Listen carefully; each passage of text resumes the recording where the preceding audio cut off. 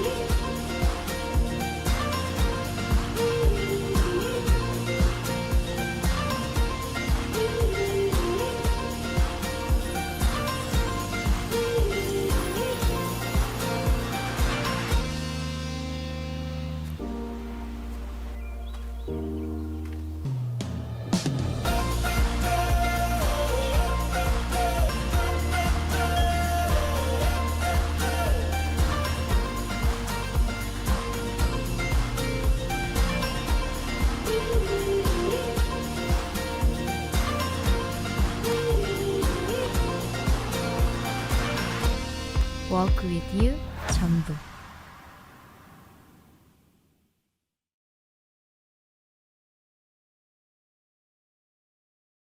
Now we start the 2022 UN DESA-KRILA Forum. Every panelist, please turn on your camera. Good morning and good afternoon.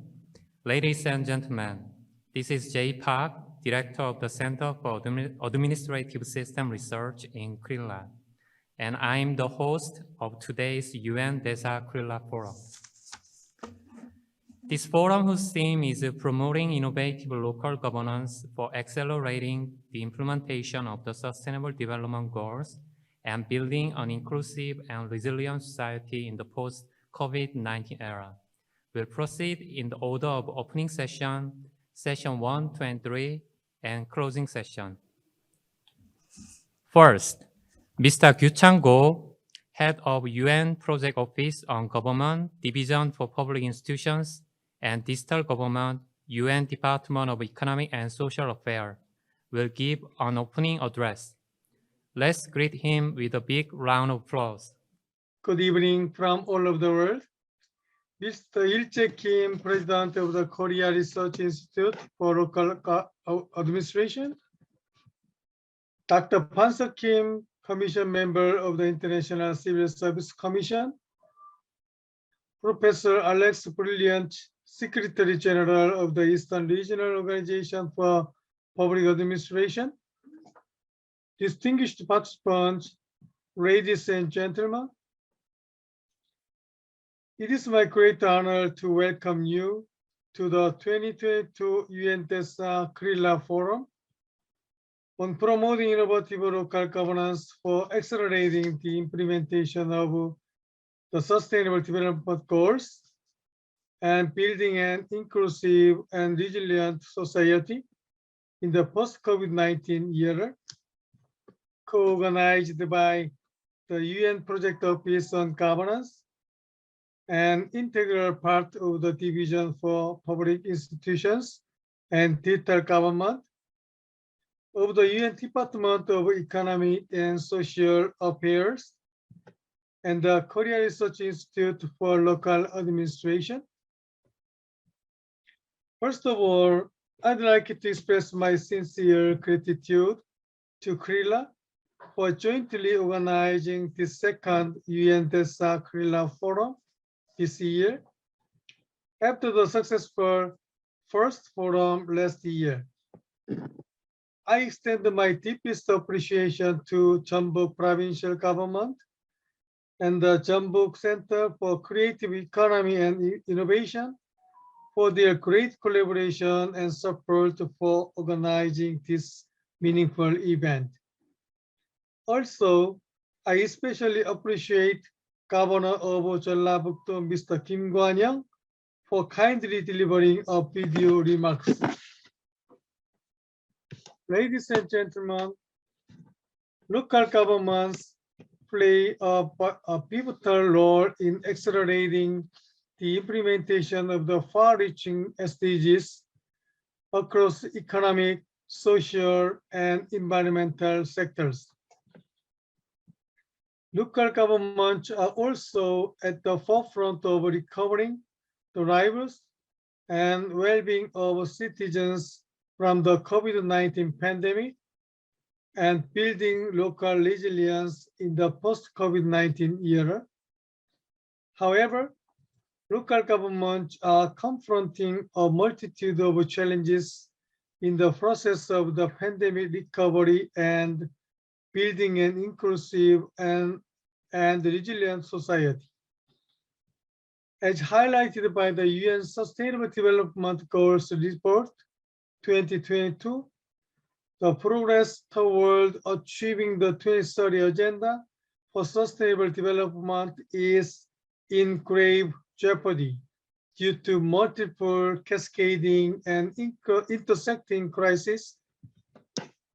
Moreover, the impact of the climate crisis and the food and energy crisis are further exacerbating the plight of citizens and affecting the resilience of local communities, especially with disproportionate impact to the people who are marginalized and in vulnerable situations. To address such complex challenges, accelerating SDG implementation, building an inclusive and resilient society, and innovation in local governance are important more than ever. Local governments need innovative and transformative approaches to better serve the citizens' needs in the pandemic recovery and address various newly emerging challenges in the post-COVID-19 era. And the three themes that will be addressed during today's forum are particularly significant for promoting innovative local governance. First, accelerating digital transformation is critical for public service innovation and revitalization of local economy. Second, promoting social inclusion and ensuring leaving no one behind in local governance is very critical. Third, addressing climate change and building resilience at the local level through public-private people partnerships is highly important. Ladies and gentlemen, I hope today's forum can serve as a meaningful opportunity to share diverse innovative approaches, strategies, and experiences. I also hope the forum can facilitate partnerships among countries and cross sectors. Before I conclude, I'd like to extend my sincere appreciation to all distinguished speakers who have joined us today to share their insights and experiences on this very important topic. I wish you a fruitful discussion and a successful event. Thank you. Please give him a big round of applause. Thank you, Mr. Kyu Chang-go. Next, there will be Mr. Il-jae Kim's opening remarks. He is the president of Korea Research Institute for Local Administration. Please give him a big round of applause. Okay, thank you, Mr. Chair. Good morning and good afternoon, Mr. Kyu Chang-go, Head of United Nations Project Office on Governance, Mr. Kwan-young Kim, Governor of Jeollabuk-do, Professor Pan-seok Kim, Yonsei University, and especially Mr. Dennis Suja, my old friend, UN DESA. Hi. Distinguished guests, ladies and gentlemen, it is my honor and pleasure to address the UN DESA-KRILA Forum on promoting innovative local governance for accelerating the implementation of the Sustainable Development Goals and building an inclusive and resilient society in the post-COVID-19 era. I am indeed delighted to be hosting this forum while we have still faced many challenges in this post-pandemic world. I send the warmest welcome to all the speakers and participants, most of whom are joining this event virtually. There is no denying that the COVID-19 pandemic is the defining challenge of our generation. Today, the world has an important opportunity to come together and turn the costly lessons of this pandemic into a united drive to build a more inclusive, sustainable future for all. The global economy is facing a devastating recession. More than 1 billion children are out of school, and it is the most vulnerable and weakest members of humanity that are bearing the brunt of the crisis. The crisis is having a deep effect on local governance around the world. The outbreak has a profound effect on local public health, on unprecedented impact on local economies around the world, and it magnifies existing social issues, including inequality. Distinguished guests, ladies and gentlemen, to move forward on all these fronts, strengthening international cooperation and solidarity based on multi-stakeholder partnerships are paramount. Building partnerships among central governments as well as local governments, international organizations, international financial institutions, the private sector, and civil society has never been more critical. Especially during the post-COVID-19 era, it is more imperative than ever to reinforce local governance in order to successfully implement sustainable development goals and build a resilient society. We need to take advantage of this paradigm shift. In particular, engagement and collaboration with all local stakeholders are prerequisite to ensuring the delivery of essential services to all, including vulnerable groups, and their inclusion in the COVID-19 recovery policymaking and implementation processes. Throughout the COVID-19 pandemic, digital technologies have enabled governments to connect with people and to continue to deliver services online and play the central role for communication, leadership, and collaboration between policymakers and society.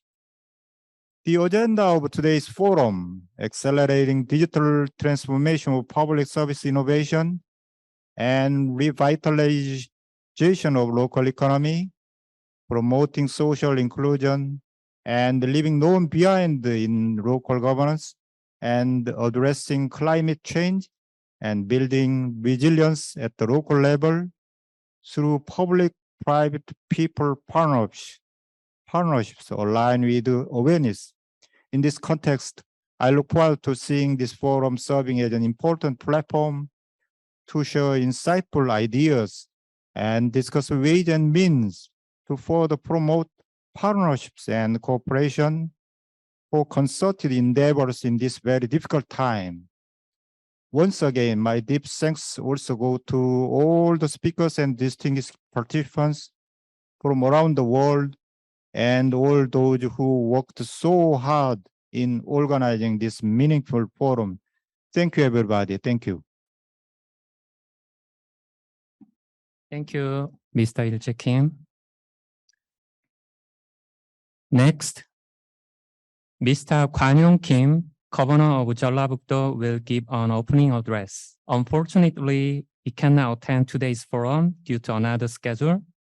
Instead, he sent us a video. Please welcome him with a big applause.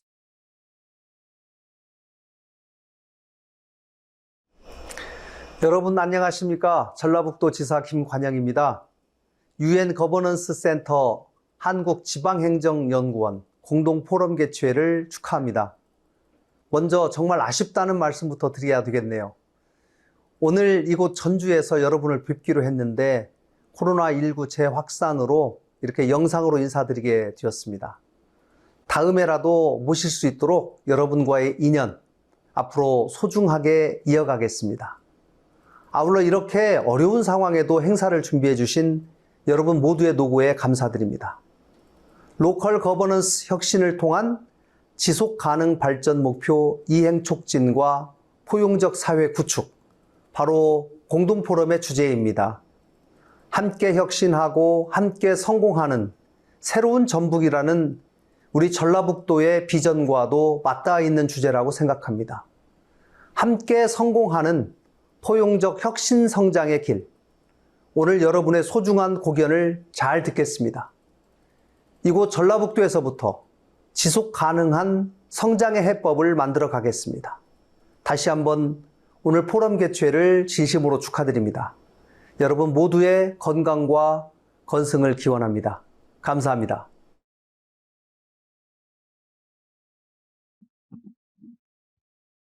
Now we'll wrap up the opening remarks and we'll hear keynote speech.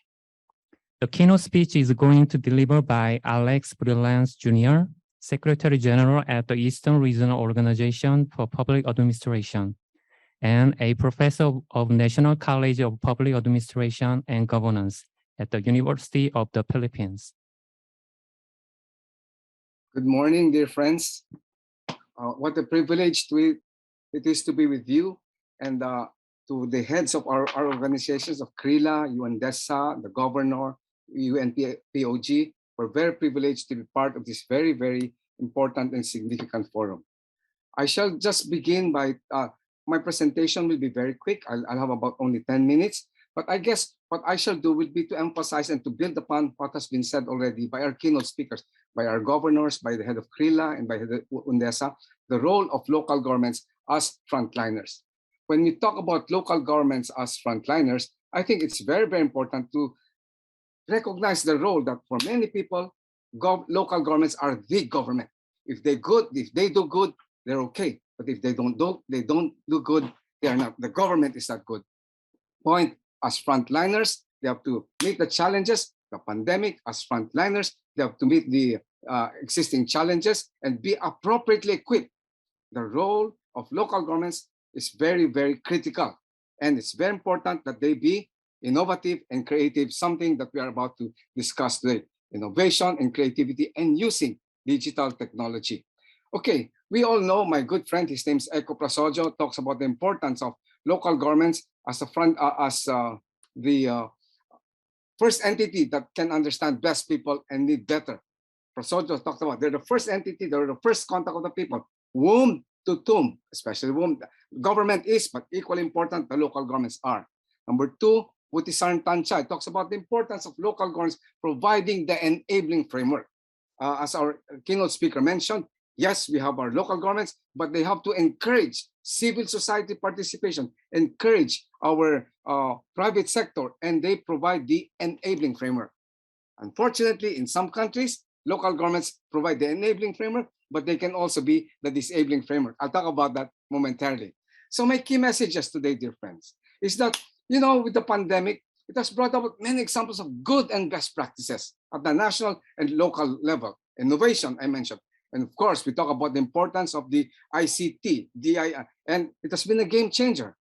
Equally important, while there have been good and best practices, we've also unfortunately exposed the weaknesses of said level of governments at the national level, at the local level. If it's a federal system, at the federal system, at the state level, at the local level. We have had good practices, but we've also had some weaknesses. And that's something that I think we as a public administration community have to address. These weaknesses include capacities in inter and intra-local government relationship between national and local government, the importance of coordination. We talk about that many, many times, or lack of coordination, lack of communication. Of course, we're talking about the importance of good old-fashioned data. It's important that our decisions are evidence-based. And yes, we have good data. Unfortunately, sometimes we don't have good data, so we become reactive. Point, dear friends, local governments are the strongest and could be the weakest link in the long chain of good local governments. They're the strongest, but yet the weakest link. And the burden of capacity building is among the local governments, the burden of capacity building among the national governments, but the burden of capacity building is upon institutions, including, of course, those with us today, UNPOG, KRILA, and the UN DESA, and our other partners in today's forum. Now, dear friends, since we don't have that much time, I thought I'd just cite some indicative examples. Now, of course, there are many examples of that illustrate what I've mentioned earlier, but let me just cite about 4 or 5 countries: Indonesia, Thailand, Vietnam, the Philippines, and of course, Korea. In Indonesia, because I draw from a lot of forums that we at Europa have been conducting the past 2 years, if I might say, Europa and Asian Association of Public Administration. I should like to acknowledge the presence of Dr. Pansoo Kim, one of the leaders of the Asian Association of Public Administration, and of course, Europa. And we've had a number of interactions with these different organizations. And I'm drawing from our examples as far as that's concerned. Okay, so in Indonesia, we've seen how government is a facilitator. They used an online platform, government-led community collaboration with a clear commitment among decision makers. Online platform, which they did in Indonesia. But equally important, as I mentioned earlier, the role of the social cash transfer. Remember, as our keynote speaker mentioned earlier, he said that local governments have to deal with the private sector and the community. And in Indonesia, they've had that through the social cash transfer, food assistance to the people, the vulnerable, the children. And that's very, very SDG. Very interestingly, in Indonesia, they have taken advantage of the digital revolution and that are leading the charge to map COVID-19. We've seen this in Makassar, and of course, using these drones, etc., to somehow use it towards the ultimate objective of providing evidence, providing data for good decision in addressing the pandemic at the local level, but in partnership with national level. I think it's very, very important. Now, Vietnam, our colleagues from Vietnam talked about how the core functions of local governments have been extended in such a rapid speed. We have the local government, but because of the crisis, because of the pandemic, they had to respond to this. So they have expanded dramatically.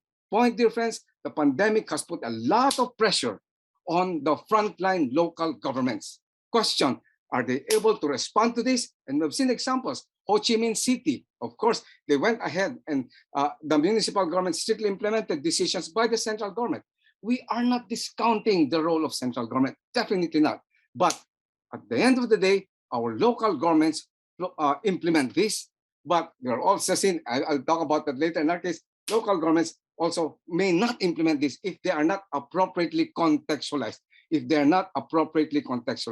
Point, dear friends, contextualization, localization, responsiveness to local conditions is very, very important that the local governments provide. Da Nang City, local authorities implemented the previous strategies more vigorously. They went beyond more vigorously with a broader scope earlier. and included meticulous contact tracing, strict quarantine, and rigorous testing. Thailand, of course, the Thai government had to transform itself from a single commander to a steering machine. Remember, some of us talk about reinventing government from steering to rowing. National government steers, local government rows. We've seen this in Thailand, where, among others, it enabled all sectors to come together to work successfully with the collective goal for public interest. Point, local government, point, role with national government. Never forget national government, but at the end of the day, you're frontliners. The whole point here. Phuket Sandbox, a very, very interesting and innovative aspect that the Thais did, wherein they created a large tourism island bubble. Instead of quarantine room, the whole Phuket Island, I'm sure some of you have been to Phuket, the whole island became a tourism bubble. So balance between safety and livelihood. Very, very innovative. Okay.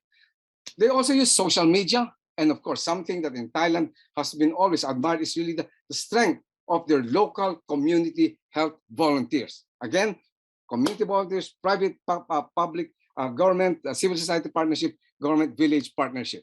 In the Philippines, collaborative governments has been there. But as I mentioned, cooperation between central and local government, but as I mentioned earlier, there were conflicts as well. Question, if there's a conflict between national and local, who prevails? That is something that should be addressed within the context of the autonomy of local governments, because, hey, we all realize that the importance of contextualization. Local governments know the situation better, but it's equally important they are aligned with the national strategy. As we'll point out, a successful strategy has a national strategy, but appropriately contextualized. Of course, we'll talk about the importance of digital technology, but one major problem here is, do they have interoperability? Okay. Of course, we have also talked about the importance of leadership. Our keynote speaker mentioned that also earlier. The importance of leaders. They provide direction and motivate all actors. And equally important, the importance of decisions being science-based. Data, information is very, very important, not being reactive. And in the Philippines, we also had what we call community pantries. Sometimes where local government wasn't able to go or where national government wasn't able to go, the community came in. Volunteerism among the people. We've seen that in Indonesia, and we've seen this in community pantries in the Philippines. Philippines, at one point, we have had strong local leaders who at one point may have had conflict with national government, but hey, at the end of the day, they knew the situation. And this one very, very brilliant local official in the Philippines. Of course, everybody around the room knows about the lessons from Korea. We talk about the digitalized governments, no? And of course, you in Korea, you built upon experience in MERS, the Seoul City government, the importance of transparency, promptness as far as responding to this. And I like this because you talk about people's followership is important. People's followership. People, community have to get involved. Not everything can be always driven by the top. Not everything can always be driven by local governments. People have to get involved. Question, how do we create such an enabling framework? And we've seen that in the experience of Korea. Of course, in Korea, you provided your drive-through screening, which is marveled by the rest of the world, self-accommodations for people under self-quarantine, enabling framework provided by the local government. So, dear friends, the whole idea is really to keep our eyes on the goal. SDGs and the role of local governments as frontliners. And they assess the situation, identify the needs and resources, and develop, as our keynote speaker, the government mentioned, partnerships between and among stakeholders. Okay, so finally, what is our role? The role of KRILA, the role of UNDESA, ourselves. I put some of this, of course, this is not all of them, but the NIPA in Thailand, KRILA, NIDA, local autonomy, ourselves in the Philippines, the local government academy. How do we continue this? I think part of our role is capacity building, but equally important, building of our own capacities. And I must mention that today, UN DESA, together with Europa, we have hopefully an ongoing partnership in how to incorporate the SDGs into the PA curriculum. And we have 17 SDGs. When we do capacity building, when we do teaching in public administration, these aspects of the SDGs should be incorporated in a curriculum. And that's what we're doing with UNDESA. Okay. So what are the success factors? Just one more minute. Quick and timely response. It has to be quick. We cannot wait. Science-based policy decisions, database, hence digital. It's very important. Intergovernmental collaboration, national, local, and equally important, the importance to contextualize localization and globalization and localization, what we say glocalization.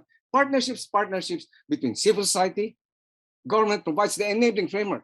But guys, we should remember sometimes government can provide a disabling framework. That's why he said it's the strongest and the weakest link. And discipline and cooperation among citizens mindset. And leadership, Ali Farasman calls this crisismanship, transparency and trust in government. And of course, all this within the context of the importance of decentralization and devolution. So finally, dear friends, the pandemic has brought to fore many examples of good and local governments. It brought about innovation, creativeness. We've seen this in others. I just cited a few because we don't have that much time. But the importance of ICT and digital governance, it really has been a game changer. It is really imperative that we have to use ICT to make us appropriate decisions and implement actions. But as you said, it has brought about good practices, but it has also exposed the weaknesses of said local governments. And weaknesses include capacity building, interlocal cooperation, lack of communication, poor data. And local governments are the strongest, but could be the weakest link in the chain of good governance. Thus, our job, KRILA, congratulations. UN DESA, UNPOG, congratulations. We're grateful to be part of that. Is continuous capacity building, including sharing of information. With that, I'd like to thank you for this opportunity to be part of this very, very important forum. Kamsahamnida. Thank you very much. Maraming salamat po. Thank you, Professor. It's very energetic and vibrant, and it's very informative as well. Thank you. And now we are going to take a picture together. Please turn on your camera.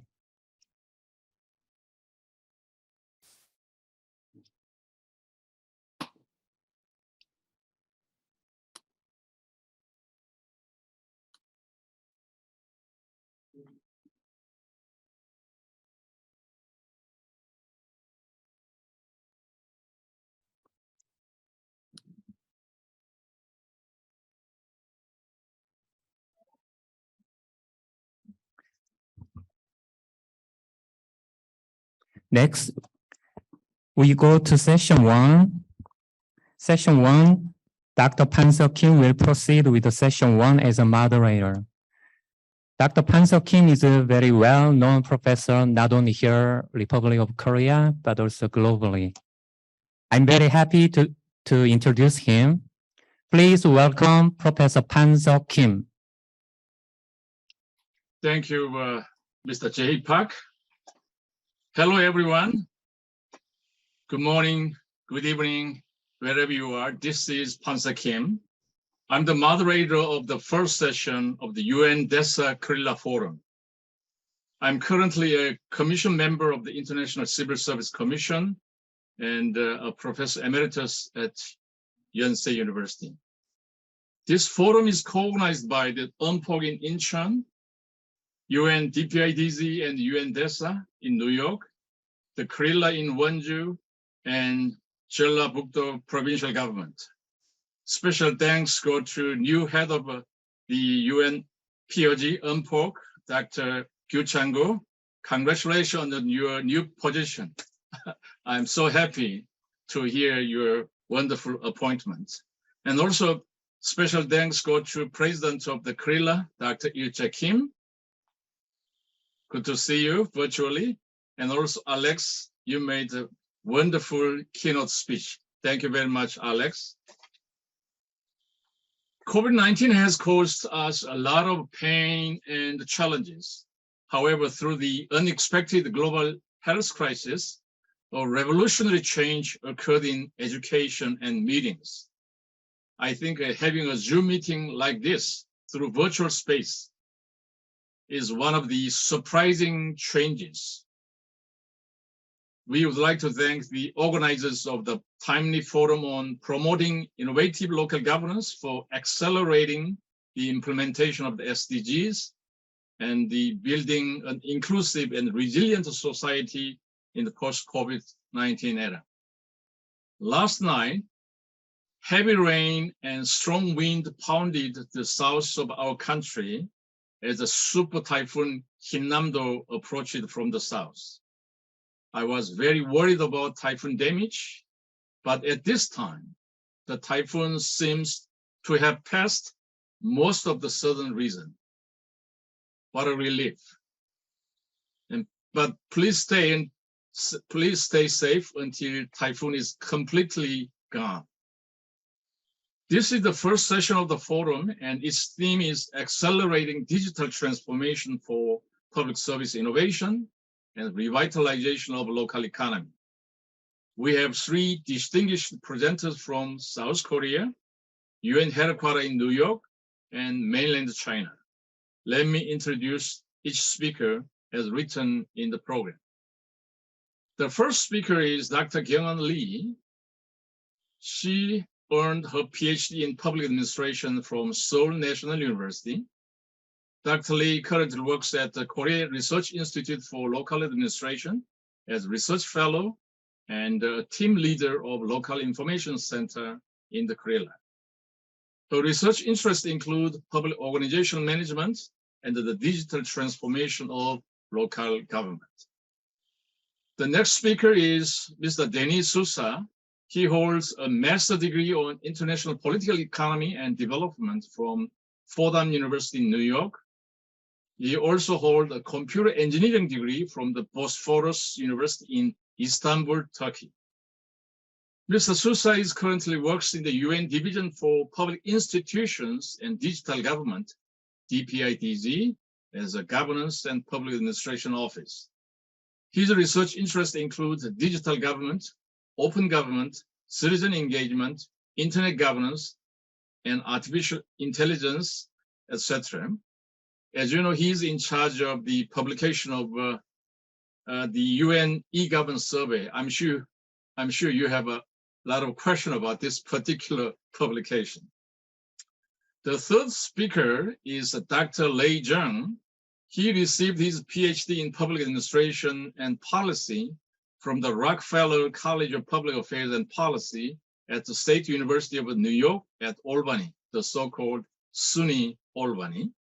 He currently works in the School of International Relations and Public Affairs at Fudan University in Shanghai as professor and the director of the lab for digital and mobile governance. Very interesting laboratory.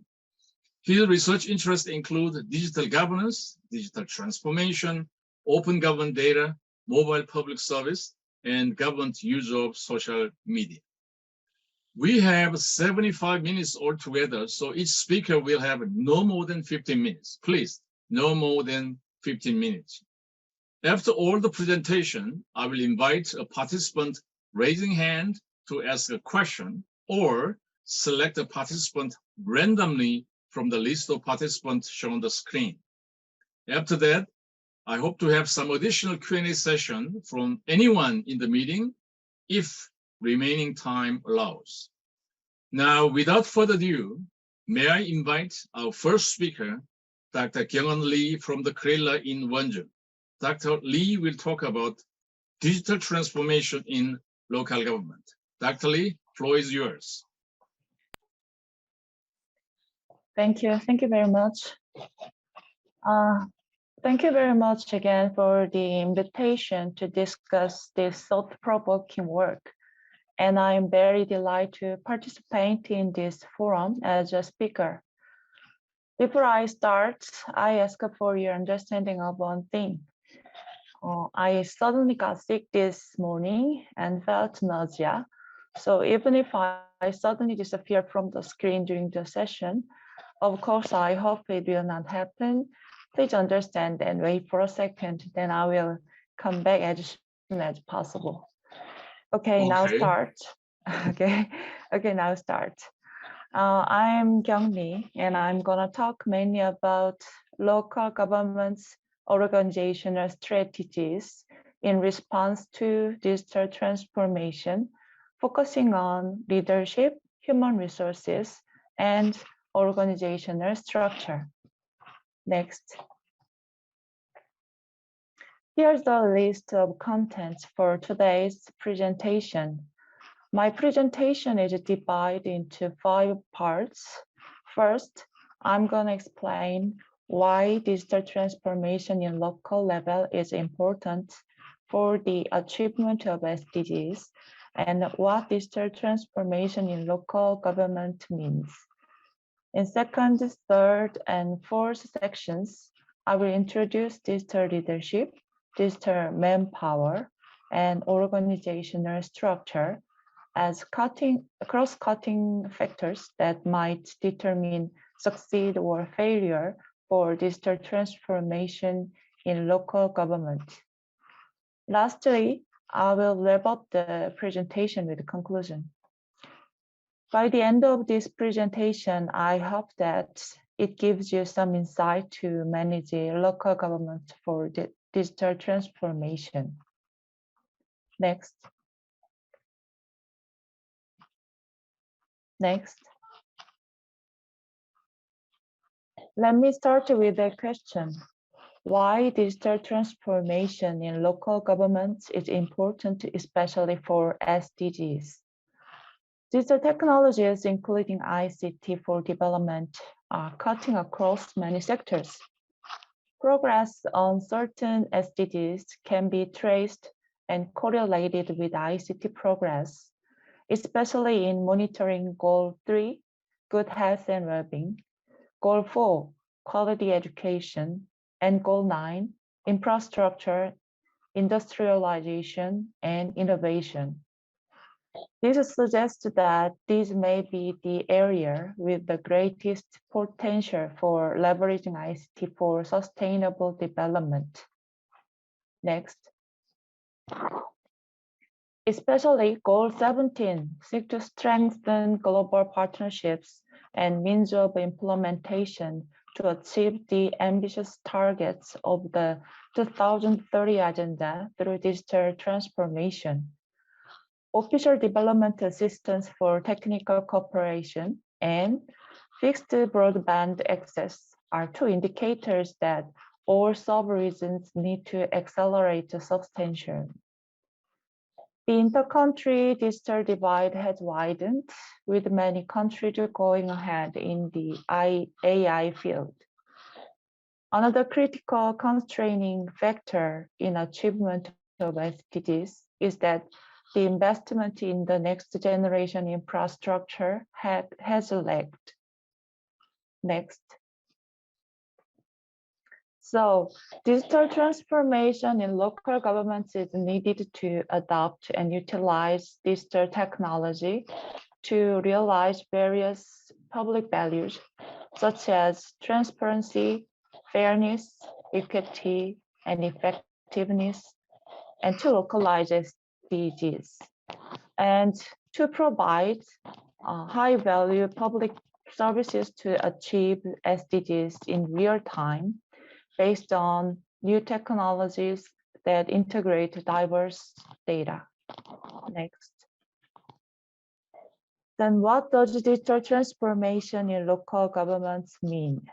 If you think digital transformation in local governments is just about new technologies or data, it is too simplistic approach. Digital transformation in local governments means all new ways to transform organizational processes and culture driven by digital technologies and data, to collaborate with the stakeholders around public value, to build new framework for public service delivery, and to create new relationships between citizens and local governments. In other words, it must be understood at the organizational level and in terms of the entire interconnected region. Next. Then what are the digital transformation success factors? Actually, there are a lot of internal and external factors that are known to influence strongly the success of digital transformation. Innovators, leadership, strategic plans, resources, and stakeholders, governance, and restrictions. But among these many factors, I focused on three key factors in leading organizational innovation to success: leadership, human resource, and organizational structure. Let's look at in more detail for these three key factors. Next. Next. Let's begin with digital leadership. Digital leadership in government describes the ability and the strategic use of government's digital asset and technology to achieve public values. And there are many types of chief executive positions driving digital transformation. The type of position to be placed depends on the direction and strategy of each local government. Next. The role of the digital leader in local government can be divided into 3 stages of the digital innovation steps: planning, execution, and evaluation and follow-up management. First, in the planning phase, digital leaders have to define the vision and goals that local governments want to advance through digital innovation as clearly as possible. Second, in the execution phase, digital leaders have to continuously monitor obstacles to digital transformation to optimize innovation initiatives with will and interest. Third, in the evaluation and follow-up management phase, digital leaders have to identify resources, governance systems, and incentive structures and share them with the stakeholders to make digital transformation into a continuous cycle. Next, I would like to move on to the next key factor, digital manpower. Next. There must be a sufficient number of people trained to be proficient in digital innovation technologies. There are 2 ways to secure human resources for digital transformation. One way is to provide training and education programs related to digital innovation technology for civil servants at various positions from street level to top manager within government. The other way is to recruit external experts into the government sector. It can help solve the government's lack of digital capabilities. However, as you already know, attracting talented digital workers into the public sphere is not easy. Next.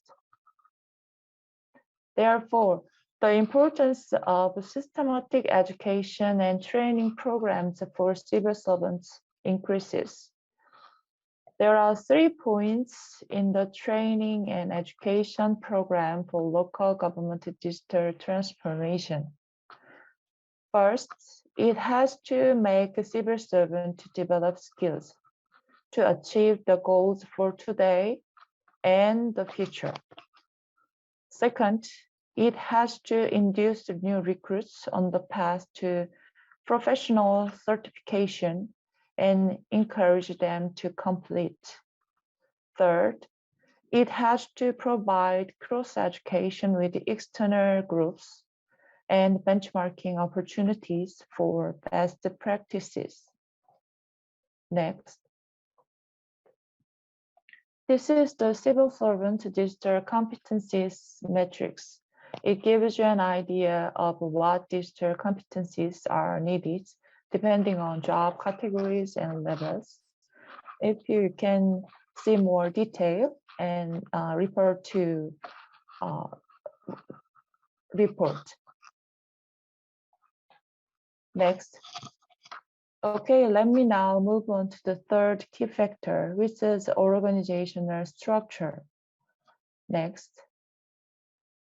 There are 3 types of organizational structure. The first one is a decentralized structure. Functions are distributed in different departments for each sub-area of digital innovation in this structure. The second one is a centralized structure. It integrates and performs all digital innovation related functions of local governments. The final one is a federal structure. It outsources and operates the results developed by each department, while leaving the informatization function of the existing department intact to perform the control tower for digital innovation planning and development. Next. Then which type of organization would be best? There is no fixed law on it. Although the decentralized structure can guarantee the diversity and creativity of digital innovation policies, but in case of lack of capacity, it is required to maximize the resources and capability through choice and concentration.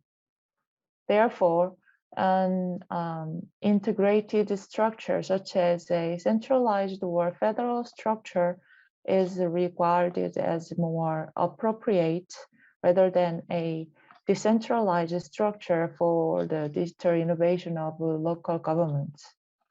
Next. Next. To put it all together, local government's digital transformation is regarded as a key to achieve the SDGs in a local level. In the era of digital transformation, local governments must prepare to adopt more sophisticated and advanced technologies, as well as actively and preemptively use them. In my opinion, managing leadership, human resources, and organizational structure of local governments to fit in the digital age would be the first step toward the successful digital transformation and achievement of the SDGs in the local level. Well, this brings me to the end of my presentation. Thank you for your attention. Thank you. Thank you, Dr. Lee, for your very interesting presentation on digital transformation in local government in terms of leadership, human resources, and organizational structure of digital transformation. You mentioned the 3 different structures: decentralized, centralized, and federal structures, etc. Thank you so much for your excellent presentation. And also, I hope your health is okay. Okay, take care. Okay, next speaker is Mr. Denis Sousa.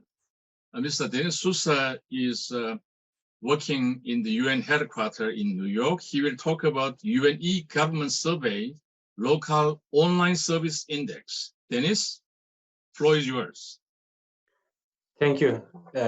Thank you very much, Dr. Pansuk Kim. It's very nice to see you. And also let me congratulate Dr. Kyu Chong-ko in his new role, and also special greetings to Mr. Il-jae Kim, President of KRILA. And also I would like to thank previous speakers, Alex and KRILA as well. These were excellent speakers, excellent presentations, and this is a good opportunity for us as well to learn what's going on in the region, in the country. As Dr. Pansuk Kim mentioned, I will speak about local online service index, and I believe you can see my screen right now. Yes. Okay. I know I have only a short limit of time, so I will go through my slides and I will be happy to join in the discussion later. This local online service index is part of the United Nations e-government survey, and the UN e-government survey is the only tool that looks at the e-government development of 193 UN member states.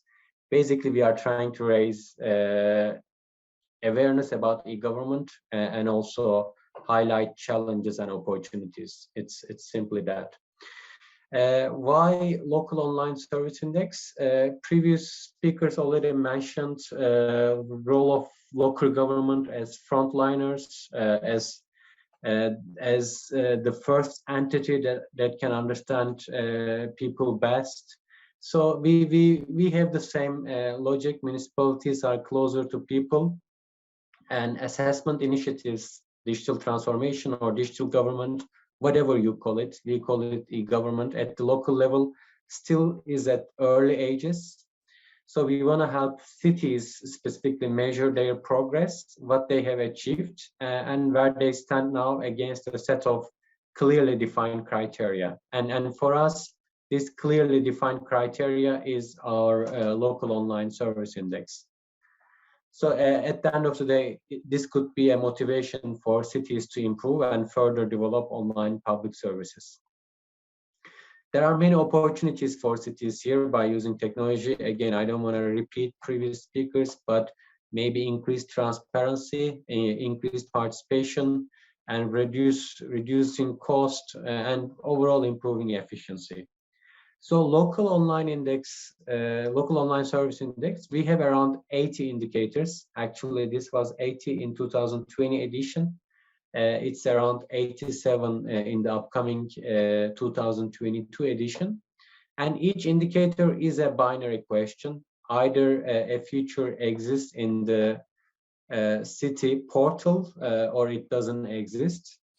And we have the same methodology to assess city portals, also to assess national portals. So we recruit 2 native speakers from the country and from the city, and they go through our indicators, and then they assess national portal and city portal blindly, which means they don't know each other. And once we receive the results, we look at the discrepancies and we bring them together. This is simply our methodology. And you can look at city data in this portal, publicadministration.un.org/egovkb under data, city data. And there you can compare cities between each other and among the world and regional leaders. So in 2018, we started with 40 cities and 100 cities in 2020 and 193 cities in 2022. That means 1 city per each UN member state. And we look at the most populous city, so the largest city in population in each country. Of course, due to limited resources, that's the reason we only pick 1 city per country. But I will explain briefly, there are ways that we can reach out to more number of cities and apply the lossy methodology in more cities. And for those who are interested in, you can look at chapter 4 from the 2020 e-government survey. And you can see the top performance in each in our study. I want to highlight this graph here. This shows us, this compares us local city portal performance versus national performance. So here you see that there are many dots on the right side of the graph. That means that there are many country city pairs where country e-government portal performs better than city portal. So you only see Madrid, Bogota, a few Berlin, a few city portals actually perform better than national portal. So some other findings, we look at the service provision is the lowest and the content is the highest. So there are many limitations in city portals when it comes to services. So there is room for improvement in city portals in providing online services. And as I mentioned before, the average lossy for 2020 was 0.43. You can think this number as only cities implement 43% of the features we assess. So that means they have long way to implement various features.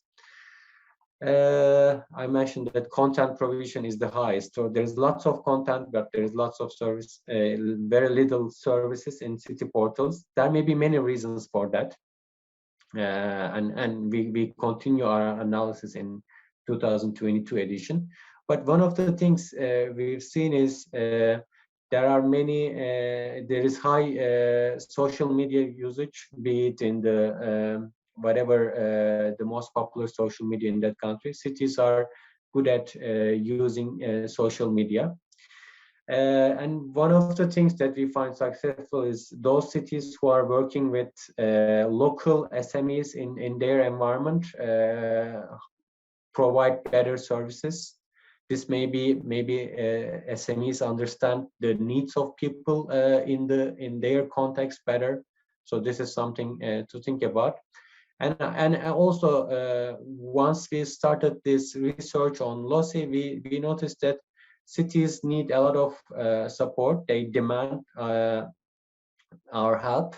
So this also we see a room here for all the organizations involved here to capacity building, either like one of the speakers said, build our own capacities and also help cities to build capacities in their implementation of digital projects. So here I want to mention about this LOSI network. I said that we can only choose one city per country due to limitations, but we started a LOSI network, and we are partnering with different academic institutions or other organizations that work on digital transformation in the countries. For example, we have a network in Brazil, Jordan, Palestine. These are the three countries who started working with us. We give them the methodology, the tools, and they apply our methodology to more than one city, to X number of cities in their countries. So in Jordan, we did a study with 19 cities involved, the same methodology. And we will be presenting the results of that study on Wednesday, September 7, 10 a.m. EST. I will post a link later here, so those who are interested in the study can join and can follow us. So this LOSI network, I really want to emphasize, Dr. Pan-Soo Kim. I think it can help us to extend our methodology to more countries. It could be Philippines, maybe you could help us in South Korea, of course, together with AMPOC and KRILA. So this is the Zoom registration link for the upcoming webinar, which we will discuss Jordan results. So I really want to invite, in this presentation, join us also on Wednesday with Jordan. But consider applying our LOSI methodology, consider being part of LOSI network. I also reached to Mr. Iljae Kim here, maybe to partner with us by applying our LOSI methodology. I think this is one way of capacity building. And also last but not least, I think there will be questions about the upcoming e-government survey. It will be launched on September 28th. During the Secretary General's noon briefing. This is the cover you see, and you will see the results of the most recent LOSI and e-government on 28th of September during the UN noon briefing, which is the press conference that we will organize. And with this, I want to stop here, and I'll be happy to interact with participants about LOSI and e-government survey. Thank you very much again for inviting me and for your attention. Thank you, Dennis. It's very interesting to hear from you about the UN e-government survey as well as local online service index. Now, LOSI has 193 cities. It's an amazing number. And we are very interested in chapter 4 of the UN e-government survey. And also good to hear that you are organizing Jordan webinar on Wednesday. So any of you are interested in, please join the Jordan webinar on Wednesday. Okay, next speaker is Dr. Lei Zheng from Shanghai. He will talk about municipal digital transformation practices in Shanghai. Dr. Lei Zheng, floor is yours. Okay, I will share my slides. I'm very glad to be invited to participate in this session, and I would like to share some of the practices in Shanghai, China, in digital transformation. And the whole city actually launched a digital transformation plan last year by the city mayor. And actually it includes three parts or three dimensions. The first is economy digital transformation. The second is lifestyle digital transformation. And the third one is what I like to introduce today is governance digital transformation. And under this governance digital transformation, and it has two parts. And in the meantime, these three parts are interconnected. And the city mayor emphasized that they are not three independent dimensions, and they should be connected to make the whole city transform the digital in the digitalization direction. And I would like to focus on the digital governance and actually include two parts. The one part is called 一网通办, means that use one portal, one stop for all services for citizens. And actually the 2020 UN eGov survey also introduced this case called the data-centric online-offline integration of digital government in Shanghai. And in Chinese, it means that provide all services online and offline to citizens, use one portal, one service center, and one apps. And the purpose is that they try to transform the process. The old process is like this: when citizens go to government to, for example, to open a company, to buy a house, to deal with other services, or transform transactions from government, they need to go to different departments for different issues. And for some more complicated issues, they need to go to various of departments, more than 5 or even 10, to have a complicated process done. For example, they go to agency 1 and to submit their applications and forms and all those copies of documents. Then after 1 week, they get it back, get it approved. Then they need to bring all the documents, go to the next department, and then go to the third one, fourth one. And so for some transactions, they need to go visit government departments for more than 5 times or 10 times. And so this is what we call multi-stop service. And now they try to transform it into one stop. Means that those agencies, they need to connect, share data, and collaborate in the back office. So they need to collect rather than ask citizens to visit each department individually. So in that way, citizens just need to visit government agencies once, or even don't need to visit at all to have their transaction done. So when it saves time for citizens to visit government, then government agencies need to collaborate, need to share data, need to re-engineer, reform their internal process. So actually, when I draw this picture, it sounds easy, but actually it's very difficult for those departments to work together.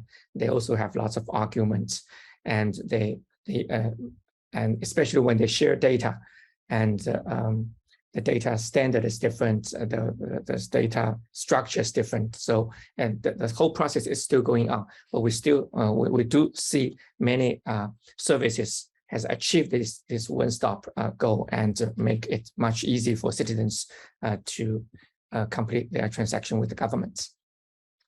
And at the same time, and to facilitate, to support these targets, and the city level government establish a new department or a new office institution called Municipal Big Data Center. And so this center is directly under the leadership of mayor at the Municipal Administration Office. And they need to facilitate those data sharing and those collaboration among those agencies, and at the city level, district level, and the street community level. And so to integrate those data and to improve the data quality and also facilitate those process engineering. And overall, they try to shift this perspective from department perspective to user perspective, internal task driven. So in the past, each department just do their own business. I only issue this certificate. I only approve this part of the business. But actually, for the host, for citizen, that those tasks are separated in different departments. So right now, they need to shift it to citizens needs driven. So it based on whether it's they actually use a term called one task. When they say one task from citizens need, it means that I want to buy a house, it's one task.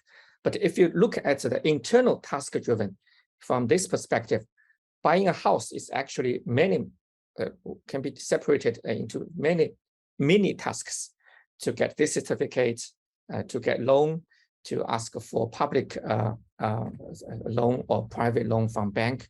And you need to also to approve how many houses you have now, and also go to a tax department. So it's actually, for governments, it's not one task, it's many tasks, but for citizen, it's one task. So now they need to build on this citizen need-based perspective. It's buying one house, open a new company, and then government in the back office need to collaborate to integrate those mini tasks into one whole task from citizens' perspective. And so also they need to shift from agency-based data flow to cross-boundary data sharing, from fragmented multi-stop process to integrated one-stop process. So that's one task. And also, meanwhile, in Shanghai, it's the city is actually complicated. It has 30% of population are aged population. That aging, it's also aging society. So on one side, they need to provide all services online, like website, portal, mobile apps, hotline. It's like a 311 in New York City. But at the same time, they need to serve those aged people, disabled people, those people who don't know how to use those applications, online applications. So they have those government portal. They also have these mobile applications and apps, and they also have this hotline 12345. This is a Shanghai version of 311 of New York. And at the same time, they also have more than 20 offline services centers to provide services for the elderly people, for complicated transactions that people have to visit offline service centers, just like this. So that they also emphasize that this, when we say this one stop, it doesn't just mean one stop is a one portal. One stop means either it's a one stop, one portal, or it's a offline service center. And then emphasize this integration of online and offline integration. And meanwhile, government also from 2 years ago, other than this service integration, they also try to integrate all the city operation affairs in the back office. For example, when they deal with natural disasters like typhoon, public health issue like COVID-19, public transportation issue, environmental protection tasks, and food safety, they need multi-departments to collaborate. But in the past, each department have their own system, internal system, and to deal with their own issue. But then there are some gaps. There are seams between those departments. So to facilitate a seamless city operation platform, they also focus on this one 一网统管, means one platform for all city affairs or city management affairs. Again, they are faced with the same issue: share data to facilitate to integrate those department collaboration. And then they also organize a new agency or department called Shanghai Municipal City Operation and Management Center, which is also under the direct leadership of mayor in the municipal administration office, and try to integrate those services to manage those cross-boundary issues or challenges or risks of the city. And the next step is they try to integrate these two platforms, because one platform is providing services to citizens. One platform is to manage all the city challenges like transportation, COVID-19. But currently, these are still two independent centers. One center is called Big Data Center for dealing with those services. The other center is called City Operation Center, deal with those management issues. But they find out that these two platforms need to be integrated as well. And so that service and management cannot be separated. So that's the next step, challenge for them. And so at the same time, they also open government data. because the government believes that open government data to the society, to the market, can facilitate digital transformation of economy, because those companies can also use public data to open their new business to have innovations. And in this way, they can connect the digital economy and with digital government. But there are still lots of challenges currently faced by the government.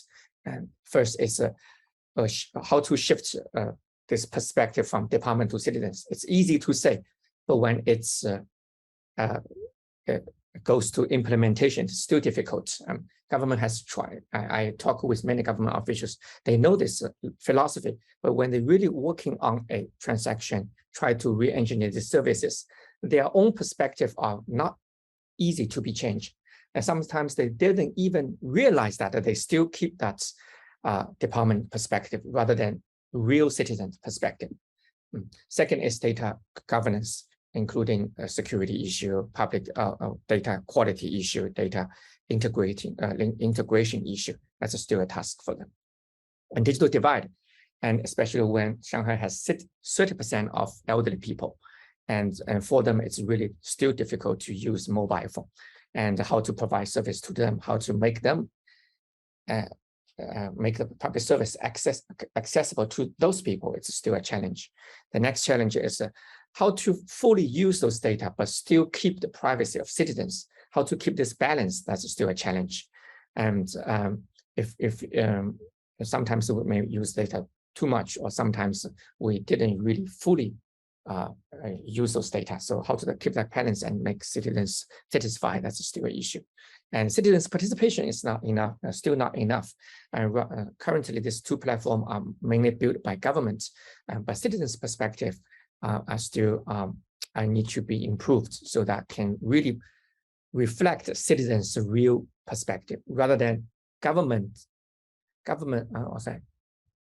rather than the citizens' perspective in government's eyes or minds. They believe that's government citizen, that's citizens' perspective, but actually, when citizens see it, they still think it's government perspective. We don't want to do this transaction like this. But the government say that we already think about your thoughts and your preference. So why you are still not satisfied? So I think that it's because that's during this design process, the service design process, citizens' participation is still not enough. So government do it based on their perception of citizens' preference or needs. That's still a challenge. And then it's about how to integrate these three dimensions: economy, lifestyle, digital transformation, economy, digital transformation, and governance transformation. Right now, different departments are in charge of these three tasks. So how to make those three departments work together rather than do it independently, it's still a challenge for the city. So the coordination and integration of these three parts how to make the whole city transform towards the digitalization rather than three dimension, do it by themselves. That's a challenge right now. Okay, so thank you. That's my sharing today, and thank you for the invitation. Thank you, Lei Jung. A very interesting presentation on municipal digital transformation in Shanghai.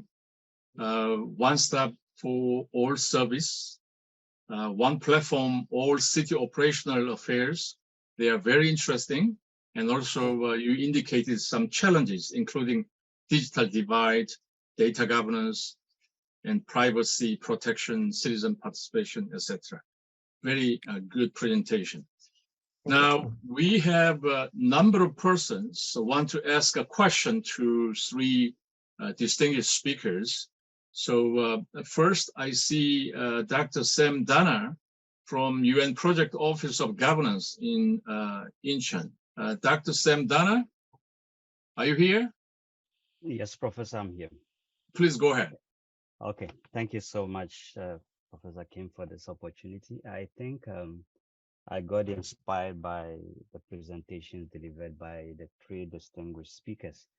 And I know other participants are very thrilled by their presentations too. So the first question I would like to ask would be to Ms. Kyung-In Lee. First, I want to wish you a speedy recovery, and it's a bit setback that you were not feeling well, but I think you did so well with your presentation. Yes, And you I will be okay. yes, I really got thrilled by your presentation. So it was well organized, quite inspiring, and straight to the point. But my interest here, I want to know is you talked about what digital leadership is, which is a great concept, and digital leadership, the type, the role, and how we could do it. But I want to know if what are some of the mechanisms and processes we'll be able to establish a more effective and sustainable digital leadership. Now you talked about what digital leadership is, how it's working, and what are the types and at which level. So how can we then have effective and sustainable leadership so that it's not just a one-time event?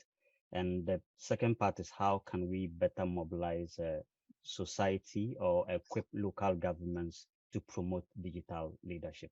Yeah, that is that for you. The second one goes to Dennis. I think the idea about local or LOCI is an innovative concept which UN DESA is promoting. But I want to also know how this index is helping, or this innovative index is helping local governments to promote digital transformation. Because I know the role of data is very important, and this is an innovative idea. How is it really helping since its implementation in 2018? Yeah. Thank you very much. Thank you, Dr. Sam Dana. Question goes to Dr. Kevin Lee first, and then Dennis. And one of the participants, his name is Andrei Trufanov. He raised a question, or actually comment. Korea is very homogeneous society, but big countries like Russia, China, and other countries, local problems very differ, in significant way. So I think he wants to have some kind of a comparative perspective as well. So Dr. Lee, you first, and then followed by Dennis. Okay. First of all, thank you for the opportunity to answer that very important question. I emphasize the digital leadership is the most important factors. So, as you said, local governments have to find a way to improve digital leadership capability and try to make them continuously improve their abilities. So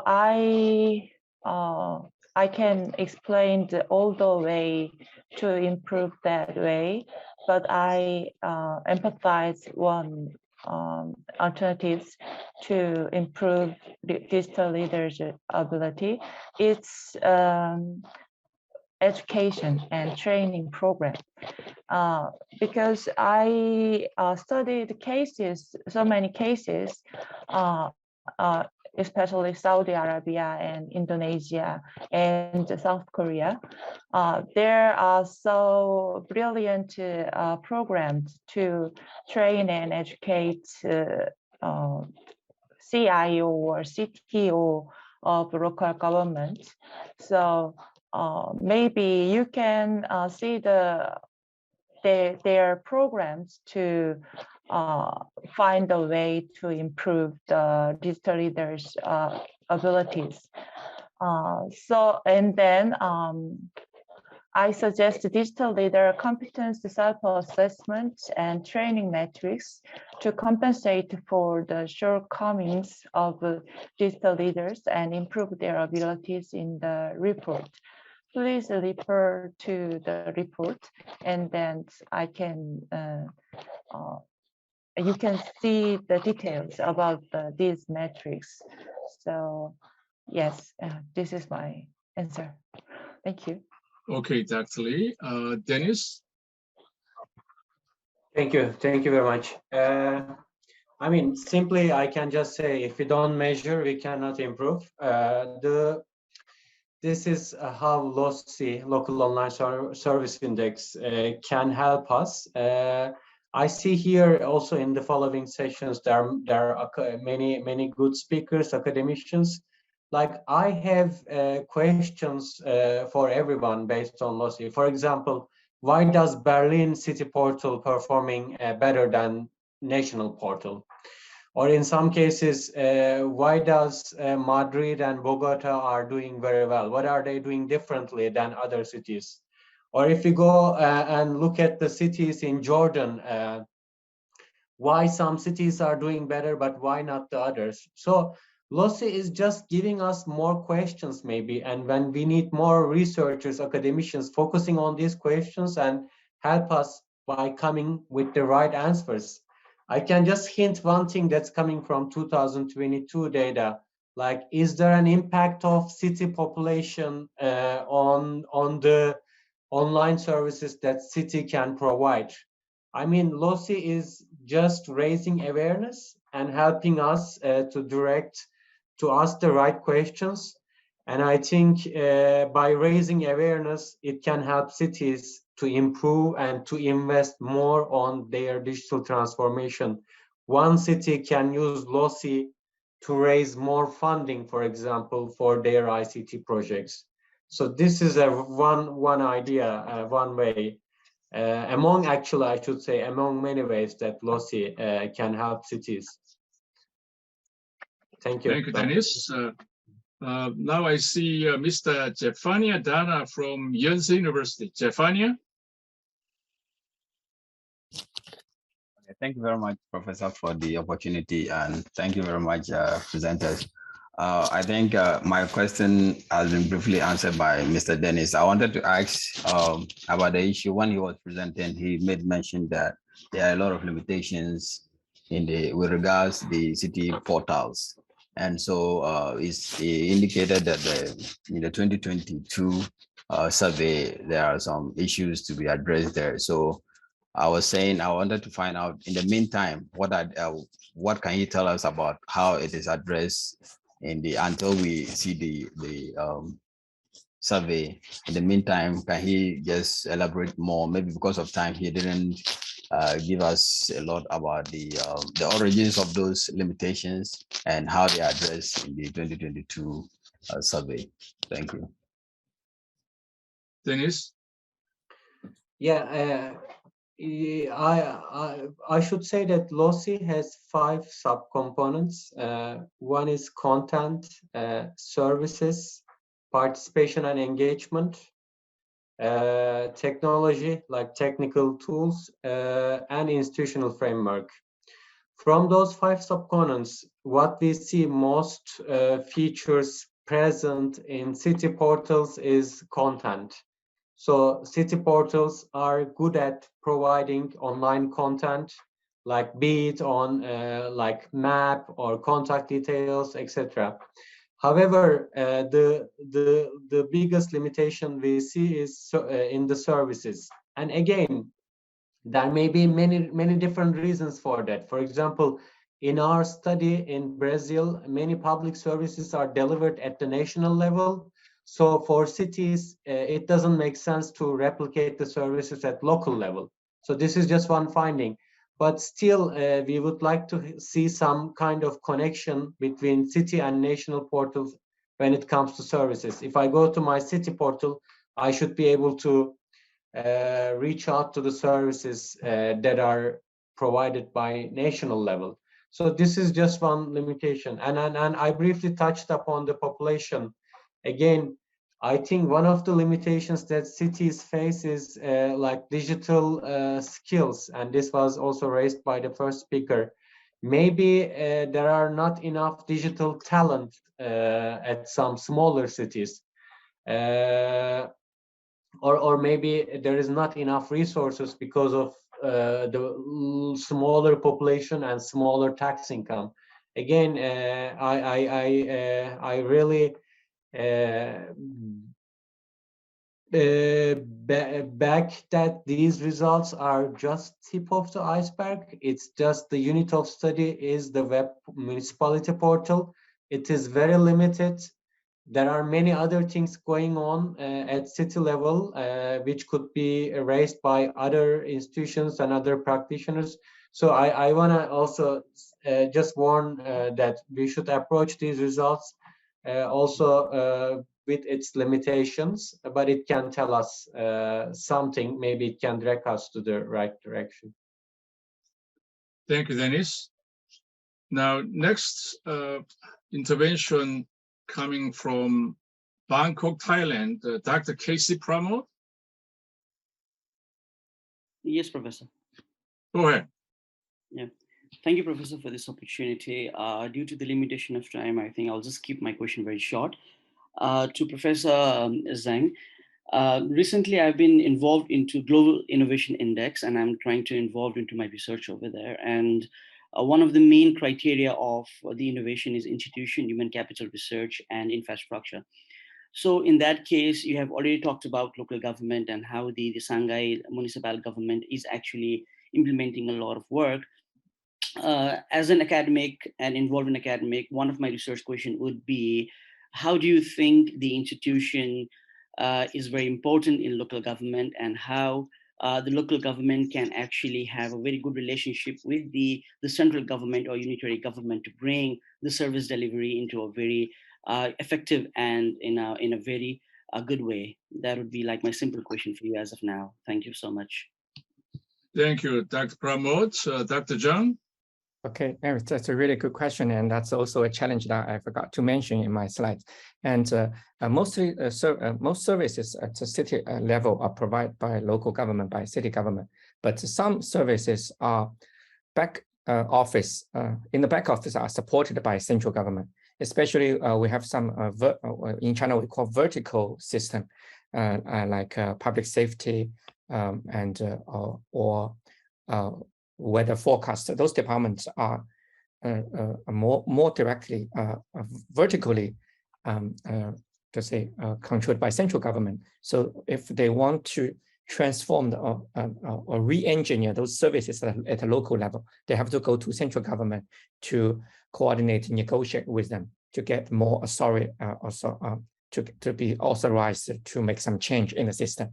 But also some services are more provided at the local at the local government, so they can have more autonomy to change those services. So if you visit many city government in China, they will say that for those vertical systems, that's very difficult to change. But for more localized services, it's easy to change. But sometimes central government also gives some cities more autonomy, like Shanghai, Shenzhen, to give them the autonomy to make some reform, to explore the frontier. And then if they make it successful, then the central government will take those reform solutions from local government and to promote it to the whole city, or to the whole country. So that's that's a reflection of the central and local government in China. When we look at those apps, how they change those process or data integration, those detailed things, but actually in the back office, and lots of negotiation and coordination are going on between central government and local governments. Thank you. Thank you. Thank you. We have Dr. Michelle Oren from Israel. She is the speaker of the next session, but Dr. Oren, do you have any question?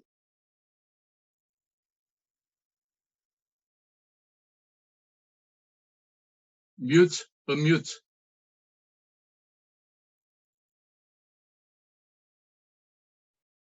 Sorry. Not much of a question, but a comment. So we are working with UN DESA-KRILA on a series of handbooks that explores some of these thematics. And we've actually been looking at the lossy indicators as well. And I found within the findings of the report, there's actually a list of possible factors that impact the implementation or the development of of digital public services and government in well, cities and then also countries around the world. And what I found interesting in this report, they also show a correlation with the national income or the socioeconomical status of the country. And they are able to show that social economic factors are not the explaining variable to the existence or non-existence of a good national digital portal. But it's rather the political willingness, the number one factor that influences the promotion and the advancement of such kind of projects. So if it's positions high up in the public agenda, I think these are the cities that are able to develop the most functional and and accessible, and in terms of user experience, for example. So they provide these good services. And also found interesting in the LOSI report that, as it has been mentioned, there are very few services. I'm going to talk later about inclusive public services. So very little services that are actually managed on this city portals. For example, planning, urban planning and development, engineering. So very few of them are actually digitalized. And then most attention is given to the content, as it has been said. Thank you. Thank you. Thank you, Dr. Oren from Israel. And also I have another question from Mr. Hedong Huang. He's saying many of the panelists today have underscored the role of the local government and local governance. But at this point, he wants to ask you, any of you, there is an example which tell us relaxation of regulation, I mean deregulation of all this technology. So any of you want to respond to this comment, either Dr. Oren or Mr. Hedong Huang? Any of you? Dr. Pansuk Kim, Please, if I may. go ahead. Yeah. In response to Dr. Oran, I think it's a very good point, and she's kind of foreseeing what is coming in the 2022 report. There is a limitation at the GDP data at city level. We all know that. So there are some proxies we can use national portal, national GDP. But if we look at the GDP level of OECD countries, we did some correlation analysis in the upcoming report. What we find is, I think I can mention it here, after a certain income level, the impact of income is not really making any difference in city portals. This is what we found. So at least GDP is not affecting the performance of city portal. And about the deregulation and data, I mean that's a huge issue, and most city portals are affected by the regulation at the national level, like be it either data privacy or data protection.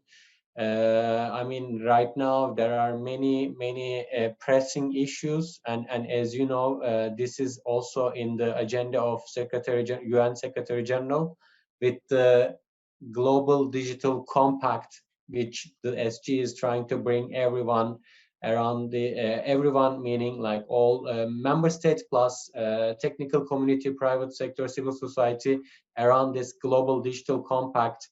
To the concerns that we have on the internet, and I think these are also affecting cities, like data transfer, for example, between cities. If a resident, I'm using resident deliberately, if a resident moves from one city to another city in the country, what happens to his, her own data? These are all questions I think that we need to think and we need to answer. And what is the role of national governments in protecting data, but also allowing data to be used by other cities? These are questions I don't think we have answers at the moment. Thank you. One final question came from Edwin Monares. Edwin asked, saying that a lot of demand coming to central governments or local government, but what must be driving forces to make local politicians to prioritize funding on digitalization in the municipal process? Either Dennis or Dr. Jung, can you respond to these questions?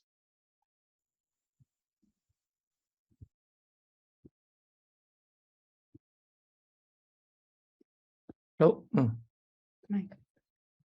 That's good, Dennis. Okay.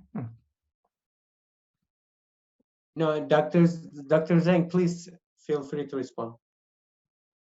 I'd like to say something, but it's also in the findings. The Lossi report is simply excellent. I cannot congratulate you enough for the work. Also, it presents unique knowledge about cities that in digital services you simply cannot find elsewhere. But it's very interesting because they list after political will, I think the second or the third factor is public pressure. So if the public comes and demands the development of digital services, there's a higher probability that the government will actually include that inside its public agenda. So public pressure and demand by citizens, and by businesses and the entire community that lives in the city to have the right to good digital services is definitely one of the factors, and it is mentioned inside the findings of the Lossi report. Thank you. Well, we have many questions, but it's already 10:47, so we must close all the Q&A session. Sorry about the time limit. Now, we heard great presentation from 3 experts on digital transformation in local government, the UN e-government survey, and the municipal digital transformation practice in Shanghai. Based on excellent presentation and the discussion we had, it seems that we all agree that it's time to promote innovative local governance for accelerating the implementation of the SDGs and building an inclusive and resilient society. I think we had very rich, in-depth presentation on very timely topics such as digital governance, local governance, and innovative local government management, as well as active discussion on various related issues. On behalf of all participants and the organizers, I'd like to thank the 3 presenters, Dr. Kyung-Eun Lee, Mr. Dennis Sousa, and Dr. Lei Zheng, and all the experts and participants from all over the world. And also many thanks go to Dr. Sam Dana, Dr. Casey Pramod, and Mr. Jeffania Dana, as well as Dr. Michelle Oren in Israel. As you know, this weekend, we will be celebrating Chuseok full moon holiday in Korea. So I'd like to end this session by wishing you a healthy, peaceful, and enjoyable Chuseok holiday. Thank you very much. And the opening session had a 5 minutes delay. So we will have a 10-minute break until 11:05. So next session will start at 11:05. Now, have a great Chuseok, and wherever you are, please stay safe and healthy. Thank you so much again. Thank you so much. Break until 11:05.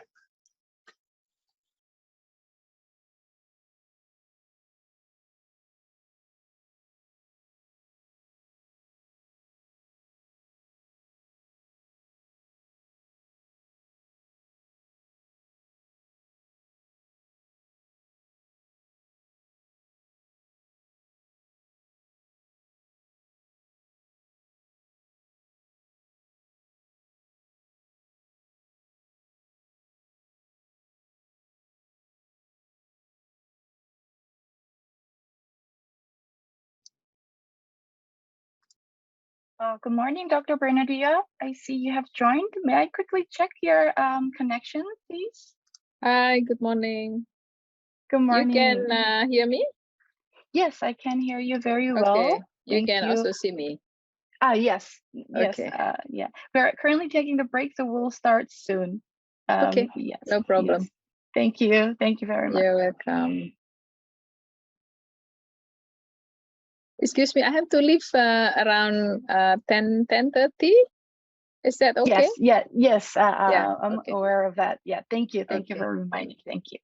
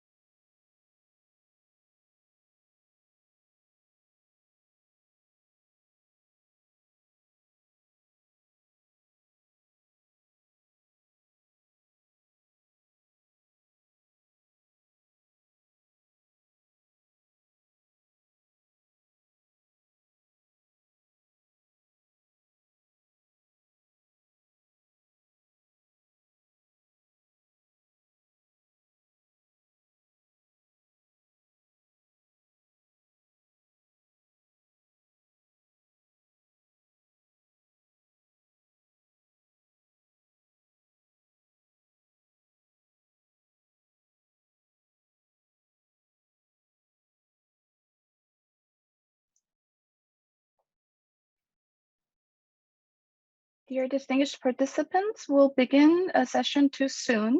May I ask our speakers of the session 2 to kindly turn on your videos, please? Thank you.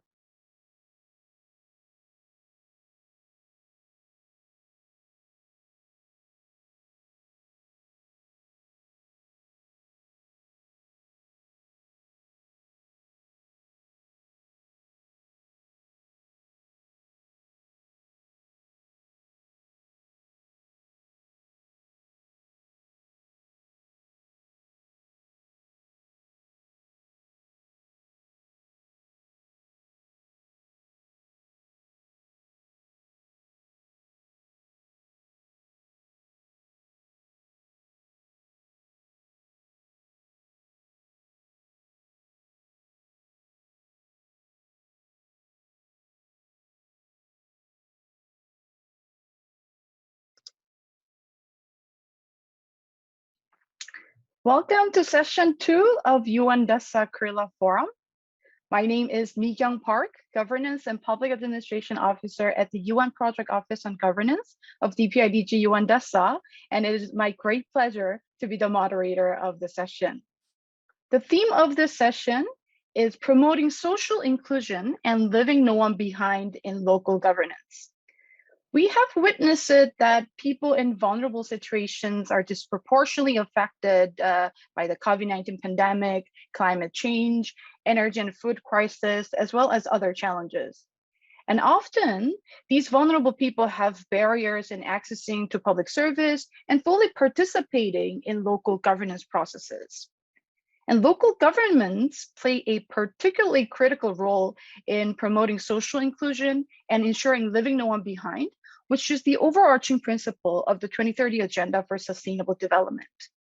Due to its proximity to citizens, local governments are at the forefront of identifying the dynamically evolving vulnerabilities and special needs and demands of the vulnerable populations on the ground, as well as delivering essential public services and engaging them in the policy processes. And in this context, this session will discuss innovative approaches, strategies, and practices of people-centered and inclusive governance toward being an inclusive local society and ensuring leaving no one behind at the local level.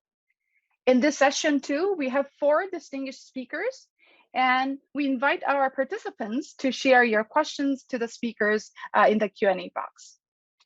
Now, it is my great pleasure to introduce the first speaker, Dr. Bernardia Irawati Chandradewi, Secretary General of UCLG ASPAC, to deliver her presentation. Dr. Bernardia, the floor is yours. Thank you very much. 안녕하세요. Very good morning, good afternoon, good evening. It's really a pleasure for me to join this gathering. Of course, I'd like to thank UN DESA-KRILA and Jeollabuk province, that is our active member of UCLG ASPAC, for inviting me to this session, this webinar. Of course, the topic is certainly important. It's about social inclusion, and this is also related very much on this slogan of SDGs, that leaving no one behind and leaving no place behind. So in the next slide, here we see the definition of social inclusion. I think you all are aware of several definitions that used by partners here, like a World Bank, and it is stated that to ensure all groups and also races and ethnicity to be part of this process of decision making in the local level, particularly to bring a prosperous life. And for the Commission of European Committee itself, the social inclusion is defined as a process that ensures those at the risk or social exclusions could gain the opportunities and resources. I think we want to make it clear here that social inclusion is to bring everyone to the table and make sure that they are also part of decision-making processes and also part of the solution. So in the next slide, here it shows that the element of social inclusions, there are several elements: social inclusions, economic inclusions, and political inclusions. And social inclusion actually means the exact opposite, being actively engaged in our society, social, economic, and political system, and also consequently feeling that we belong to this place, we belong to these cities, we belong to this region. So how can we implement social inclusions? In the next slide, here shows some kind of important aspects in promoting especially inclusive government in the local context. Certainly local governments play a critical role in promoting social inclusions. And of course, local governments are the close administrative bodies to the community, so they should be aware what groups that are in the cities, in the regions, or in the areas. So government should also increase inclusiveness by ensuring that the distributional effects of each policy and decisions on its citizens are systematically evaluated.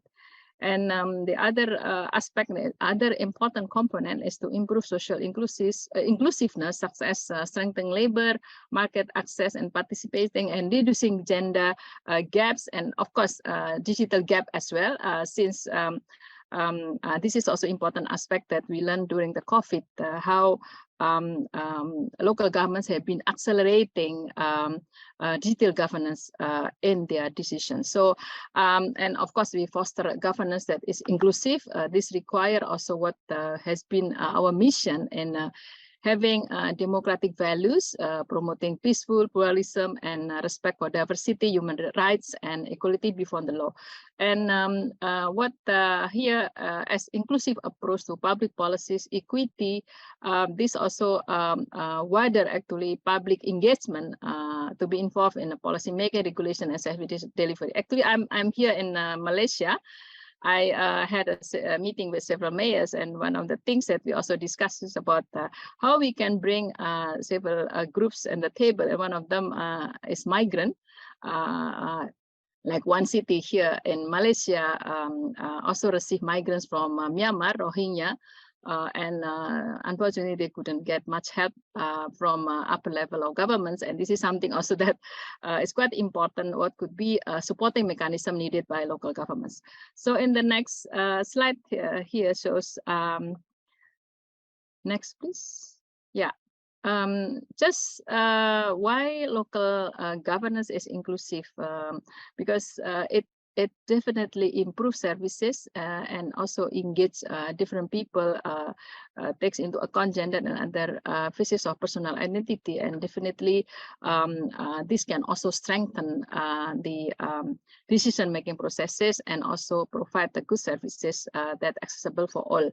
And of course, there are several challenges that we see: inequality, urbanization, that has become complex.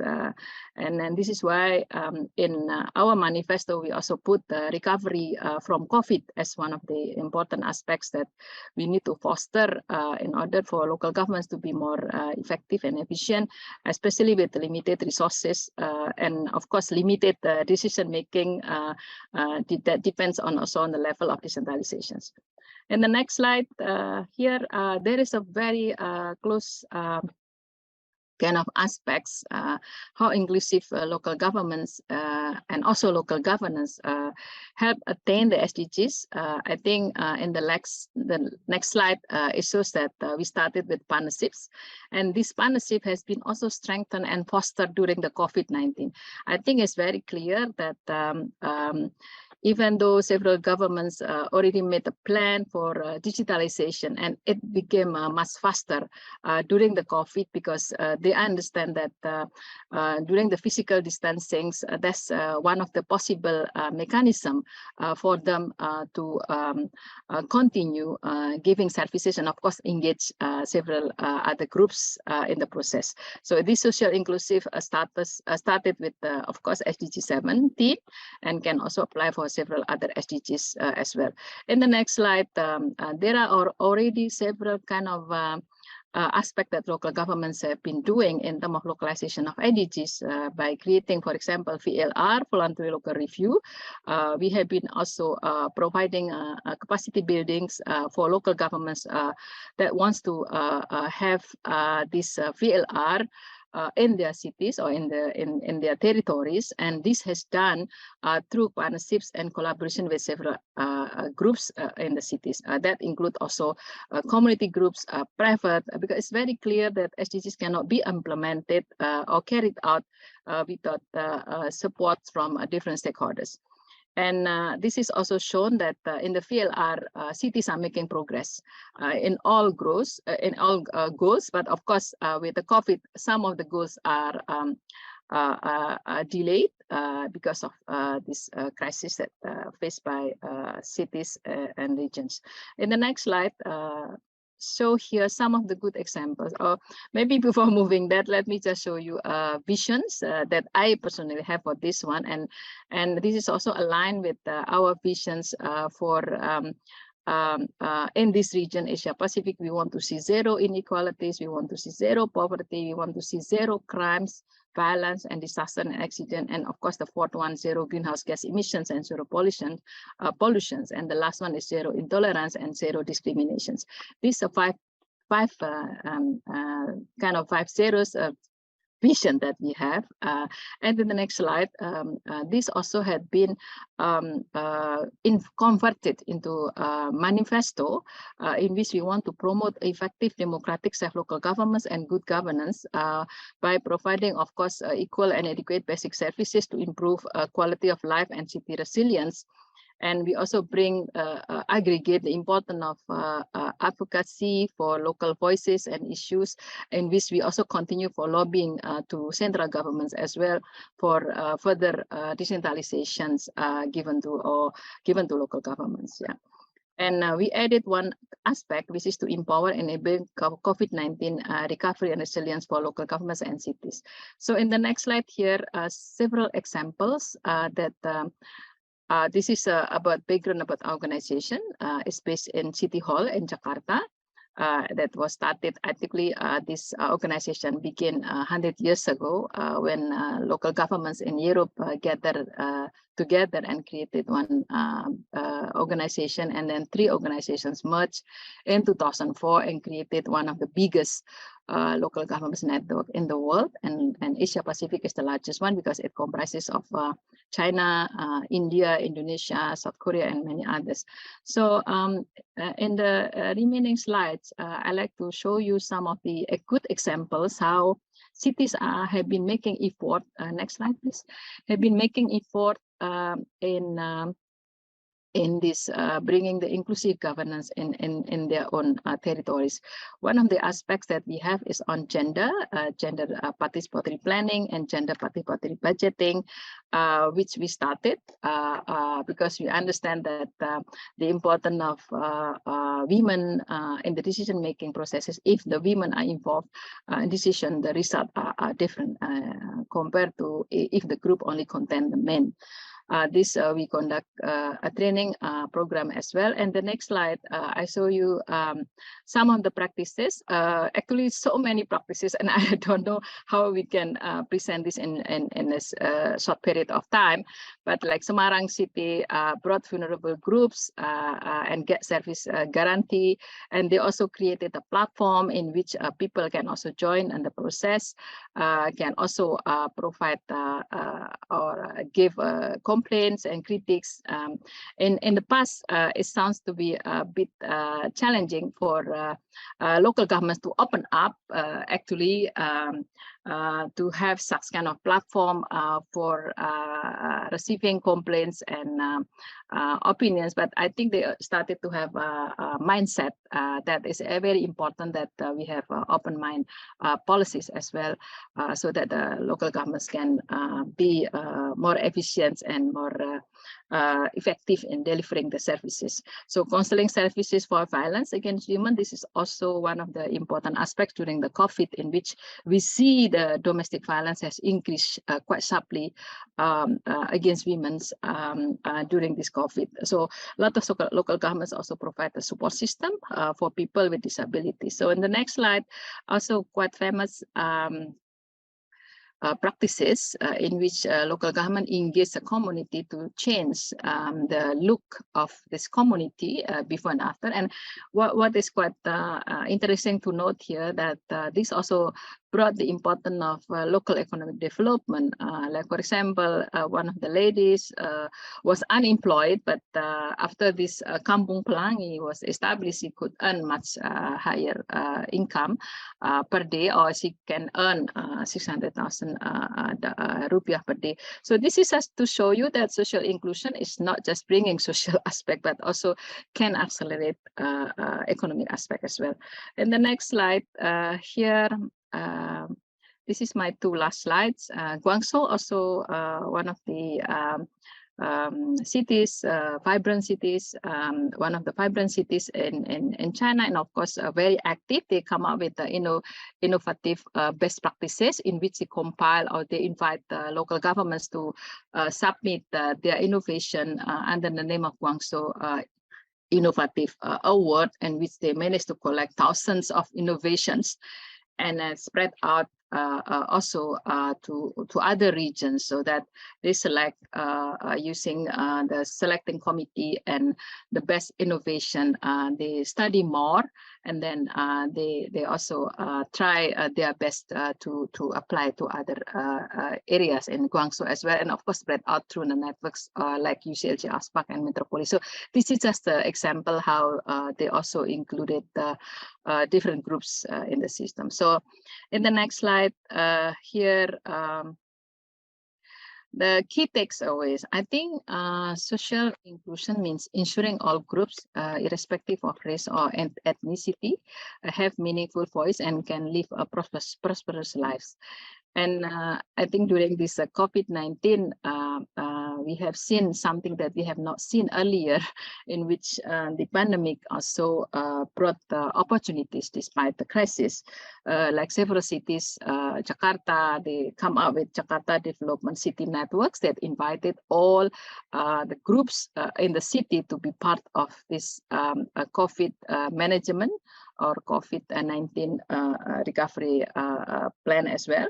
And also there is very famous practices in Asia, in which the community was their own communities and make sure that no one, of course, left behind, and government subsidize those kind of initiatives.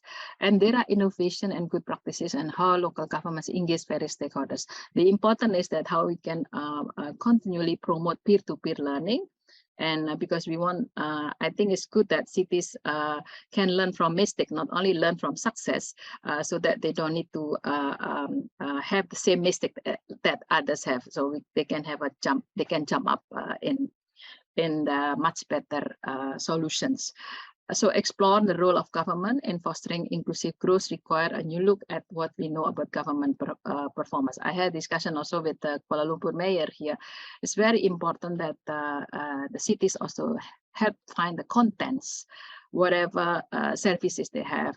For example, they have a Car-Free Day, but also important not only to come up with the policies of having Car-Free Day, but what the contents, how to bring also entrepreneurs, how to bring social artists, those kind of things in the cities. So I think this is quite interesting. A more inclusive approach to policy making will play a key role in achieving inclusive growth and represent more sustainable economic model for societies, and inclusive local governments in attaining the SDGs. And SDGs 65% must be done at the local level, and local governments alone cannot do everything without support from everyone. And this is why it's important that inclusiveness can create sense of belonging, because the cities do not belong only to mayors, but belong also to everyone who lives in the city.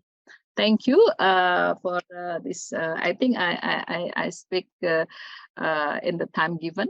So thank you for your attention. Thank you very much, Dr. Bernadilla, for your very insightful presentation, highlighting the importance of promoting social inclusion and inclusive governance at the local level, and sharing various innovative practices of promoting social inclusion, gender-responsive policies, as well as inclusive and participatory governance, where people in vulnerable situations are engaged and participating in the local processes. Thank you very much. As Dr. Bernadilla needs to leave the session early due to her travel schedule and cannot join the moderated discussion and Q&A later. It's okay, thank you. We'll invite her for several questions now.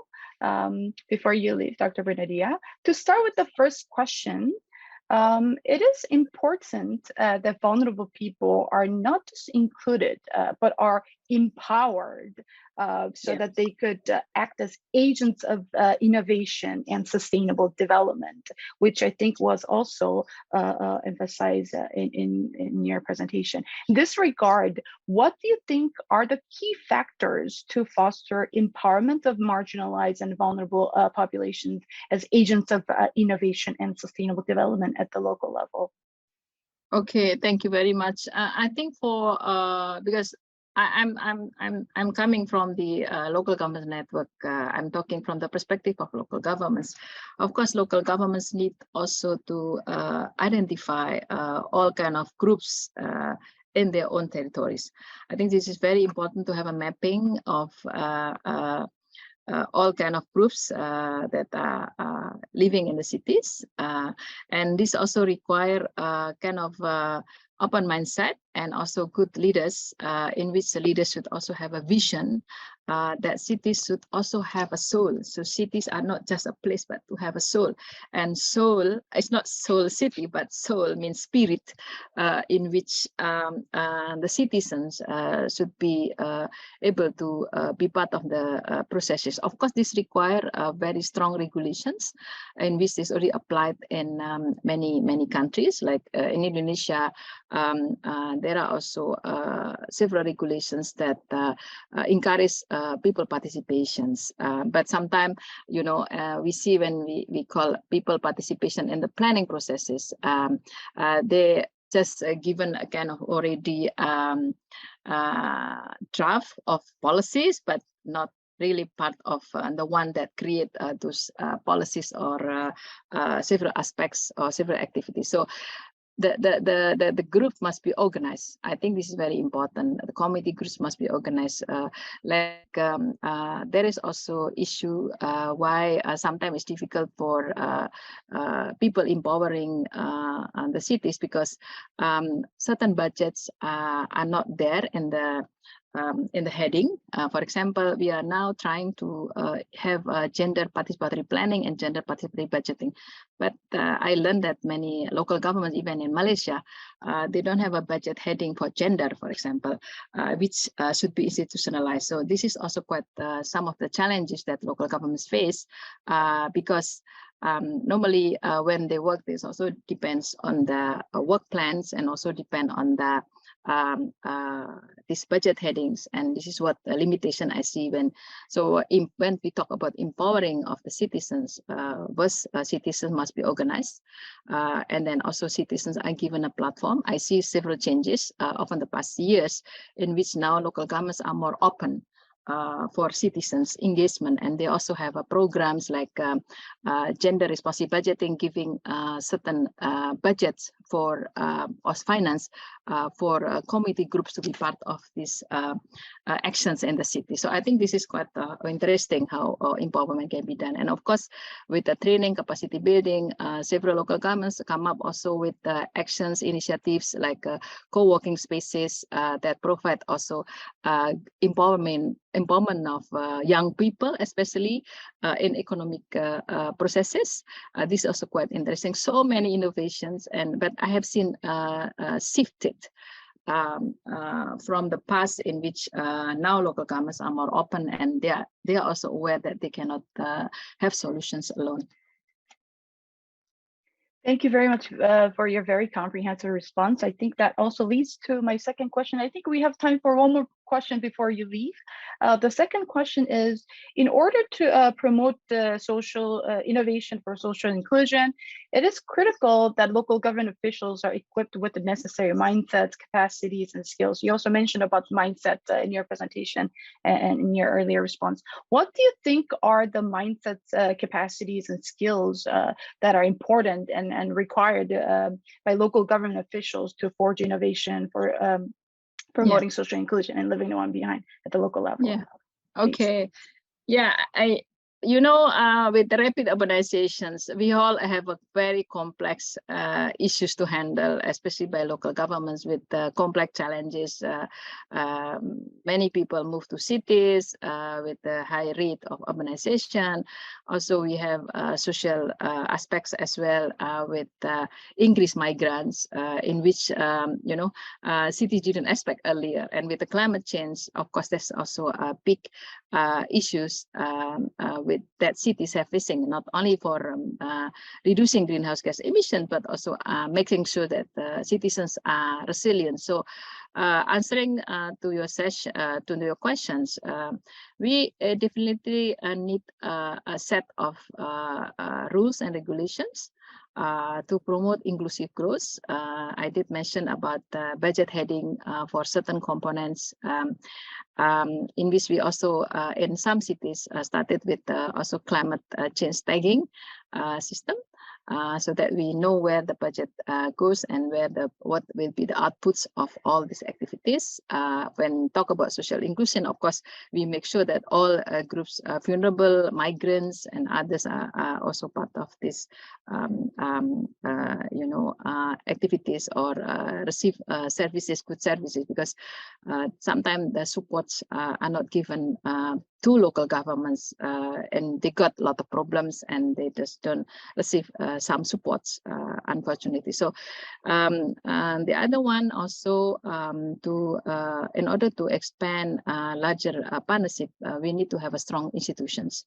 This is also we see as lack in some places, a lack of capacity, how to actually engage social inclusion in all aspects of the development, not only about this social aspects as well. When talk about social inclusion, of course, this relate to other aspects as well. So we need a very strong institutions with visionary leaders that require also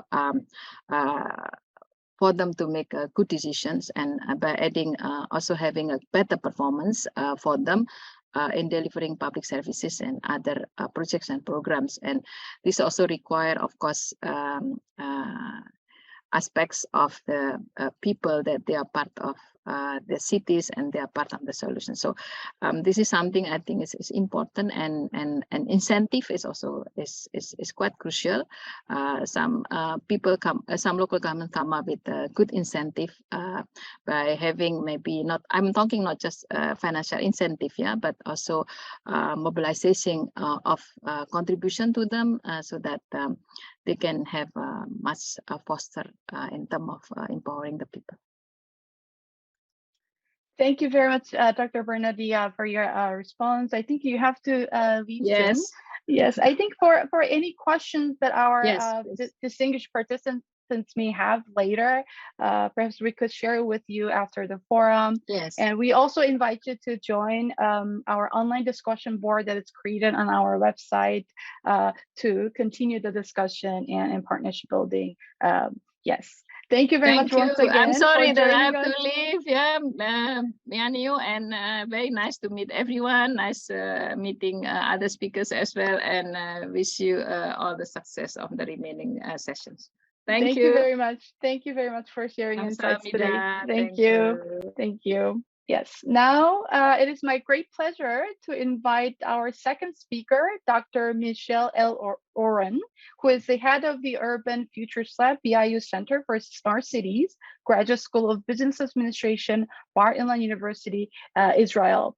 She's also working on the handbook on the theme of promoting local innovation for inclusion of people in vulnerable situations and leaving no one behind, which is part of the handbook series on innovative local governance for the implementation of the SDGs, currently under joint development by DPIDG, UN, POG, and KRILA.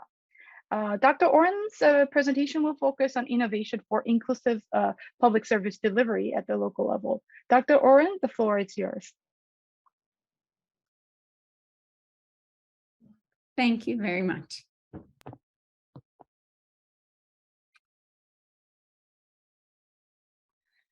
So I want to thank you, first of all, for the invitation. I am affiliated to an Israeli university, but I'm actually at the moment in Colombia, in South America.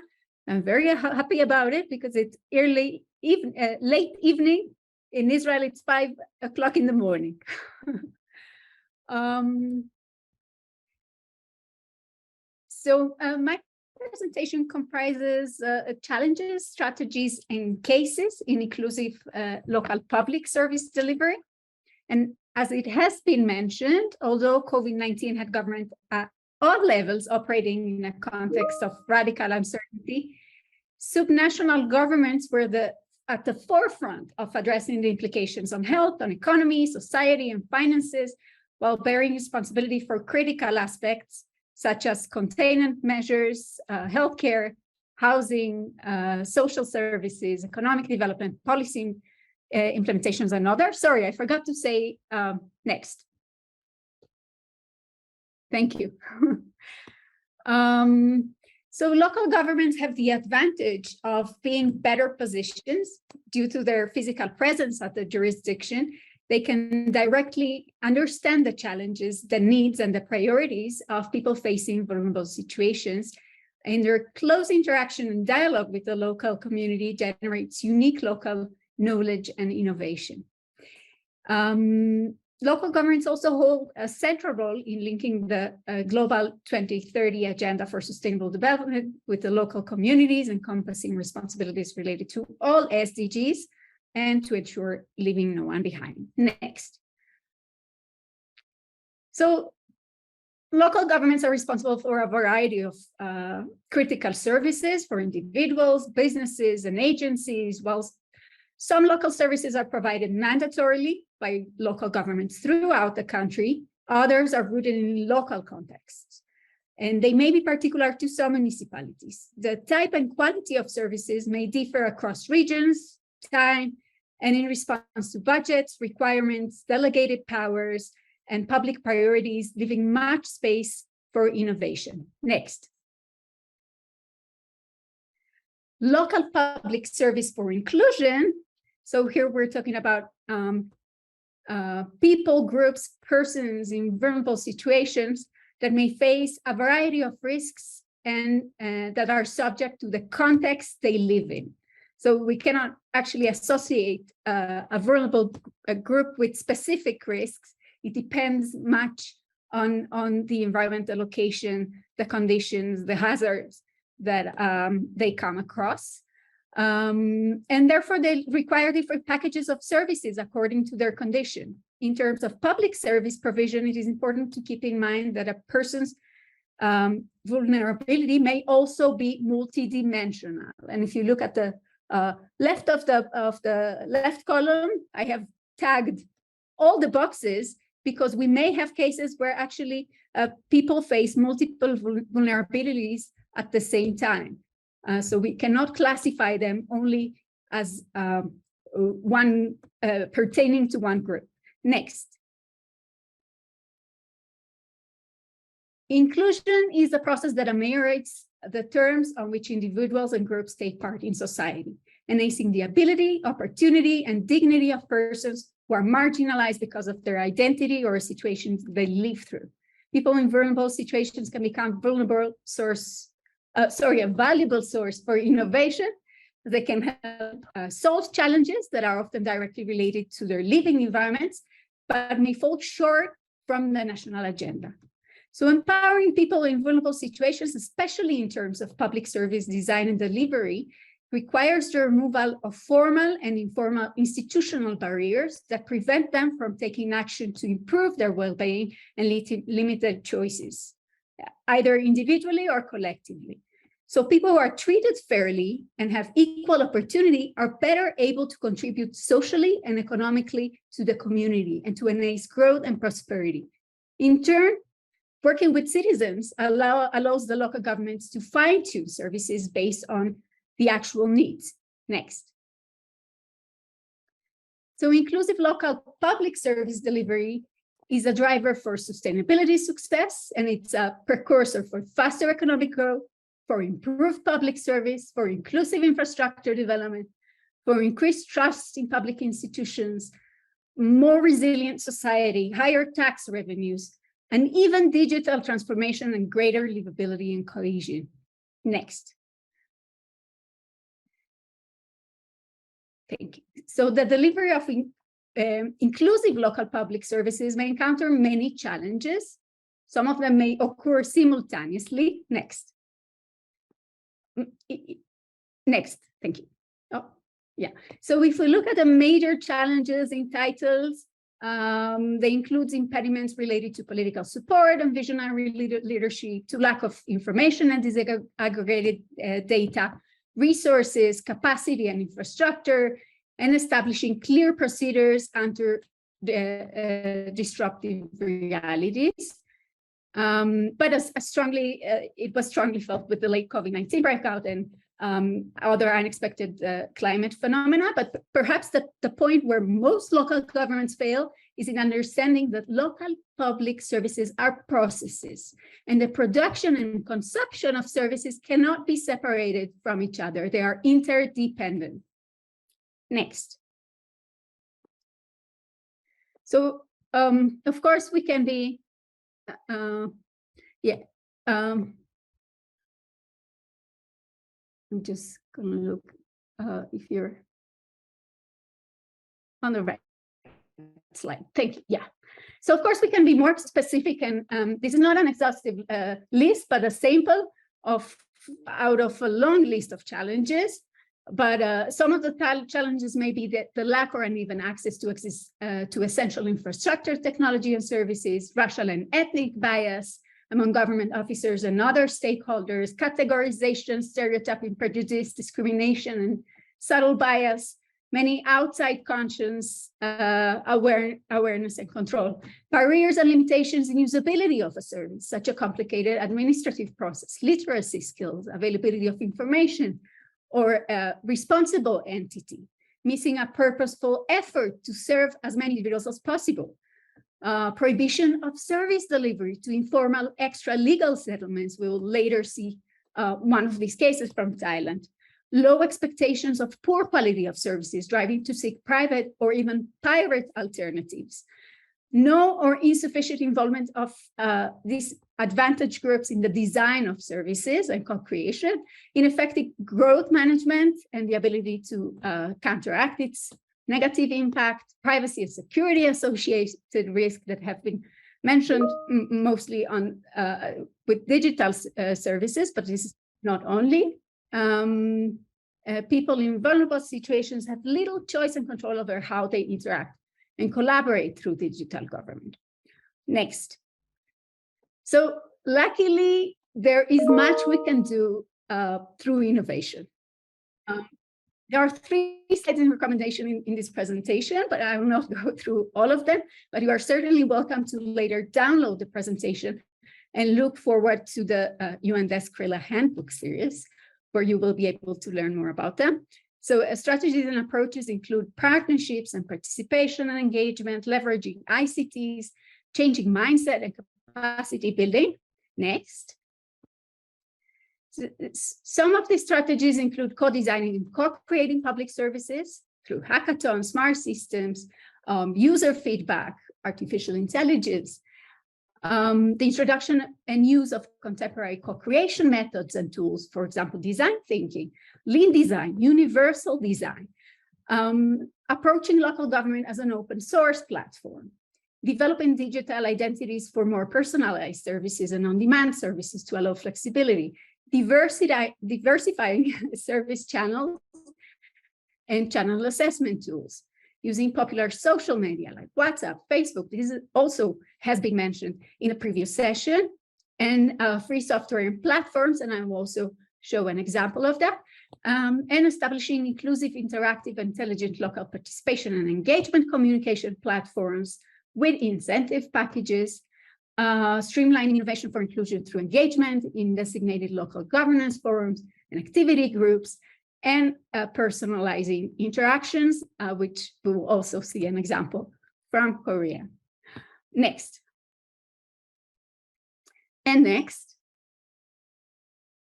And next cases. So let's look at a few cases. Next, please.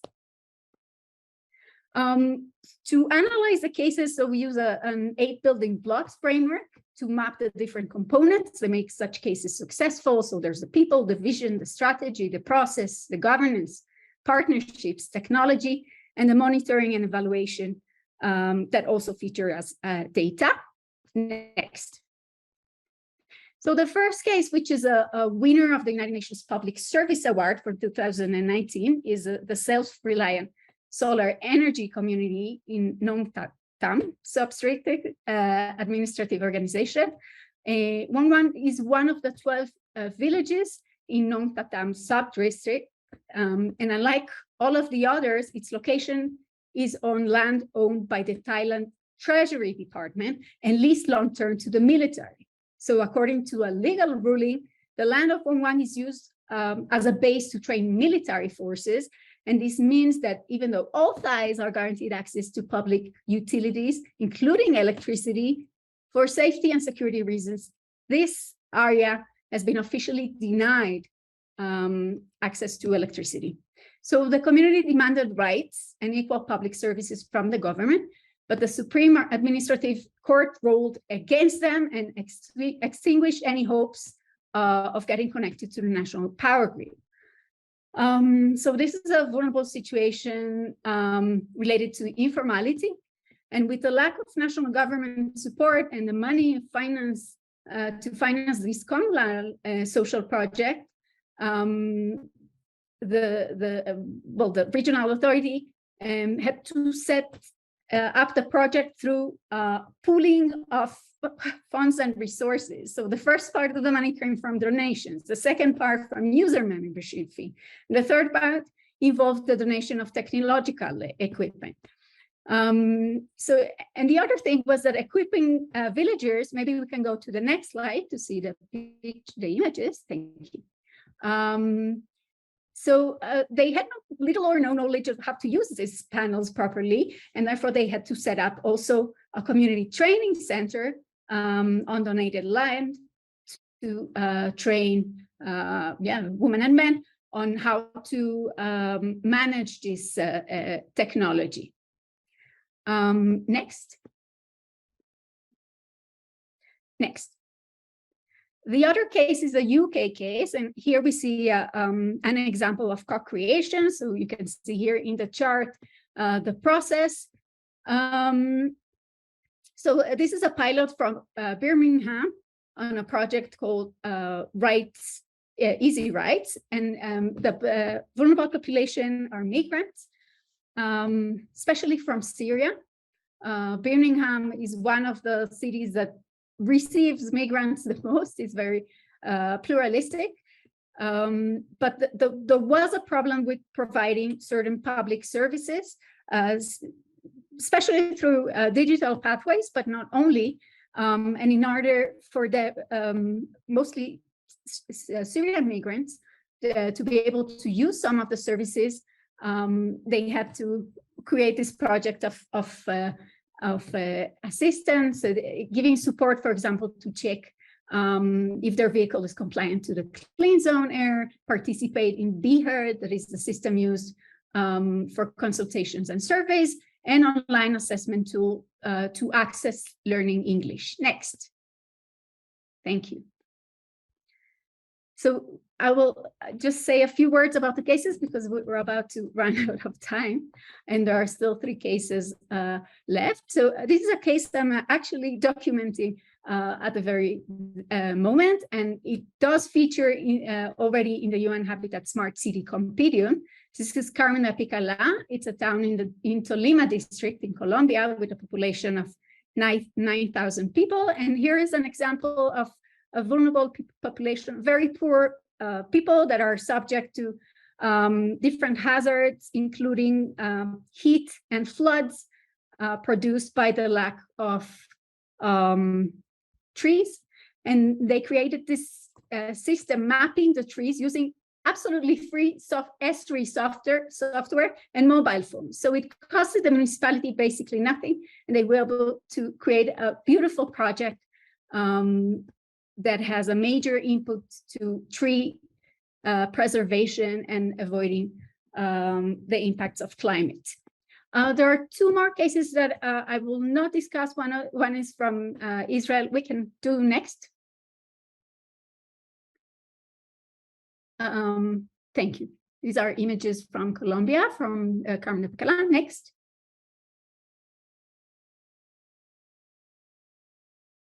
This is the platform, next, and the maps, the digital maps that produced.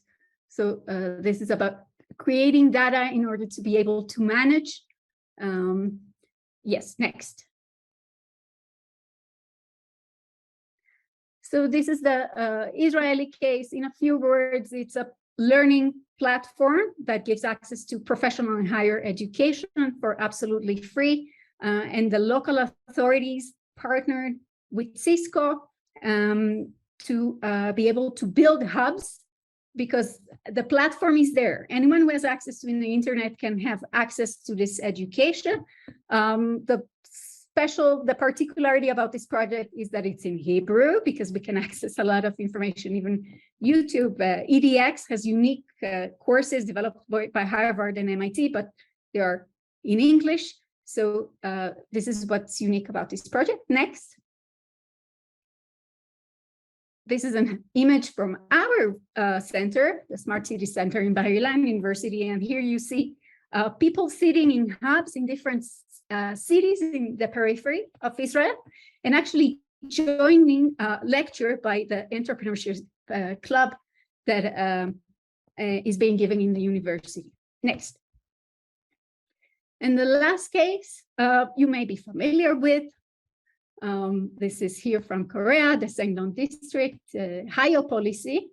I don't know if I'm saying it right, but so here we see a case of a vulnerable population that is an aging population, and the district actually develops variety of services, mostly health, including mental and physical health checkups, that are given at home to the people who are in need. Also loneliness, which is one of the strongest vulnerabilities of the aging population. Next. So the last, this is an image. Next. Yeah, so the last thing I want to mention about this handbook that is being developed. So we have 5 chapters, thematic chapters, strengthening inclusive and participatory governance, for engagement of people in vulnerable situations in local policy processes. Then there's a chapter about providing inclusive local public services. A third one about leveraging ICTs and digital government for inclusion and empowerment of vulnerable groups. Fourth, fostering innovative partnerships. And the fifth about building inclusive mindsets and developing capacities. Yeah, and next. And each of the chapters inside this handbook has key concepts, challenges, strategies, approaches, key cases, actions within the building block framework, and exercises and key takeaways for the benefit, the use of all readers, be them public servants or anyone else that is engaged with the public service, with the public sector and private sector, also for self-learning purposes. I think, next. So this is the last slide. Thank you very much. And I'm staying here for our panel. Thank you. Thank you very much, Dr. Oren, for your very comprehensive presentation explaining the challenges which local governments are confronted with, various strategies, approaches, and innovative cases for promoting inclusive public service at the local level. As you also emphasize in your presentation, it is important that local governments co-create, co-design services with vulnerable people to make it more inclusive and people-centered by better reflecting their demands and needs, as well as to harness the digital technologies and innovative partnerships. Thank you very much also for kindly introducing the handbook that UNPOG is currently developing. For those who may be interested, the handbook series will become available on our website when it is ready. Thank you. Next, I would like to invite our next speaker, Dr. Youngmo Hwang, Research Fellow at Jeonbuk Institute, to deliver his presentation to share Jeonbuk Province's case in promoting inclusive governance at the local level. Dr. Hwang, the floor is yours. Thank you. First of all, it is meaningful for me to give a presentation at this forum. Next. And next. My presentation is about the good practice of innovation in local policy governance, focusing on agricultural administration governance in Jeollabuk-do Province, Korea. This presentation largely deals with three issues. The first issue is how local communities survive in times of crisis. Usually, the weakest link of society is vulnerable to shock. People who are marginalized and in vulnerable situations are exposed to social exclusion. Thus, local communities should pay attention to resilience and social inclusion as one of the criteria for determining sustainability. Second, another criterion for sustainability is competence of local community. This can be realized by local partnership and policy governance. Based on this, it is important to build a social governance system. So multi-stakeholders autonomously can participate in and engage in the society. All of them are recognized as driving force of social innovation to solve real-world problems. Third issue, we should not stop at the discussion alone. We should find realistic possibility from real struggle in local community, especially from local community suffering from imbalanced development and social exclusion, and from agriculture and rural community. In this presentation, I will introduce the case of Jeollabuk-do on innovation in policy governance on agriculture and rural community. Next. Above all, I'd like to review local partnership and policy governance. Next. Local partnership lead to coordination among the government, to private sector and civil society organization. To achieve SDG, comprehensive partnership are critical at the local level. Next. Such local partnership can be formed by policy governance. Policy governance is defined as a social governance system. Within this system, multi-stakeholders actively participate in deciding policy through consultation and consensus process and engaged in the policy. Governance has a very broad spectrum. Of course, the type, function, and aspect of governance will vary case by case. Next. Next page. Yes. On the other hand, social innovation, 7 page. Social innovation is emphasized to resolve social challenges. They are not addressed with the existing method. Governance serves as a framework to promote social innovation. The change of structure and mechanism of governance will lead to the facilitation of socially innovative activity. In other words, governance can be a meaningful venue for realizing social innovation. Next.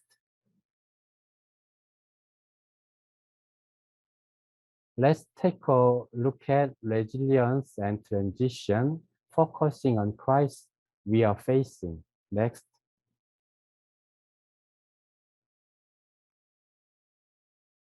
Next page. Yes.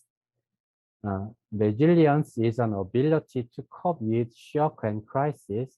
That is the ability to help the socio-economic system to withstand will from external disturbance and shock and to recover to its normal state. In crisis situation, we need to have capacity for restructuring and reinvention. In this regard, governance is the ability itself and can be mechanism to build a resilient society. Next.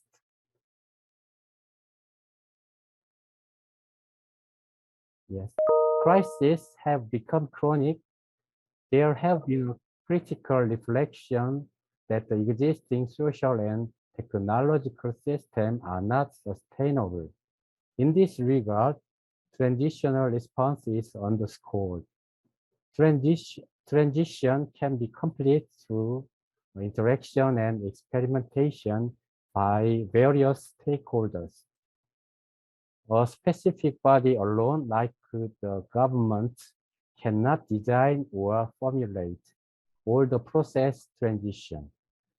Local governance can provide an effective arena for transition. Next page.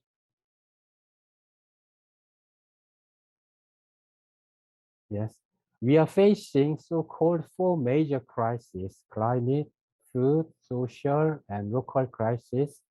In times of crisis, resilience is particularly essential. Then, where can you find resilience? The value and role of agriculture and rural community are the substance of resilience. Agriculture and rural community have economical, ecological, and social resilience. Therefore, it is necessary to build the capacity of local community to locally respond to global crises through agriculture and rural community. Next page. Now, let's look at example of innovation on policy governance in the agro-rural sector. Next page.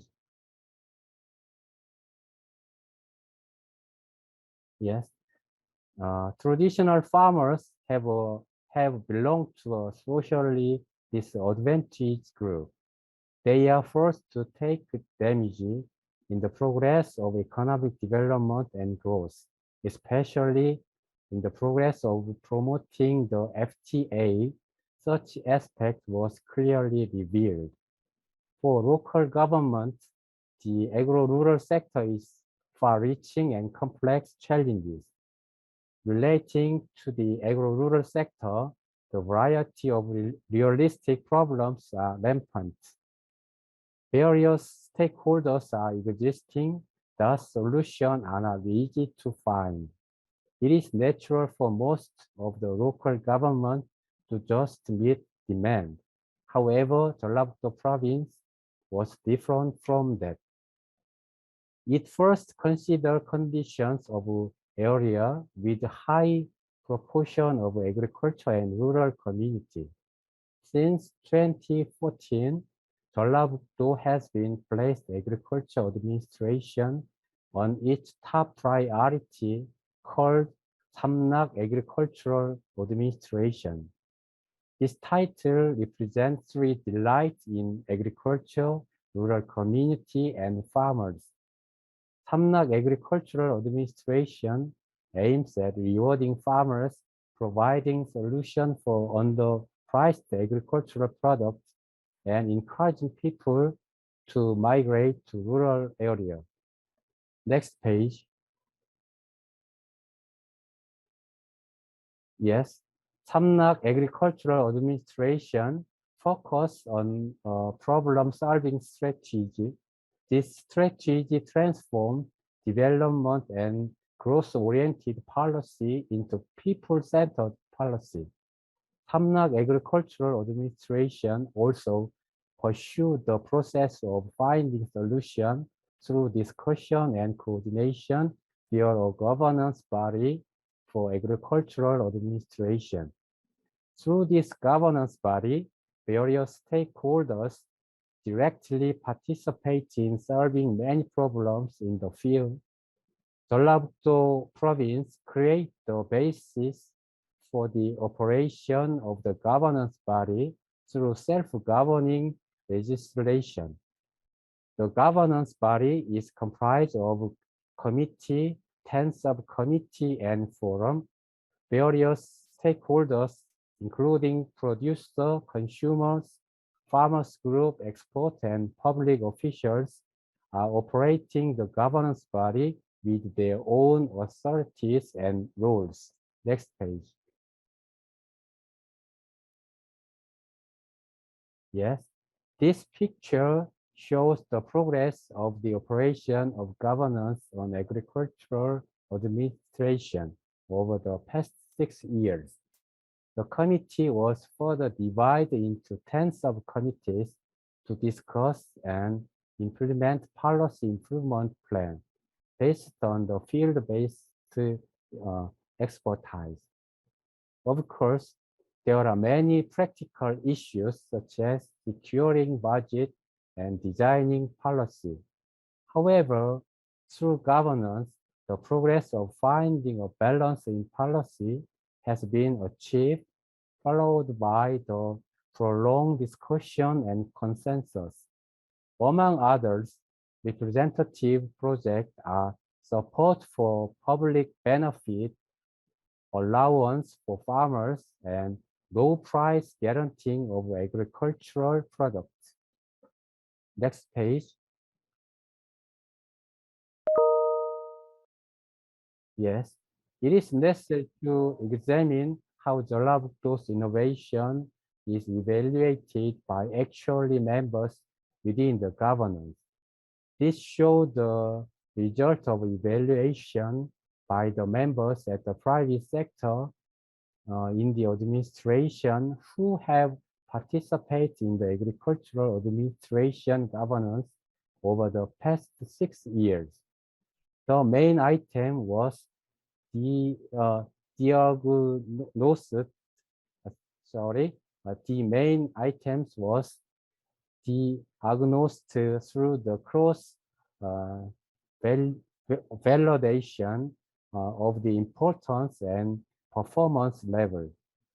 We can see that policy performance of system, farmer and agriculture are very high.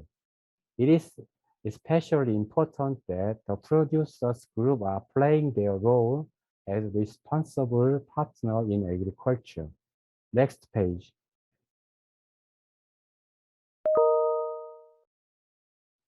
Yes. This picture, experimentation and innovation in agricultural administration governance directly lead to expansion of budget for agriculture. Next page. Yes, Jeollabuk-do has become the region with the highest budget per agricultural household, also has the highest proportion of agriculture budget among budget of other provinces.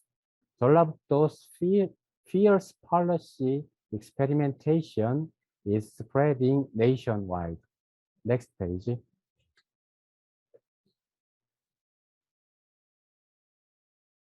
Yes. Meanwhile, the innovation in Jeollabuk-do is not limited to the agro-rural sector. Jeollabuk-do is expanding its scope to food governance to ensure food for residents. Food governance is the prerequisite for the success of local food plan to solve food-related problems. Jeollabuk-do is creating a framework to innovate the formal governance mechanism. This includes the establishment of a policy coordination officer within the administration and intermediate support organization and permanent space for citizen participation. Such effort was made for the first time in Korea. Next page. Yes, I think that all of those cases which interconnect the agro-rural sector with food clearly shows the level of its response at the local level in times of crisis. I am confident that such innovation and experimentation will lead to enhancing compatibility of local community, ultimately building a resilient society. Next page. Closing. We live in a reality where sight and view are always intersecting. What matters is how to continuously maintain the invisible compatibility. Thank you for your attention. Thank you very much, Dr. Huang, for your presentation introducing Jeonbuk's case, showing how rural communities are included and participating in the local agricultural administration governance. It was highlighted in your presentation that agricultural and rural communities are not just included, but they play a critical role as agents of building social resilience at the local level, which I think is very important. And your presentation also highlighted the factors for successful implementation of innovative policies, such as budget allocation, policy experimentation, legal and legislative frameworks, and very importantly, strengthening the capacities of local communities and civil societies. Thank you very much. Thank you. We look forward to discussion with you during the discussion. Next is the fourth presentation by Ms. Natalia Bayona, Director of Innovation, Education, and Investments of the World Tourism Organization, which will be delivered in a pre-recorded video presentation. Hi, everyone. It's my pleasure to be here today with all of you. First of all, remember that 4 years ago, when our Secretary General Surab Pololikashvili came to the UNWTO, he decided to include innovation, technology as part of one of his strongest pillars. Of course, today, the UNWTO has at least 5 priorities inside this house: innovation and digital transformation, education, investments, sustainability, and of course, added value jobs. Today, we would like to start this amazing conference with how these pillars can help us to create a better society, how these pillars can help us to create a better tourism sector. Why innovation is crucial? Innovation is crucial because it's the power of youth. Thanks to innovation, we have the power to give the voice to the most youngest generations that it has. Different solutions when technology is part of the new ventures. When we talk about technology, remember that the startup ecosystem is key in order to talk about a sustainable innovation. When I talk about the innovation ecosystem, I'm talking about adding value to the 6 actors of the ecosystem that are, as you know, innovators, entrepreneurs, startups, governments, institutions or accelerators, innovation labs, corporates, investors, and the academia. Without those 6 working together, it's impossible to talk about a sustainable innovation. What are we doing inside the UNWTO? As you know, we have 4 programs that we're running today: the startup competitions, the innovation challenges, the tourism tech adventures are our key innovation forums, and of course, our innovation network. Thanks to those 4 programs, we have more than 10,000 startups that have applied to our competitions from more than 150 countries. The more used technologies are based on artificial intelligence, big data analytics, digital marketing, where augmented reality, virtual reality, and Internet of Things are crucial. These technologies has been really mature. Nonetheless, we have a lot to do. From the 100 subsectors of the tourism sector, only the innovation is going to 3 subsectors that are mobility and transport, e-commerce, and of course, hospitality. But the question is, where are the innovators in gastronomy? Where are the innovators in health? Where are the innovators in manufacturing? Remember that when you build a hotel, where you build an amusement park that is part of the touristic chain, you need manufacturing goods, you need towels, you need fruits, you need a lot of things to create a new experience. Where is the innovation when it comes to meetings, incentives, congresses, and events? We need the power of youth, of the youngest entrepreneurs, of the SMEs, and of course of the startups to create new technologies and to help us to innovate not only in these 3 hotspots, if I can say, that basically are 50% of the whole innovation of the tourism sector. We need to diversify a little bit more on the different subsectors in order to have a 360 integral and complete innovation. Then, thanks to our programs again, our startups have raised more than $240 million. This only in the last 3 years. And this, once again, is aligned with joining efforts between the public and the private sector. I can say that thanks to the power of partnerships, we can, Amadeus, MasterCard, Globalia, Wakalua, the governments of Portugal, Argentina, Colombia, Spain, Qatar, Saudi Arabia, Bahrain, Macau, among others, have been supporting these programs, and thanks to them, today, innovation is a reality inside the UNWTO, and the connections has been done to create more than 100 pilot projects and more than 300 mentorship programs. In that way, we are helping the smallest to grow. So, innovation today has the challenge in not only in helping the tourism ecosystem to get more mature.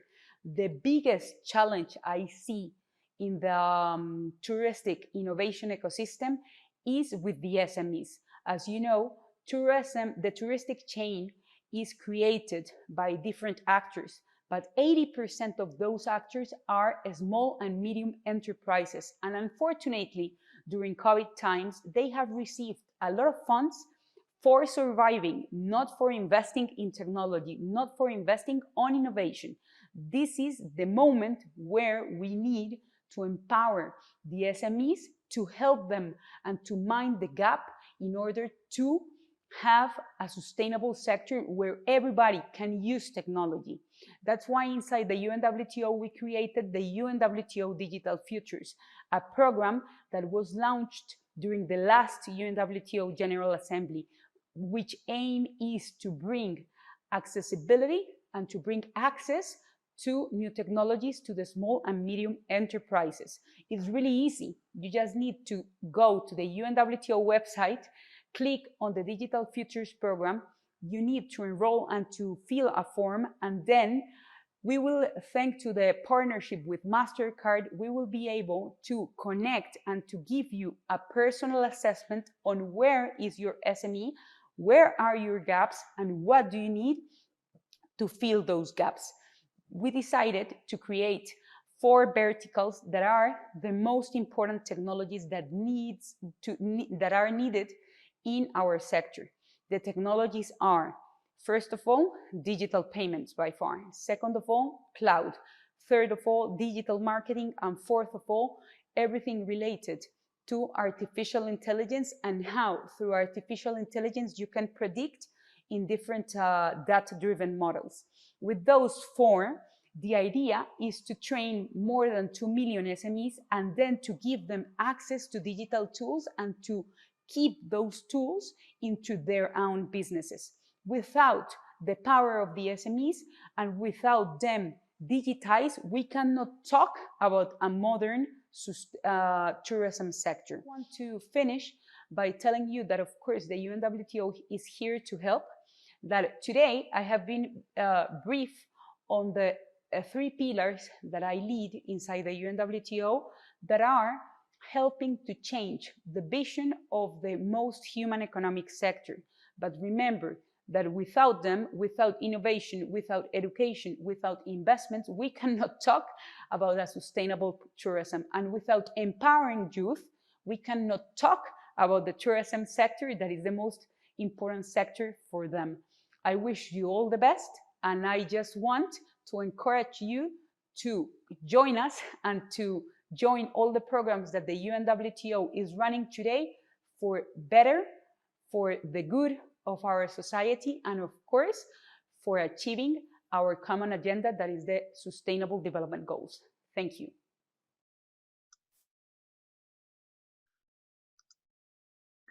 I would like to deeply appreciate Ms. Bayona for delivering her remarks, which particularly emphasize the important role of youth and the need to empower SMEs in promoting innovation for sustainable tourism, which is very critical to the livelihoods of local communities by revitalizing local economy and creating job opportunities for local vulnerable populations.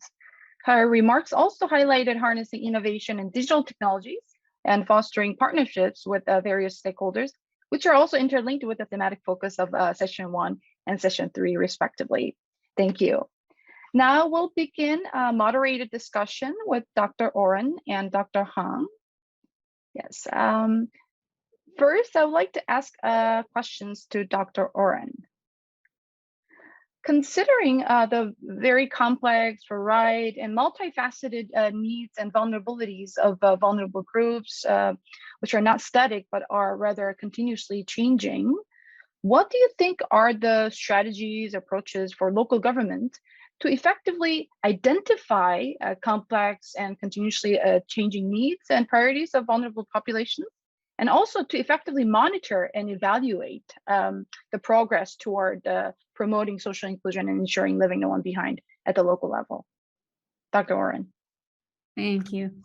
So I realized I didn't discuss the definition of service, which is basic, the action of helping or doing work for someone. So basically, if I have someone picking up a phone, that's not a service. Yeah, so to give a real service, there must be a real action of helping. So to find out what are the vulnerabilities, what people need within those services, the first strategy is have a well-informed citizenship. If they don't know that there is an address, that there are opportunities, yeah, that there might be services addressing or there might be not services addressing their necessities. Maybe they don't know they even have rights, yeah? So they're unable to bargain, for example, if they require something, yeah, or hold some actors responsible for their needs.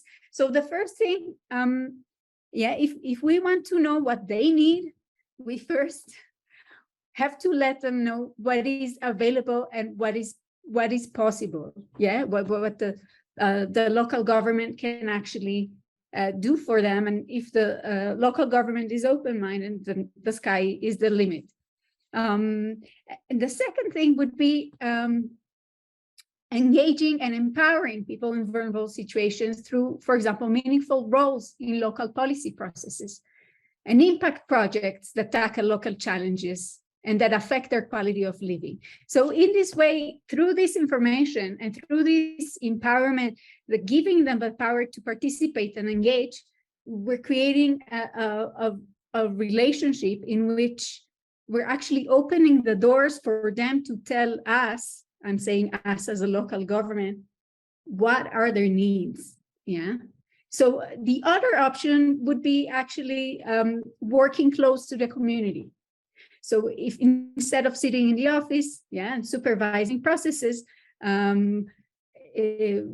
taking my feed and increasing the interaction of public workers with local communities, with different groups of vulnerable populations in the inner and outer regions of the city or the town or the region, yeah, that we're talking about. So this interaction is very important for us to learn what are their needs, And as you have mentioned, those needs change all the time. So we have to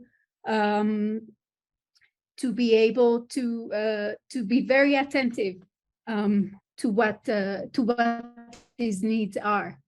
Yeah, so this would be basically the 2-3 strategies that I think are important. Okay, thank you for your response. Next question is, while we see the local services and also participation platforms are increasingly becoming digital, as was shown in your presentation, and also was discussed in the first session. In the meantime, the issue of the digital divide, it's still remaining, especially to people in vulnerable situations. In that regard, what efforts do you think could be taken at the local level to address the digital divide and promote digital inclusion for all? Could you share your insights on this, please? Yeah. Thank you.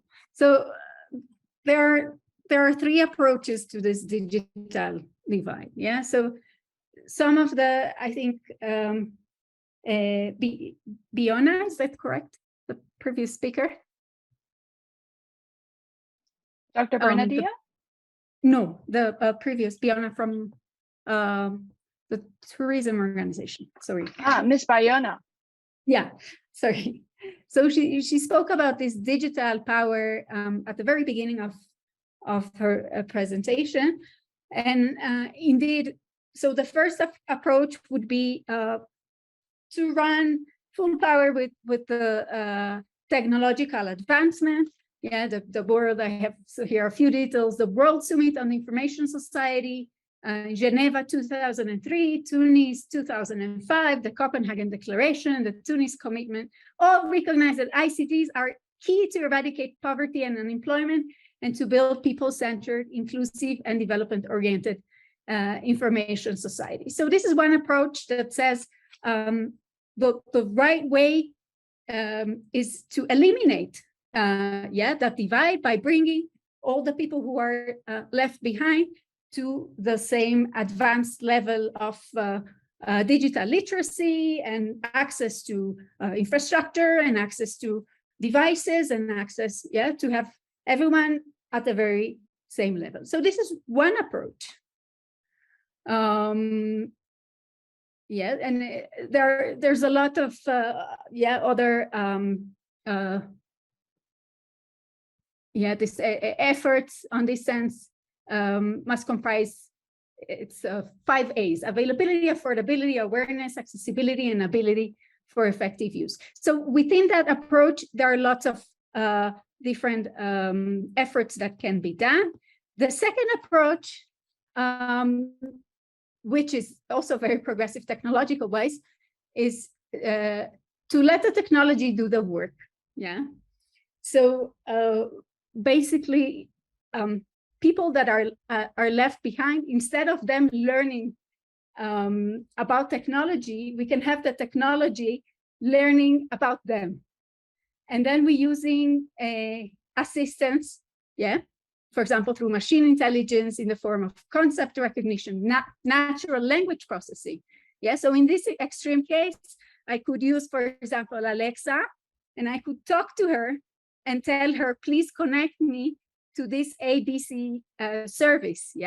So I don't need to access an application through the phone. I can actually, through speech and natural language processing. So we're having the machine actually catching up with the abilities of the current population. So if we have the populations that suffer the most from the digital divide and the digital services are people with disabilities and the elder.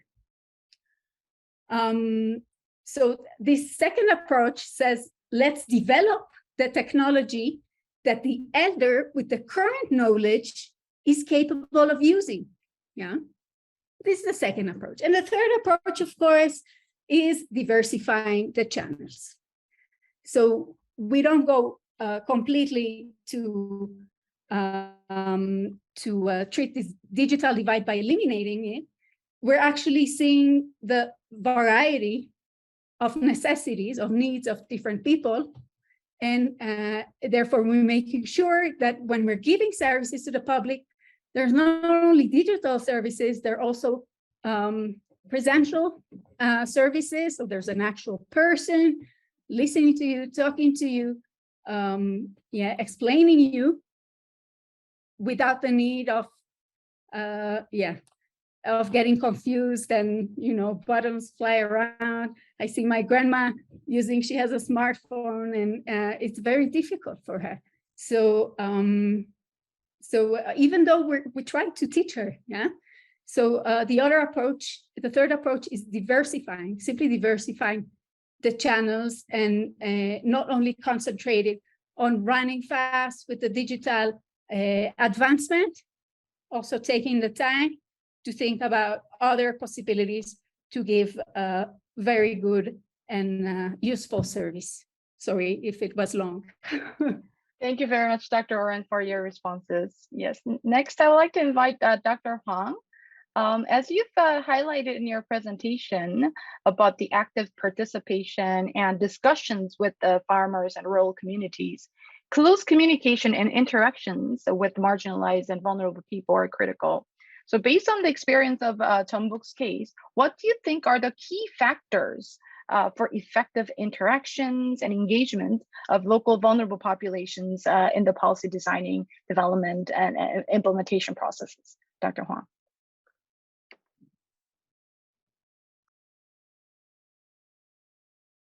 Dr. Huang, you're muted. Could you unmute your microphone, please? Yes, thank you. Sorry. The core elements of Jeollabuk-do's governance can be summarized in 3 points. First, formalizing a participatory venue systematically.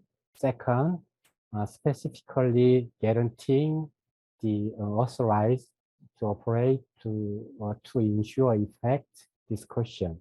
Last point, reflecting improvement task into its policy. In particular, administrative and private secretary have engaged in consultation throughout the whole process of governance.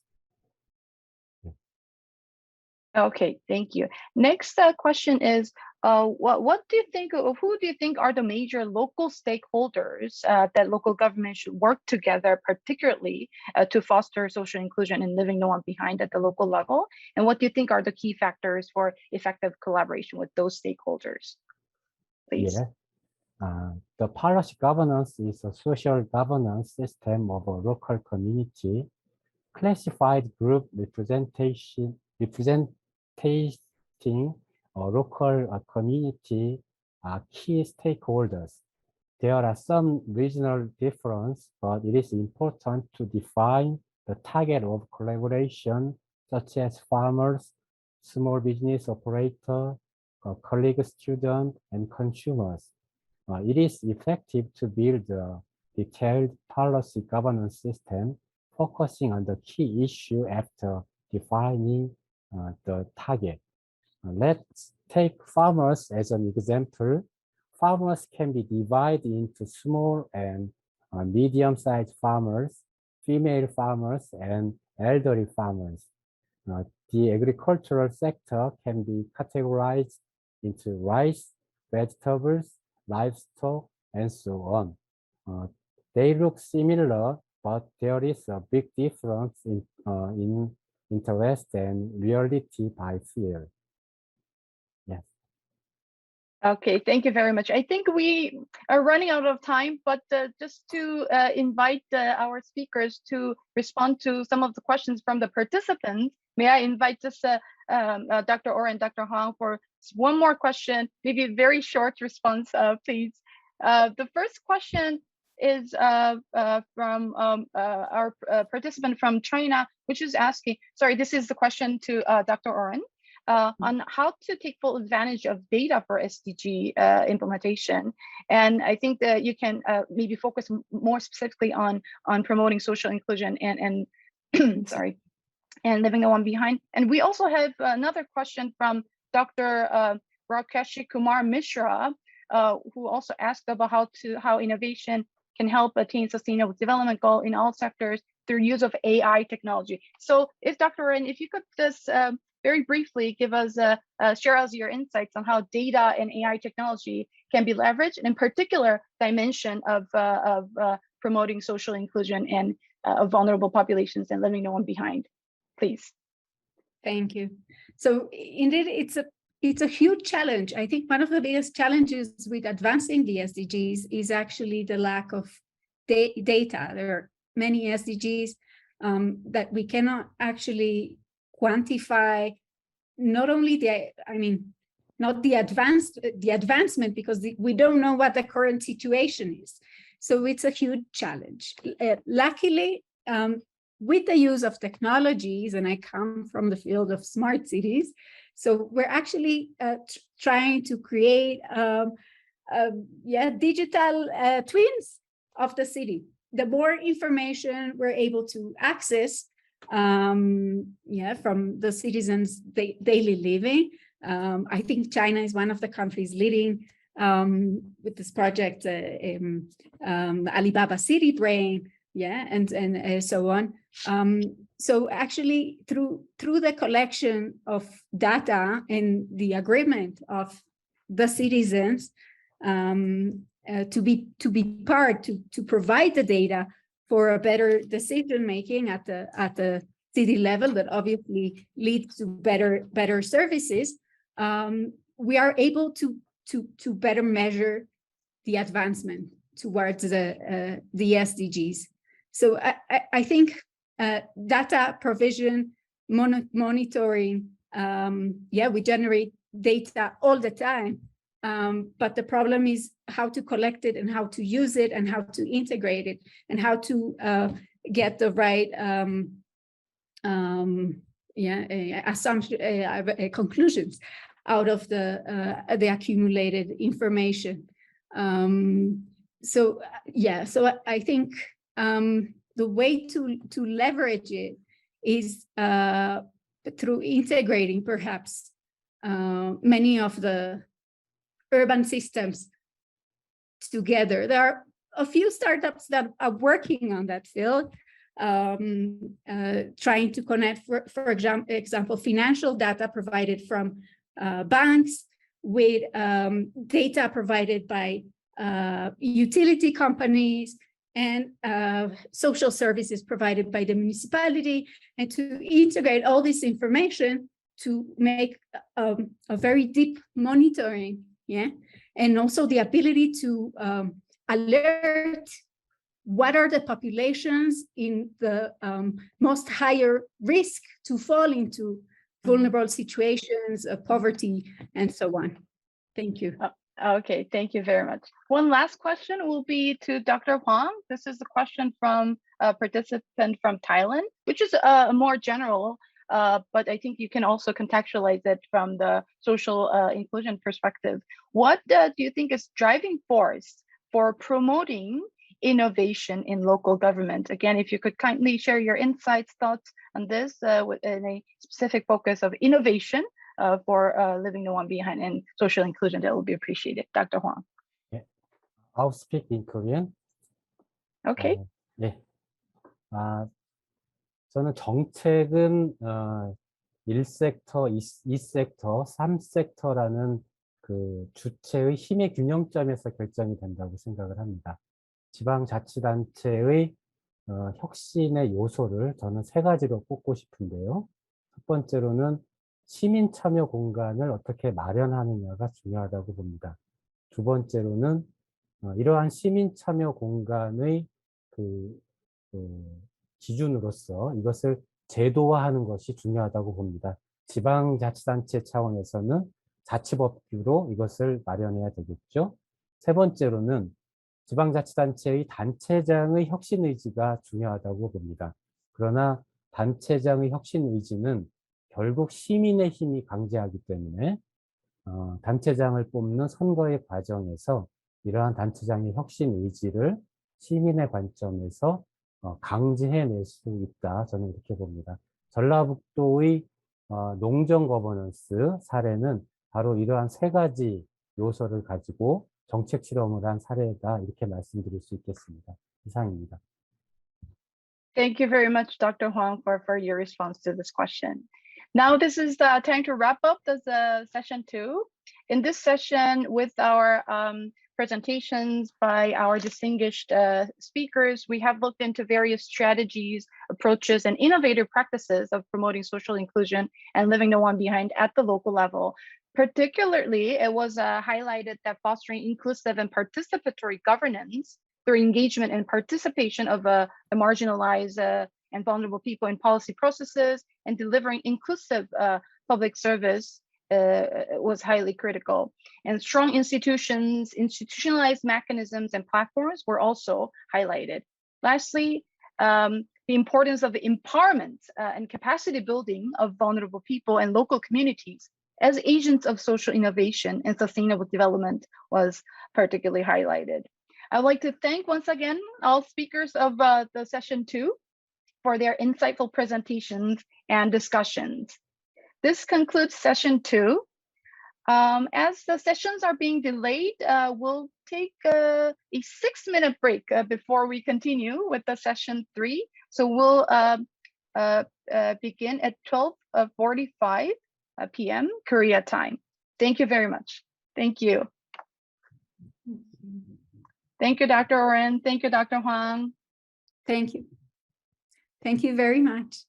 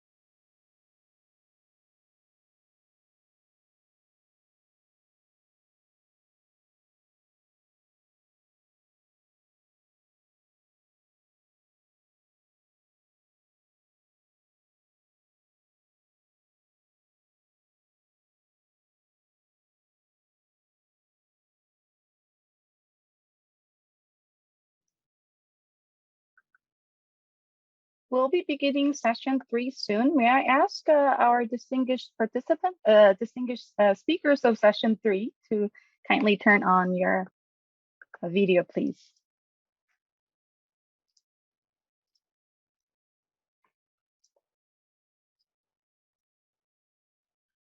Yes. Thank you. Yes. Welcome back. We'll now begin session 3 on addressing climate change and building resilience at the local level through public-private people partnerships. For those who have just joined, my name is Mi-kyung Park, Governance and Public Administration Officer at UNPOG DPIDG UN DESA, who is the moderator of this session. Addressing climate crisis and building resilience is one of the most urgent priorities of many local governments, as cities and local communities are prone to the impact of climate change and disaster risks. Considering the far-reaching impacts of climate change and disaster risks, addressing climate risks and building resilience necessitate strenuous efforts from not just local government, but also from other stakeholders, especially the private sector and local communities. In this context, this session will focus on strengthening public-private people partnerships, PPPP, which is critical for addressing climate change and building resilience at the local level in an effective and inclusive manner, particularly by forging innovative local measures and people-centered approaches. For this session 3, we have 4 distinguished speakers. And also, again, we would like to invite our distinguished participants to share your questions to our speakers in the Q&A box for the Q&A discussion. Now, without further ado, I'd like to invite the first speaker, my colleague, Ms. Anna Thurland, Governance and Public Administration Expert at UNPOG DPIDG UN DESA, to deliver her presentation. Anna, the floor is yours. Thank you, Mi-kyung. You hear me well? Yes. Excellent. So thank you, Mi-kyung, and distinguished speakers, participants, and colleagues. Good afternoon to all of you. My presentation will cover the emerging, next one, please. The emerging challenges and impact of COVID-19 pandemic and climate crisis on the SDGs, the major governance challenges in addressing climate change, the IPCC and the COP26 outcome, and partnering with the private sector, and some examples of innovative partnerships. Next one, please.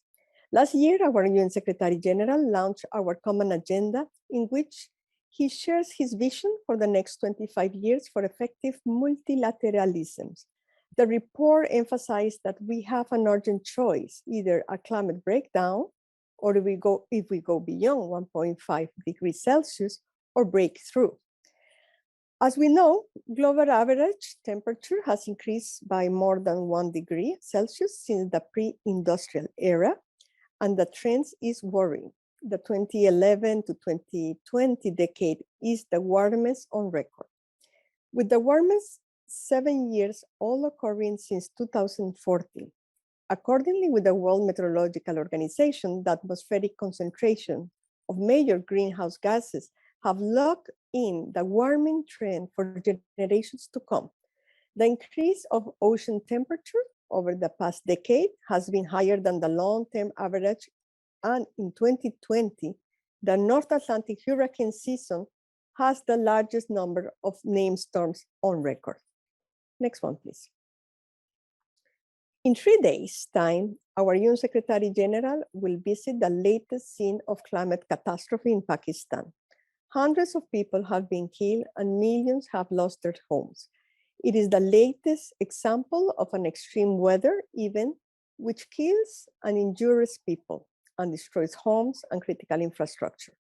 It is a further proof of how vital it is that we act with real urgency and speed to reduce carbon emissions and adapt to the new normal of extreme events. Similar scenarios are playing out in other parts of the world, where famine, floods, fires, and heat waves threaten people's life and livelihoods. The Secretary General has called on the world to stop sleeping walking through the climate crisis. Next one, please. This is a snapshot of the SDGs progress so far in Asia and the Pacific, thanks to our colleagues in the UN ESCAP report 2022. In this report, you can see the blue color means the progression since 2015 on SDGs implementations and aiming at reaching the targets by 2030.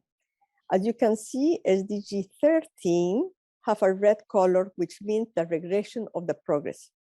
Instead of progression, we have a regression. Next one, please. The SDG report 2022 have also a code red warning. Our opportunity to avoid climate catastrophe is closing rapidly.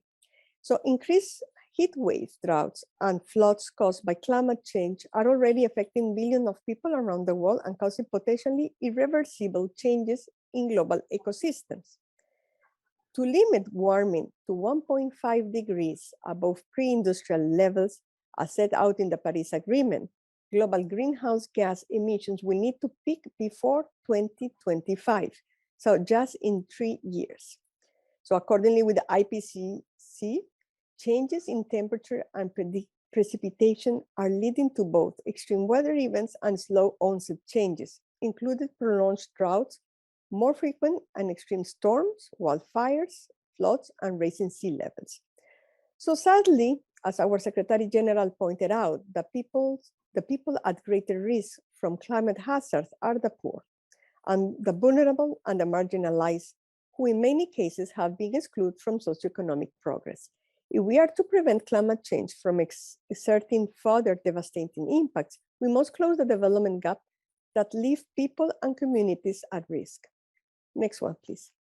This slide shows you the images of disaster triggered by hydrometeorological and climatological hazards last year, 2021, which is shocking. Climate change research increasingly confirms that extreme weather events has become more likely. This is not a good news. Regional and local authorities need to urgently adapt to increasing weather risk and make climate protection a priority. In 2021, climate-related disasters caused overall losses of $280 billion, of which only $120 billion were insured. Next one, please. Now, SDG 16 spells out clearly the formula for success when it comes to creating public-private people's partnership that works to the benefit of all and help promote peaceful and resilient societies. They depend on building effective, accountable, and transparent institutions at all levels and free from corruption. Without responsive, inclusive, participatory decision-making, as we just mentioned in the previous session, national and local governments will not be able to promote successful partnership with the private sector and the civil society. Next one, please. The resilience challenge. Climate change and COVID-19 have greatly changed people's perception, experience, and understanding of risk. In this region in particular, the threat of the next pandemic or the next flood or the wildfire has to be considered alongside a multitude of risk drivers, including global warming, rapid urbanization, weak governance, rising poverty, and greater demand for natural resources. Other mega trends such as globalization and economic liberalization are also contributing to the changing nature of risk across the region. The resilient challenge is how to bounce back from economic setbacks and disaster events in a way that does not simply restore the human systems to their previous state, but seeks to develop solutions that allow a leap forward in terms of strengthening resilience and adaptive capacities. Local governments are key actors when it comes to implementing national development plans, the impact of the achievement of the SDGs.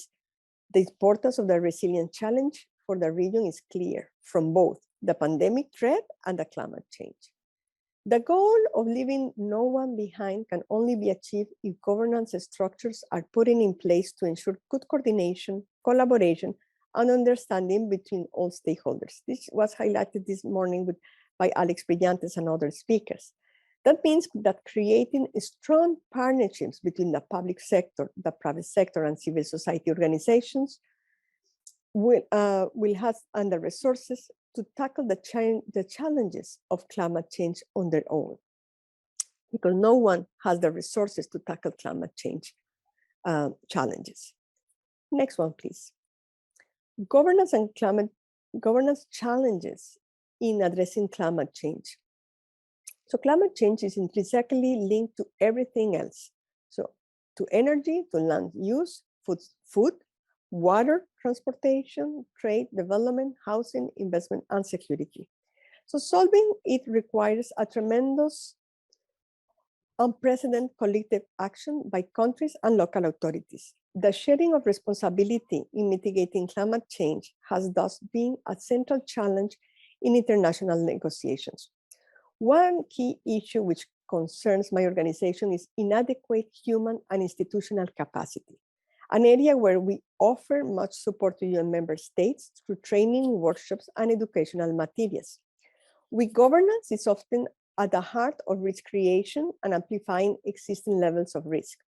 The exposure and damage to critical infrastructure which serve both the public and private sectors could be significantly reduced through public-private partnerships, people partnerships working at the local level to finance and resource climate adaptation plans.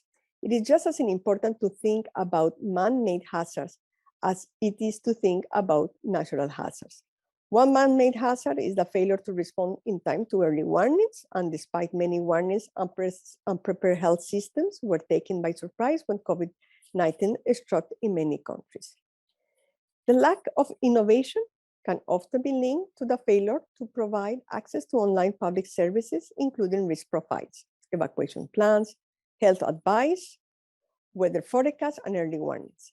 A third of the global population still does not use internet, and many live in remote and rural. Governance requires digital capacity building to enhance the digital skills of the whole of society, which has been also highlighted in today's session 1. The world is not facing one problem at a time, so crises often overlap and influence each other with cascading impacts. Transformation is how we manage the increasingly systemic nature of risk. It requires strengthening national to local governance capacity and the sharing of good practices in multi-level coordination, policy integration, and synergy. Next one, please. I would like to recommend you the latest publication on Climate Change 2022 from the Intergovernmental Panel on Climate Change. It gives us the definition of climate action as the process of adjustment to actual or expected climate and its effects in order to moderate harm or exploit beneficial opportunities. Next one, please. So it is very true that it's time to go to emergency mode, as said by our Secretary General. And based on the latest National Determined Commitment Synthesis report, emission levels in 2030 are expected to have been increased by 16.3% compared to 2010, but 59.3% compared to 1990. Next one, please. So the Glasgow Pact on Climate Change and at the last year, COP26, it's very important. It acknowledged the importance role of a broad range of stakeholders at the local level, national and regional levels. So inclusiveness and localization is very clear at the last year Glasgow Pact on Climate Change. Next one, please. Addressing climate change requires actions from global, regional, national, and local level. At the local level, in particularly, we need to strengthen local capacity development for localizing the SDGs. Next one, please. In terms of recovery, the climate change and COVID-19, as countries move towards rebuilding their economies after COVID-19, recovery plans can shape the 21st century economy in ways that are clean, green, healthy, safe, and more resilient. The current crisis is an opportunity for a profound systemic shift to more sustainable economy that works both for people and the planet. Next one, please.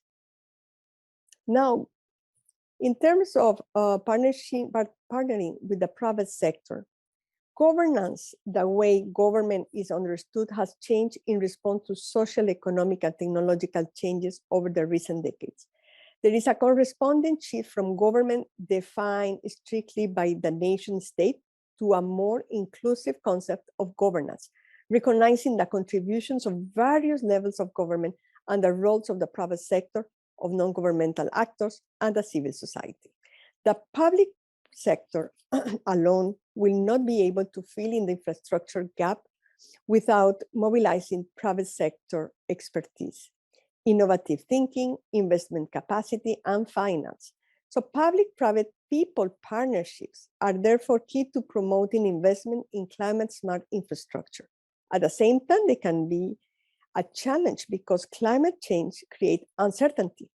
And it is hard to play with uncertain moving pieces with the framework of public-private people's partnership, which requires a certain degree of predictability to attract investments and finance. Next one, please. If I had to single out just 3 areas where transformation must happen at the local level, then it will be these. Investing in social protection systems can help build general resilience by providing income and health security to people in vulnerable situations. We are seeing a slow but steady shift towards clean energy and industry with a view to reducing carbon emissions and pollution. But clearly the piece needs to be stepped up. National determined contributions to cut emissions and adapt to climate impacts only become meaningful when translated into action at the local level with full support and engagement of the private sector and the civil society. To a greater or lesser extent, floods, drought, and pestilence patterns are all playing havoc with food systems across the region. Climate change is expected to reduce yields and increase the cost of some staple foods.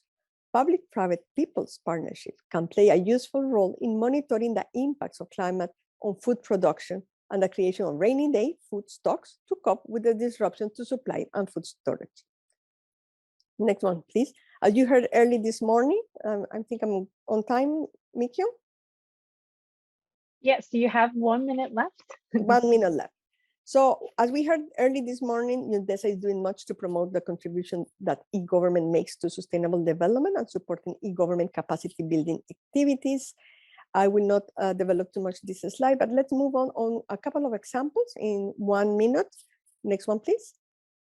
So I wanted to share with you some innovative approaches from cities. This is an example of Seoul night bus based on big data technology, the old bus. And it's a very interesting example. The old bus is an intercity night buses in Seoul that runs exclusively from midnight to 5 a.m. And the Seoul Metropolitan City partnered with KT Corporation to design the optimal night bus routes using big data. And the KT Corporation collected this data on mobile phones, call history, and taxi rides across the city to visualize the moving pattern of citizens on a map. The information systems connected inside the vehicles enable comprehensive control of buses operations and efficient adjustment of intervals while providing users and drivers a real-time operation information. Next one, please. I think I will let you this presentation. We have a good example of the government of Mauritius partnership with the private sector for imported used cars. Next one, Digicel. Digicel in the Caribbean and in the Pacific. This case is in the Caribbean. Next one, please. They really help on the preparedness for hurricane seasons and help also activities at the local level with schools. And the last one, to finish my presentation, is engaging the private sector. Next one, please. Next one. Yeah. The last one is engaging the private sector in green infrastructure development and financing, the previous one. This is an example of Malmo Municipal Housing Company and the city of Malmo that get together in a partnership because the buildings were, the neighborhood was built in 1950s. And they get together to rejuvenate the buildings from 1998 to 2002. The city of Malmo, together with the MKB, undertook an urban renovation incentive that sought to rejuvenate the neighborhood, rehabilitate the buildings, increase energy efficiency, and improve waste management. One of its largest undertakings was to address the seasonal flooding issues. This was accomplished through a green infrastructure project that replaced stormwater drain pipe. Next one, please. This is also a very innovative case in Korea, in which the city and the private sector get together to design the water solar energy, the localization, the involvement of the community participation in the sharing model. And this has helped on proactive coordination and collaboration to secure trust. With this, I end my presentation. Thank you very much for your attention. Thank you very much, Anna, for your presentation, highlighting the importance of addressing climate change and building resilience at the local level and governance challenges experienced by local governments. Thank you also for sharing diverse innovative practices of partnership and stakeholder engagement for climate action and resilience building. Thank you. Next, it is my great pleasure to introduce Mr. Aslam Alam, Executive Director of Bangladesh Institute for Information Literacy and Sustainable Development, to deliver his presentation. Dr. Alam, the floor is yours.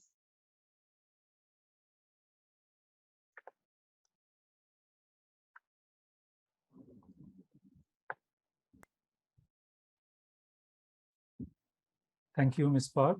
Good morning, good afternoon, and good evening to all of you. I'm Aslam Alam, Executive Director, Bangladesh Institute for Information Literacy and Sustainable Development. I welcome you all to my presentation on addressing climate change and building resilience at the local level through public-private people partnerships. I'll be basically sharing with you the Bangladesh experiences. Next, please. Bangladesh is a low-lying deltaic country with the highest density of population in the world. Bangladesh is considered the most vulnerable to the impacts of climate change. You see, if you look at the background picture of myself, this is a real picture from Koira sub-district under Satkhira district of southern Bangladesh. Now, you see, due to the sea level rise, sea is encroaching into villages, coastal villages, with salinity intrusion. Most people have left, but poorer people are still hanging around. So this is one of the major climate change impact in Bangladesh. I include here a few more. Increased frequency and intensity of hydrometeorological hazards. Huge damages to livelihood resources, livestock and livelihood support systems by climatic extremes such as floods, erosion, cyclones, etc. Next, please. Increased heat stress, longer summer duration, decreased groundwater supply, deteriorated water quality, reduced recharge of groundwater, reduced water availability for rain-fed agriculture, erratic and untimely rainfall. And it is estimated that sea level rise and salinity intrusion may displace 35 million people by 2050. So 1/3 of Bangladesh population. Next, please. Bangladesh is divided into 4 climate risk hotspots. Cyclone risk and salinity risk hotspots comprising coastal districts located in the southern part of the country. Flood risk hotspots comprising middle and northeastern part of Bangladesh, and drought risk hotspots comprising northwest region. Next, please. Here I describe the local government system in Bangladesh as focus of our discussion is, how local governments can address climate change and build resilience through 4P models. Administratively, Bangladesh is divided into 8 divisions, 64 districts, 492 sub-districts, and 4,554 unions. Bangladesh's local government system is characterized by duality. There are sub-national governments at all local levels. These are local arms of national level government agencies. There are also local government institutions elected at all levels. For example, city corporations are located at division level, municipalities at district and sub-district headquarters, and councils at district, sub-districts, and union levels. Next, please. Now I move on to public-private people partnerships. Now, there are wide variations of definitions noted in the literature concerning public, private, and people partnership. Here I clarify definitions used in this presentation. Firstly, public sector in my presentation refers to governments and public institutions at the national, provincial, or state, municipal, and local levels. Secondly, private sector refers to business and for-profit individuals, groups, or entities.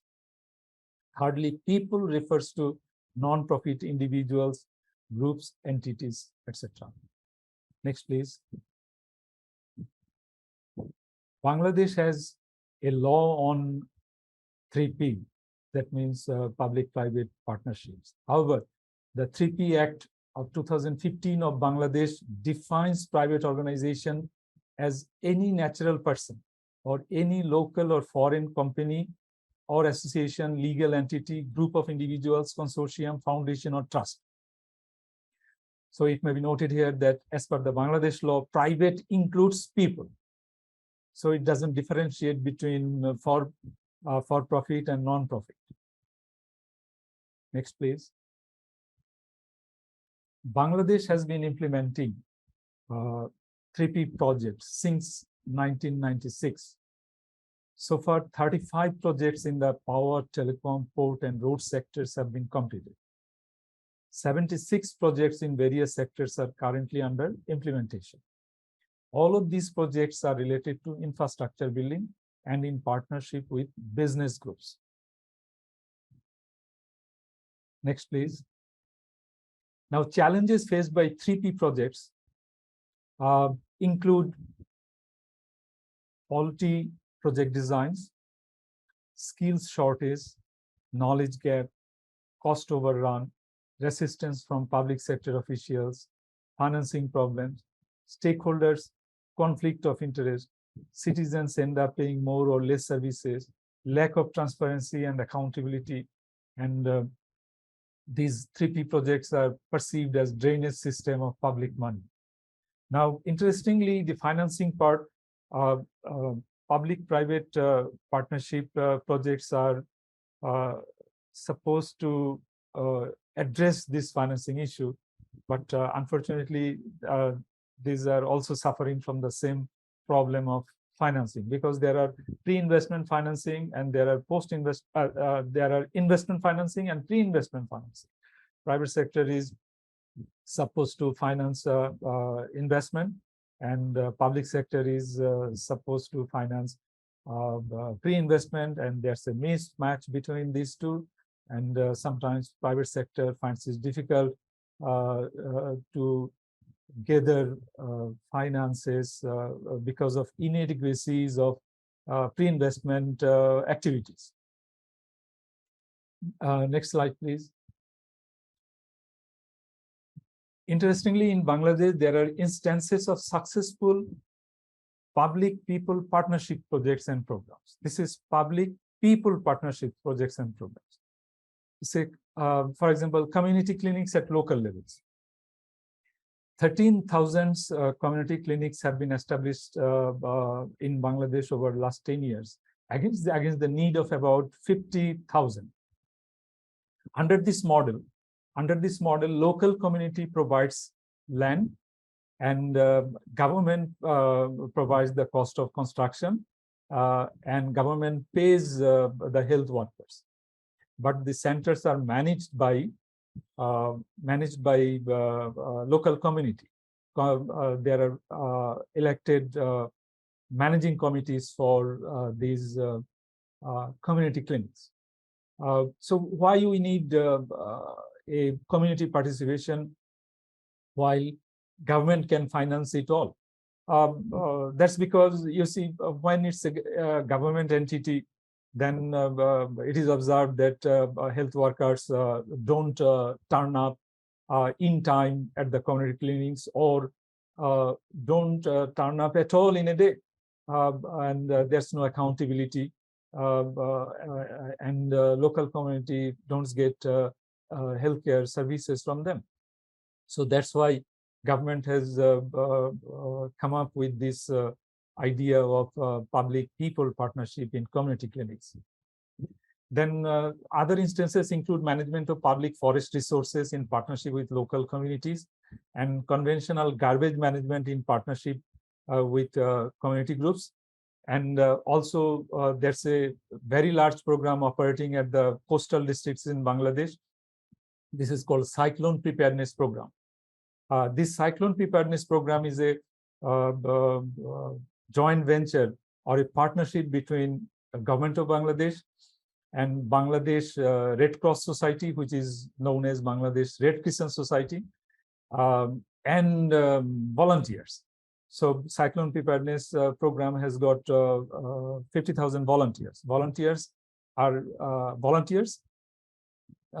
They receive no payment, and government pays the operating cost, and Bangladesh Red Cross or Red Crescent Society manages this program. They are operating in 13 coastal districts, and this has been a very successful cyclone mitigation program in Bangladesh. Next, please. Prospective areas for 4P collaboration in Bangladesh include coastal embankment, coastal afforestation, desalination systems in coastal areas, solar-powered street light system, non-conventional waste management system, scaling up adaptive technologies, housing for climate victims at hotspots, skills enhancement programs for climate hotspots, and health and sanitation. Next, please. Now, advantages of 4P projects programs include increased accountability, increased transparency, scaling up of smaller initiative, win-win situation for all, achieving more with less public investment, increased citizen satisfaction, and increased trust in government. Next, please. There are few prerequisites for successful operationalization of 4P projects and programs. Currently, there is no policy framework for 4P in Bangladesh. Regulations and guidelines are required for the following: technical assistance financing, viability gap financing, guidelines for unsolicited proposals, procurement guidelines, contract template, etc. That's because, you see, local governments are not equipped or they do not have the required skills. So these policy framework has to be created at the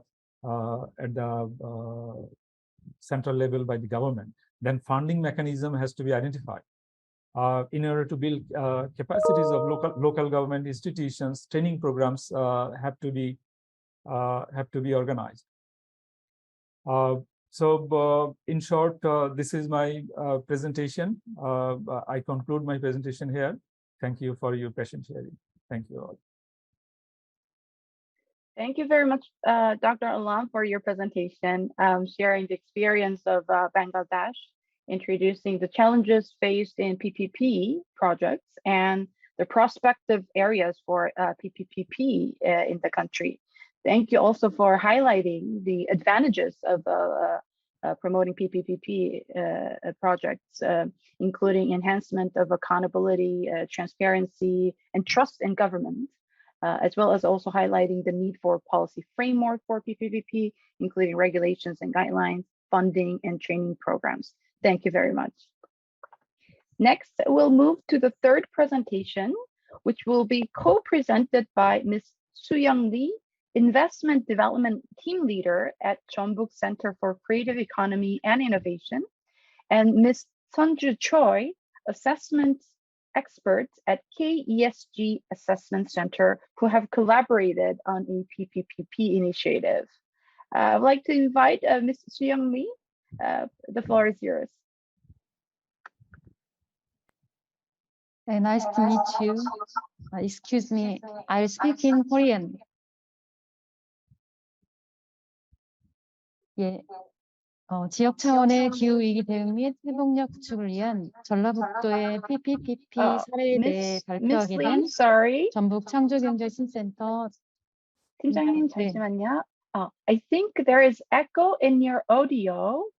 Could you kindly maybe use a headset or maybe speak a bit closer to the microphone? I think that may help solving the issue. 네네. or maybe there's another device near you that may create the echo. 여기를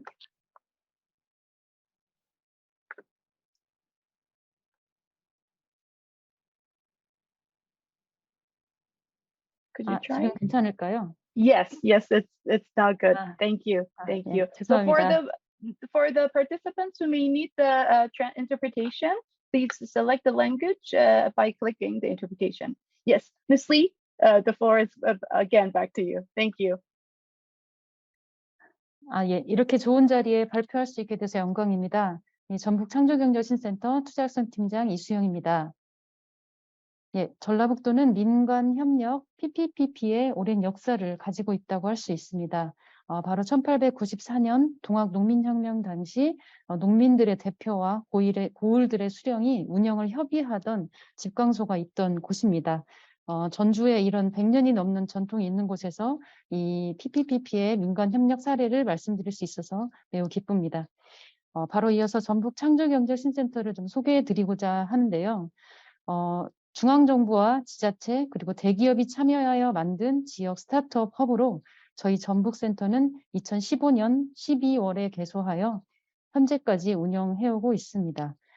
지역의 혁신 창업을 통한 전북경제 원동력 확보라는 비전 아래 혁신 스타트업 발굴 및 육성, 지역 혁신 창업 생태계 활성화라는 목표를 가지고 있으며 중앙정부와 지자체의 국도비 지원, 대기업 효성의 기술 교류 및 유무형의 자원 지원을 통한 스타트업 지원 협력으로 창업 활성화와 지역 특화 기업 육성, 청년 지원 등의 활동을 활발히 진행하고 있습니다.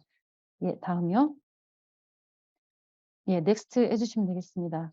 예, 오늘 소개해드리고 싶은 사례는 전북 리빙랩 네트워크입니다. 리빙랩은 실제 생활 현장에서 사용자와 생산자가 공동으로 혁신을 만들어가는 실험실을 의미하는데요.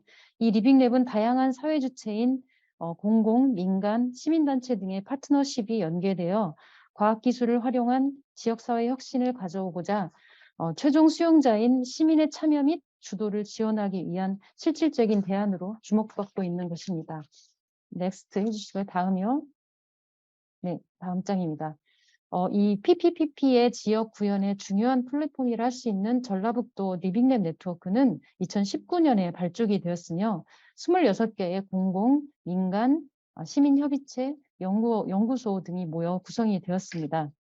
2020년과 2021년을 거치면서 농업 분야 리빙랩과 소프트웨어 분야 리빙랩은 지역 내 여러 기관으로 인식되고 확장 운영되는 성과를 내었고 관련된 퍼실리테이터 양성 교육을 통한 전문가 교육 또한 진행이 되었습니다. 2022년에는 지역 특화 리빙랩 사례들로 사회혁신 사업 및 도시재생, 스마트시티, 그리고 대학 등이 연계되어 구성기관 간 연계 협력 사업으로 확장이 되게 되었습니다. 다음 PT요.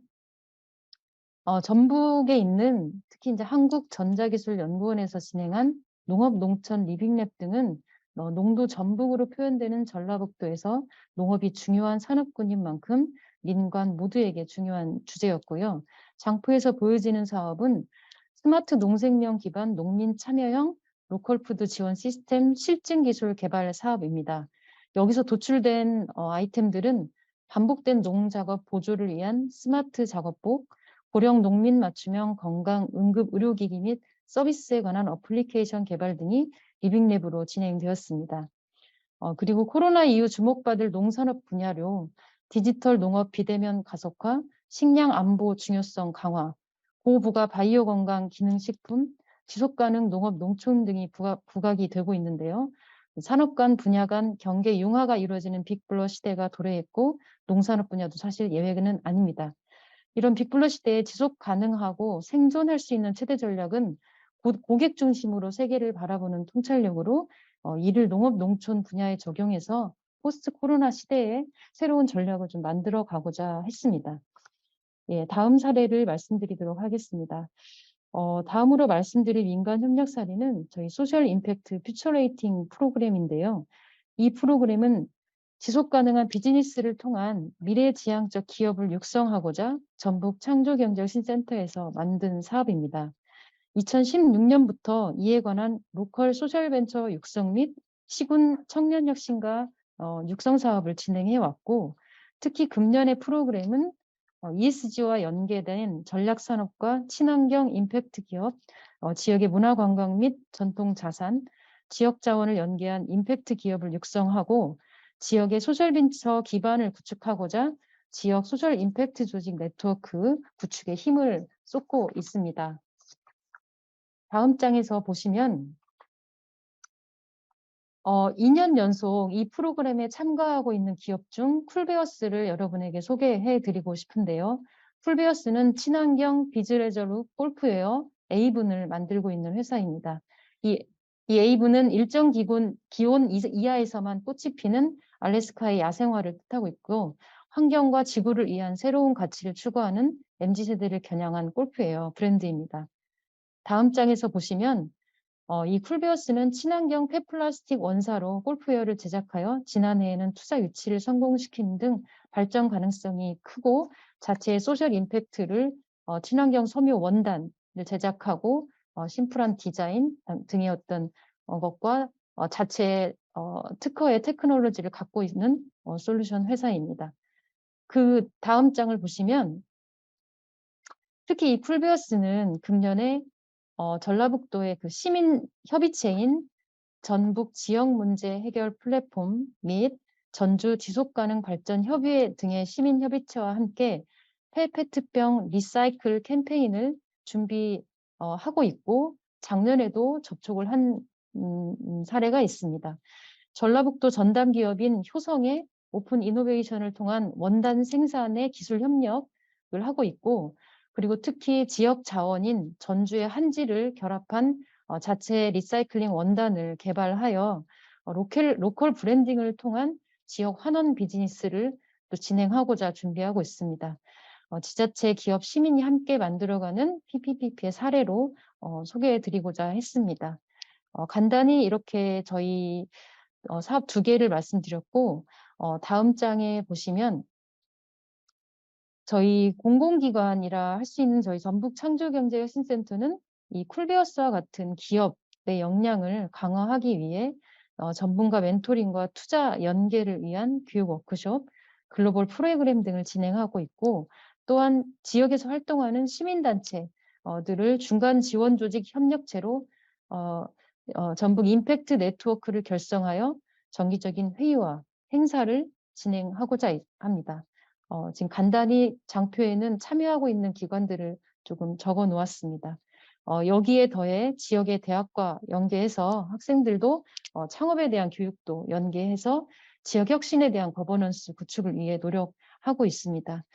기업 육성을 주로 업무로 하고 있는 저희가 볼 때는 미래지향적인 기업이 나오기 위해서는 그들이 성장하기 위한 토대를 만들고 함께 협력할 지역의 자원, 사람과 공간 등이 어우러지고 이를 연계되어 혁신적인 해결을 도출하기 위한 파트너십이 쉽게 연결되어야 한다고 생각하고 있습니다.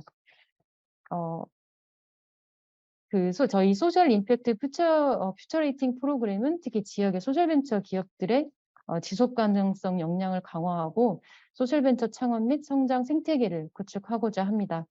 시민단체인 중간지원 조직 간의 연대로 사람 중심의 뼈대가 구축되고 지역의 임팩트가 더욱 활성화되리라 생각합니다.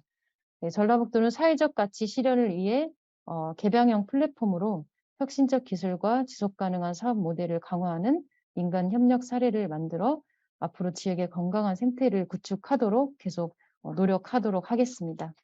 네, 저희 발표는 여기까지 진행하도록 하고 있고요. 바로 이어서 최선주 대표의 발표가 이어지겠습니다. 네, 바로 이어서 진행하겠습니다. 발표 자료를 조금 네. Thank you. I will speak Korean. 안녕하세요. 지금 잘 들리시나요? Yes, we can hear you very well. Thank you.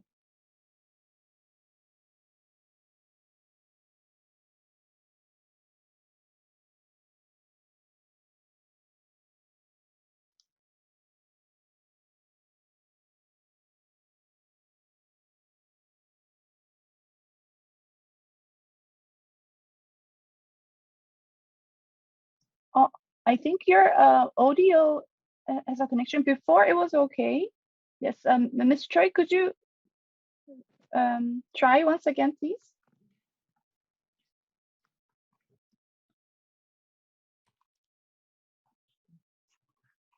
잘 들리시나요? Yes, now we can hear you. Yes, yes. thank you. Thank you. I will speak in Korean. 안녕하세요. 기후변화 대응과 회복력 구축을 위한 공동의 선택 PPPP를 발표하게 된 KESG 평가원 전문위원 최선주입니다. Next.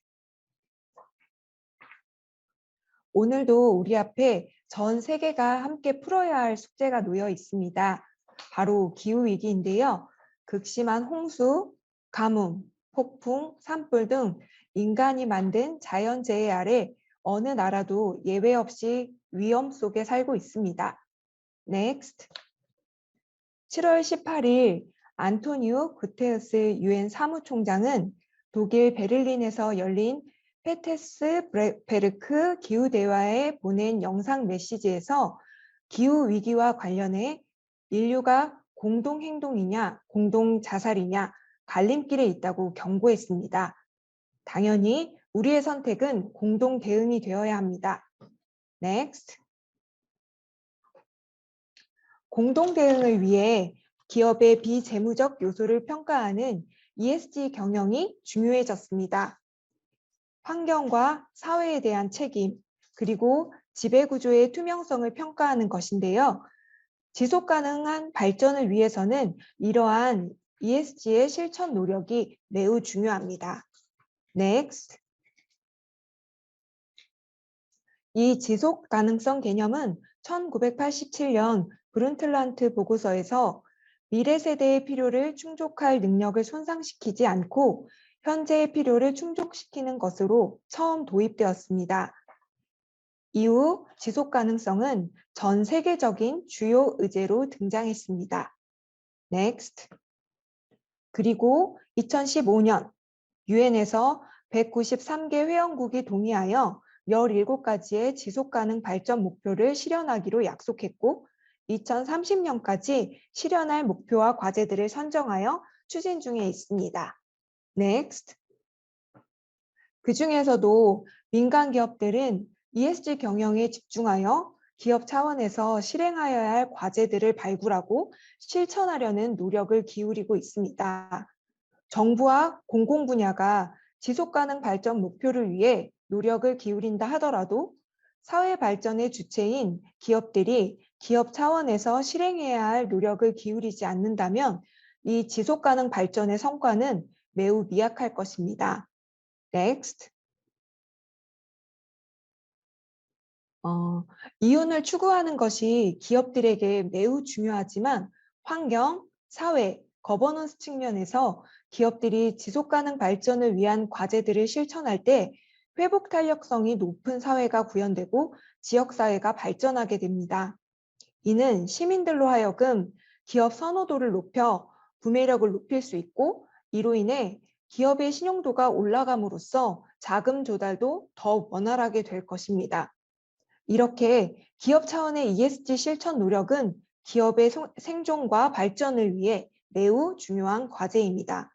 그러나 지역사회에서는 아직 ESG에 대한 인식과 공공 분야의 지원이 미약한 실정입니다. 따라서 민간 기업의 ESG 실행과 구현을 위한 시민사회의 지원과 노력이 필요합니다. Next.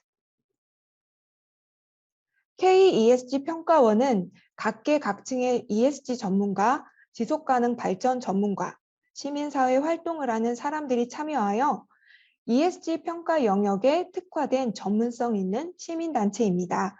이 평가원은 독자적 평가 모형을 기반으로 다양한 조직의 특성을 반영한 ESG 평가를 수행하는 전문 기관입니다. 각계각층의 전문가들이 참여하여 민간 기업의 ESG 실천을 위한 현 수준을 진단하고 앞으로 ESG에 대한 기업의 인식 개선, 경영 전략, 사업 계획 수립에서 개선해야 할 일들을 자문하고 가이드해 줄 수 있는 역량이 있습니다. 전북 지역에서는 전북 창조경제혁신센터가 스타트업 등 중소기업을 대상으로 ESG 경영 역량을 높일 수 있는 다양한 지원 사업을 진행하고 있는데요. KESG 평가원은 전북 창조경제혁신센터와 협력하여 전문적인 ESG 진단과 평가, 컨설팅을 통해 전북 지역 내 스타트업 등을 대상으로 ESG 역량을 강화시킬 필요가 있다고 생각하여 협력 사업을 수행하고 있습니다. 먼저 next. 네. 먼저 공공 분야인 전북 창조경제혁신센터는 지자체 등 공공기관이 출자하여 만들어진 제3섹터로서 스타트업의 성공적인 기업 경영을 위해 교육, 컨설팅, 자금 등 다양한 방식으로 전라북도 기업들을 지원하고 있습니다. 또한 ESG 경영 역량 강화를 위한 스타트업의 인식 개선과 경영 전략 수립을 위해 ESG 전문기관인 KESG 평가원과 협력하고 있습니다.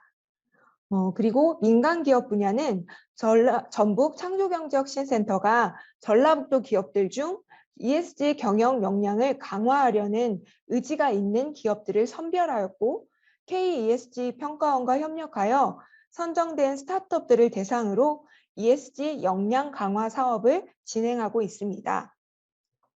시민 및 시민단체 분야는 전북 창조경제혁신센터가 전문적인 ESG 관련 시민단체인 KESG 평가원을 선정하였고 KESG 평가원은 전북 지역의 전문가는 물론 중앙의 전문가들로 평가위원을 구성하였습니다. 이에 따라 전문적인 ESG 역량을 바탕으로 전북 지역 스타트업들의 ESG 역량을 진단 및 평가하고 그 결과를 바탕으로 기업에 맞춤형 컨설팅을 제공할 것입니다. 앞으로의 전망과 가능성을 말씀드리겠습니다. 전북 창조경제혁신센터, 전라북도 기업, 그리고 KESG 평가원의 협력은 공공, 민간기업, 시민단체의 긴밀한 소통과 협력으로 상호 신뢰가 지속될 수 있는 환경을 마련할 것입니다. 이를 위해서는 공공 분야와 민간기업, 시민단체가 협력하여 구체적인 민관협력의 목표와 기준을 정립하고 민관협력의 이행 상황에 대한 모니터링과 성과평가를 토대로 피드백을 진행하면서 지속적인 상호협력을 강화하려는 노력이 필요합니다. 또한 민간기업의 상황과 여건에 맞는 ESG 역량이 강화될 수 있도록 시민단체인 KESG 평가원의 ESG 컨설팅 기능과 역량이 제대로 뒷받침되어야 합니다. KESG 평가원은 전북 창조경제혁신센터와 긴밀히 협의하여 스타트업 진단과 평가, 전문적인 조언과 컨설팅을 통해 스타트업들의 ESG 구현을 위해 지속적인 노력이 필요합니다. 마지막으로 민간기업들도 ESG 역량 강화를 위해 컨설팅에 맞춰 현장에서 이행하려는 의지와 노력이 필요합니다. 결론을 말씀드리겠습니다.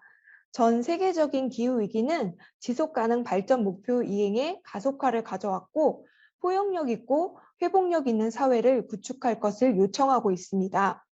민간이 파트너십을 구축하고 협력하면서 기업이 지속 가능한 비즈니스를 할 수 있도록 돕는다면 점차적으로 지역 격차는 해소되고 건강한 지역 생태계가 마련될 것입니다.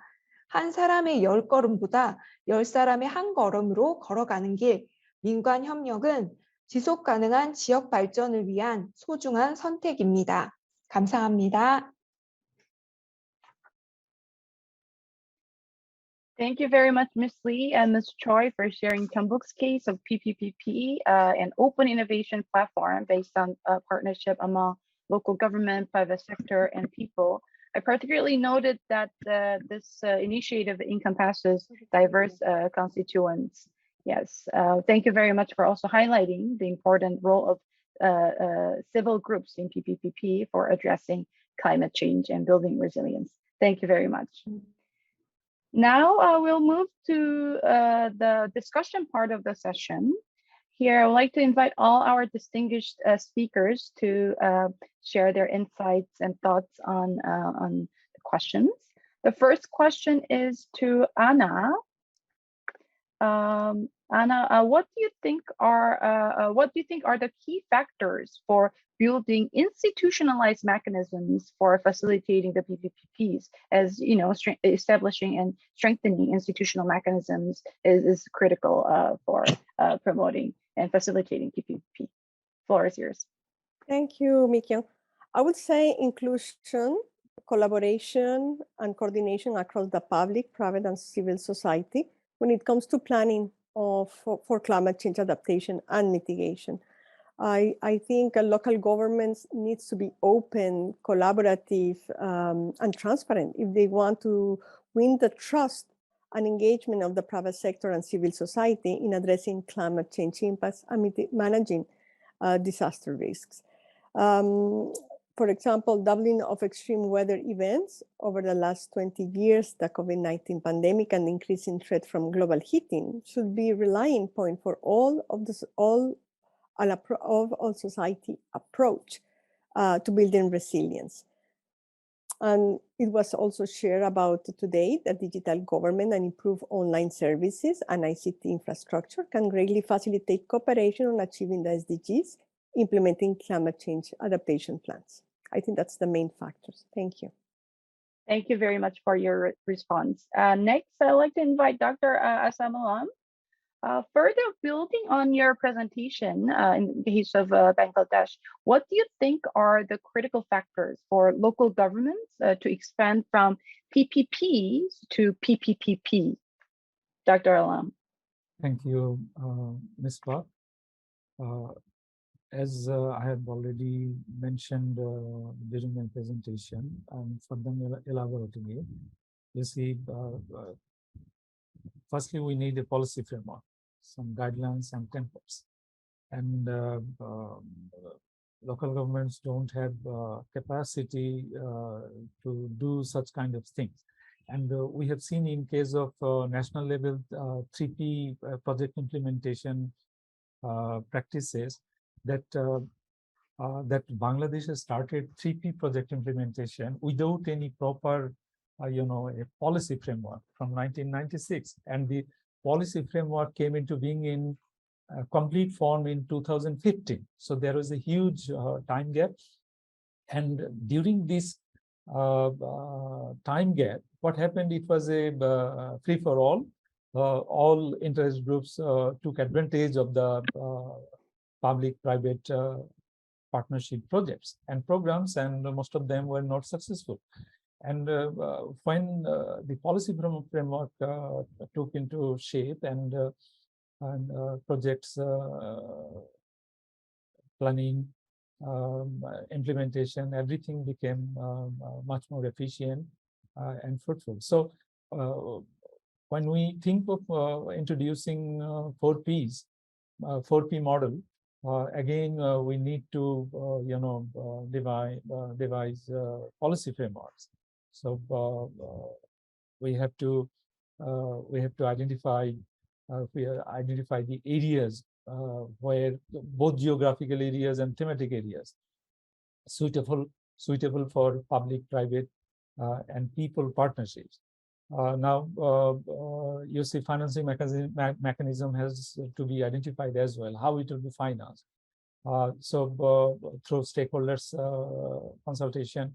So this has to be arranged. Now, alluring private sector into climate change adaptation or mitigation projects is a challenging one. You see, private sector naturally will be interested in profit making. This is for profit. So if there's no profit, they won't be interested. But climate change projects, particularly to address to build resilience, may not be profitable at the long run. So private sector has to be given special incentives, and various fiscal measures can be introduced, like tax holidays or tariff reduction or remission, special or concessional loans, or even outright subsidy from the government to survive the initial phase. Otherwise, private sector may not be interested. So our options are, you see, providing, it has to be either fully funded by the government, and because of the limitation of the funding, government can't do everything. Now, even if government subsidizes private sector investment with the, say, for 50% investment from the private sector will increase the total benefits of the community. So this kind of new thinking is needed. If we rely on traditional model of financing by the private sector for climate change adaptation and mitigation projects, this may not be successful. So there's a lot of factors here for if we want to bring private sector into the scenario. And capacity building and awareness raising are also very critical factors, as I have mentioned before. Thank you, Ms. Park. Thank you very much, Dr. Alam, for your response. Next, I would like to invite Ms. Young Lee. As you're in charge of investment development, what do you think are the key factors for mobilizing sustained investment for climate action and resilience building, including in resilient infrastructure? Ms. Lee.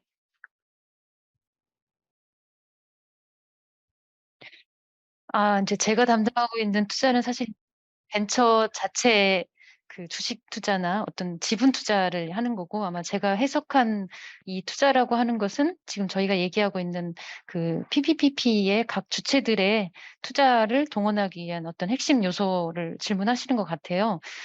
사실은 뭐 공공이나 기업이나 아니 시민들의 각자의 니즈를 좀 잘 파악해서 그걸 끌어내는 게 중요하다고 생각하는데, 공공과 같은 경우는 사실은 뭐 앞에도 계속 얘기 나왔지만 강력한 리더 마인드가 아주 중요하다고 생각합니다.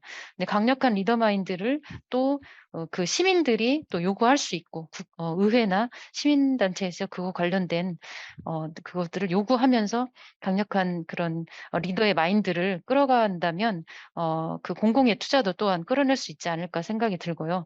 기업과 같은 경우에는 사실 이제 그 기업의 니즈 또한 어떤 새로운 시장 마켓을 창출하는 거기 때문에 지금 최근에 그 ESG 관련된 그 기업의 비재무적 가치를 많이 그 지금 지향하고 있기 때문에 그런 니즈들을 사실은 많은 문제 해결을 통해 새로운 시장을 발굴하고 하는 지점들을 연결한다면 기업들의 투자도 충분히 끌어낼 수 있다고 생각을 합니다. 그래서 그런 세 가지의 주체들이 결합이 되고 또 이런 리빙랩과 같은 다양한 사업들이 지역에서 활발히 진행이 된다면 이런 민간 협력과 다양한 투자 요소들도 끌어낼 수 있을 거라고 생각을 합니다. 예.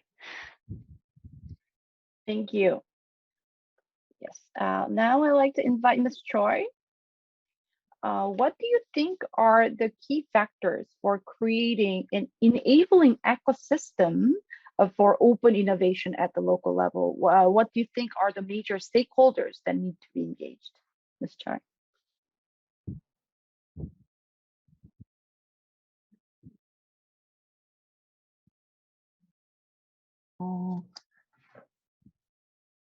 혁신의 그 주요 이해관계자는 공공, 민간기업, 시민단체, 그리고 사람들이라고 생각합니다.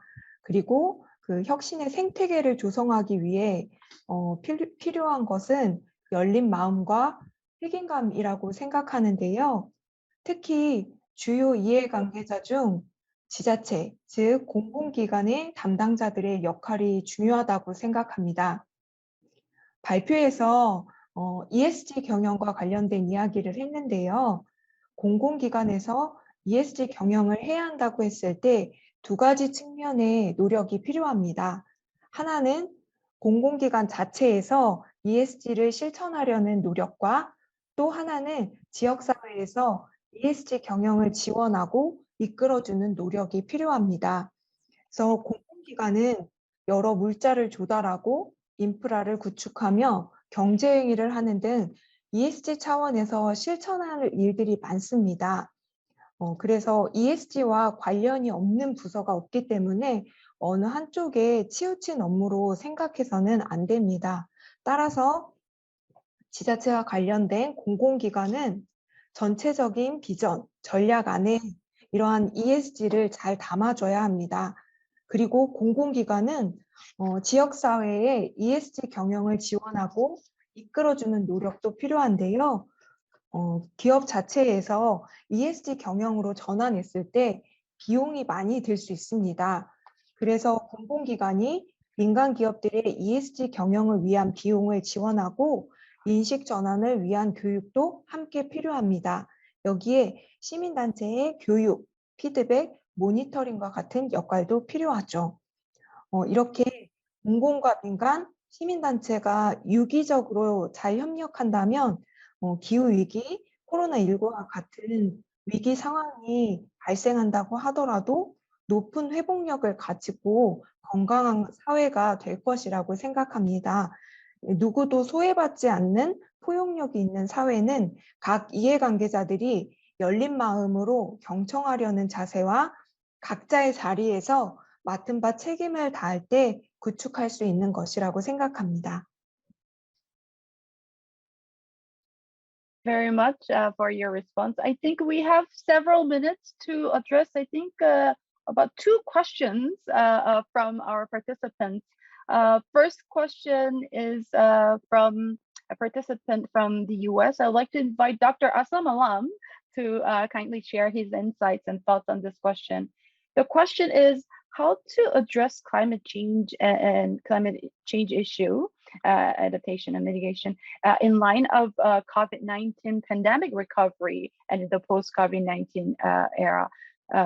If Dr. Aslam Alam, if you could kindly maybe share your thoughts particularly from the perspective of local government and also in connection with the PPPP, if possible, that will be appreciated.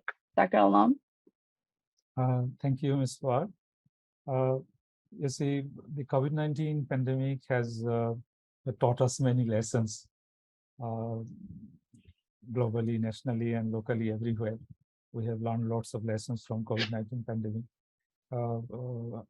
You see, the pandemic has exposed all the limitations of our social protection system, our healthcare system,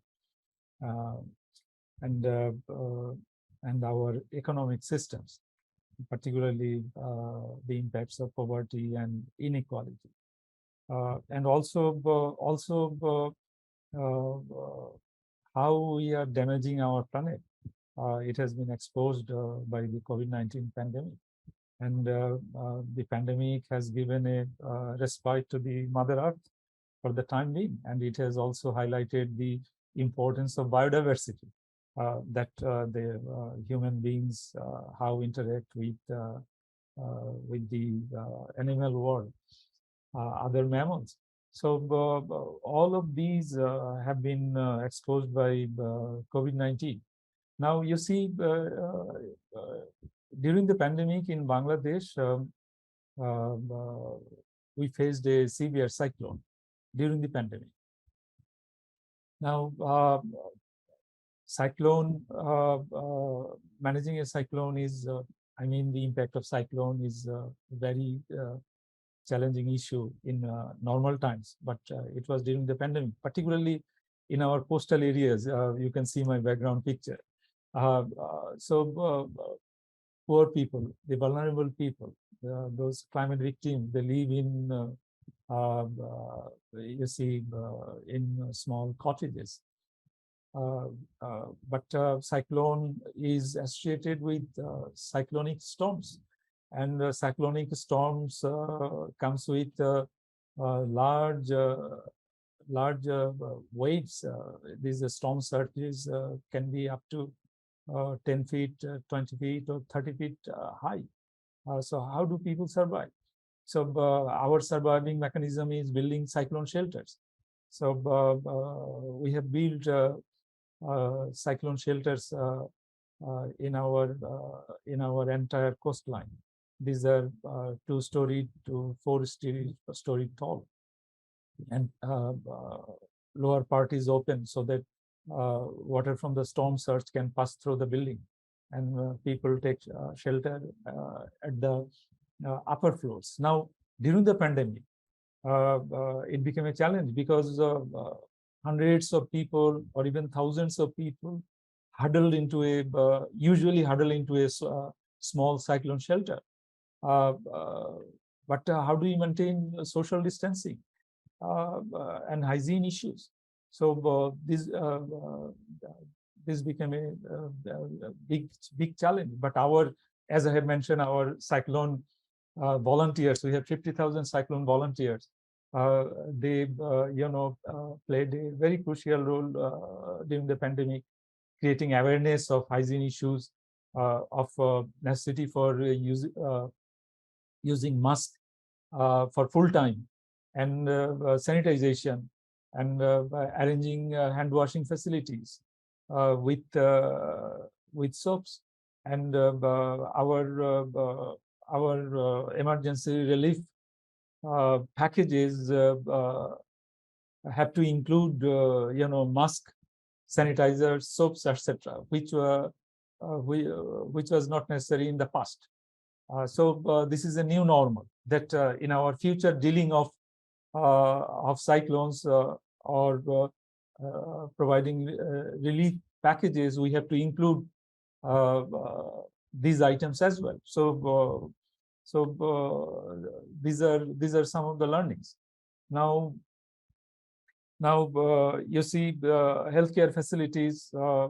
Every cyclone leaves hundreds of thousands of people sick or injured. So healthcare facilities are needed. As I have mentioned about community clinics. Now we don't have enough community clinics. Now community clinics, we need to build many more community clinics at the vulnerable areas. So private sector can join up public and people's efforts. So appropriate mechanism has to be developed so that private sector can participate in building these community clinics. Then coastal embankments, afforestation program. These are cyclone risk reduction measures. So which are presently done by public sector in participation with communities. So there's a scope of participation by private sector with appropriate policy interventions. So in short, this is my answer to the question. I don't know whether I have answered it probably. Thank you, Ms. Park. Thank you very much, Dr. Alam. Just one quick last question, since the session is getting delayed.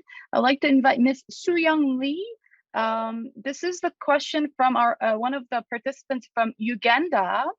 The question is, how can business organizations be brought on board? So I think further building on your previous answer, could you share your insights and what are the strategies and approaches for local governments to forge effective partnership with the private sector? Considering the time constraint, if you could kindly make your response brief, it will be much appreciated. Ms. Lee, thank you.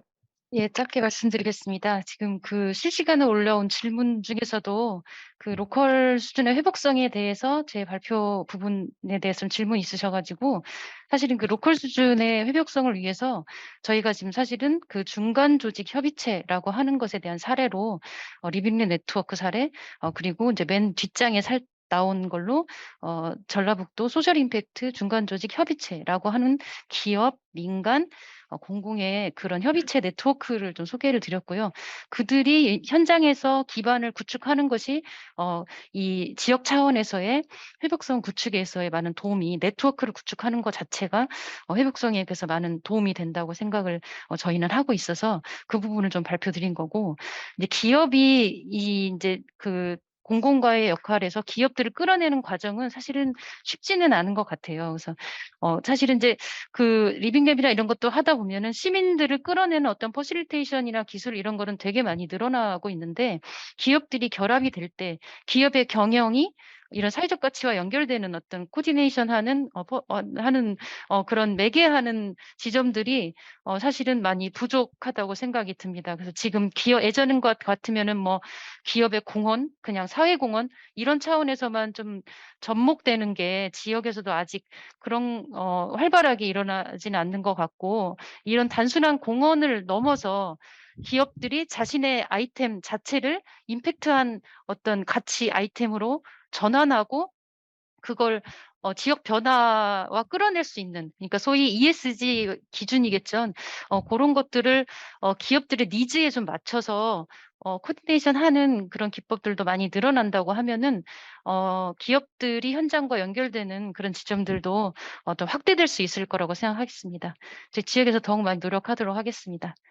예, 감사합니다. Thank you very much for your response.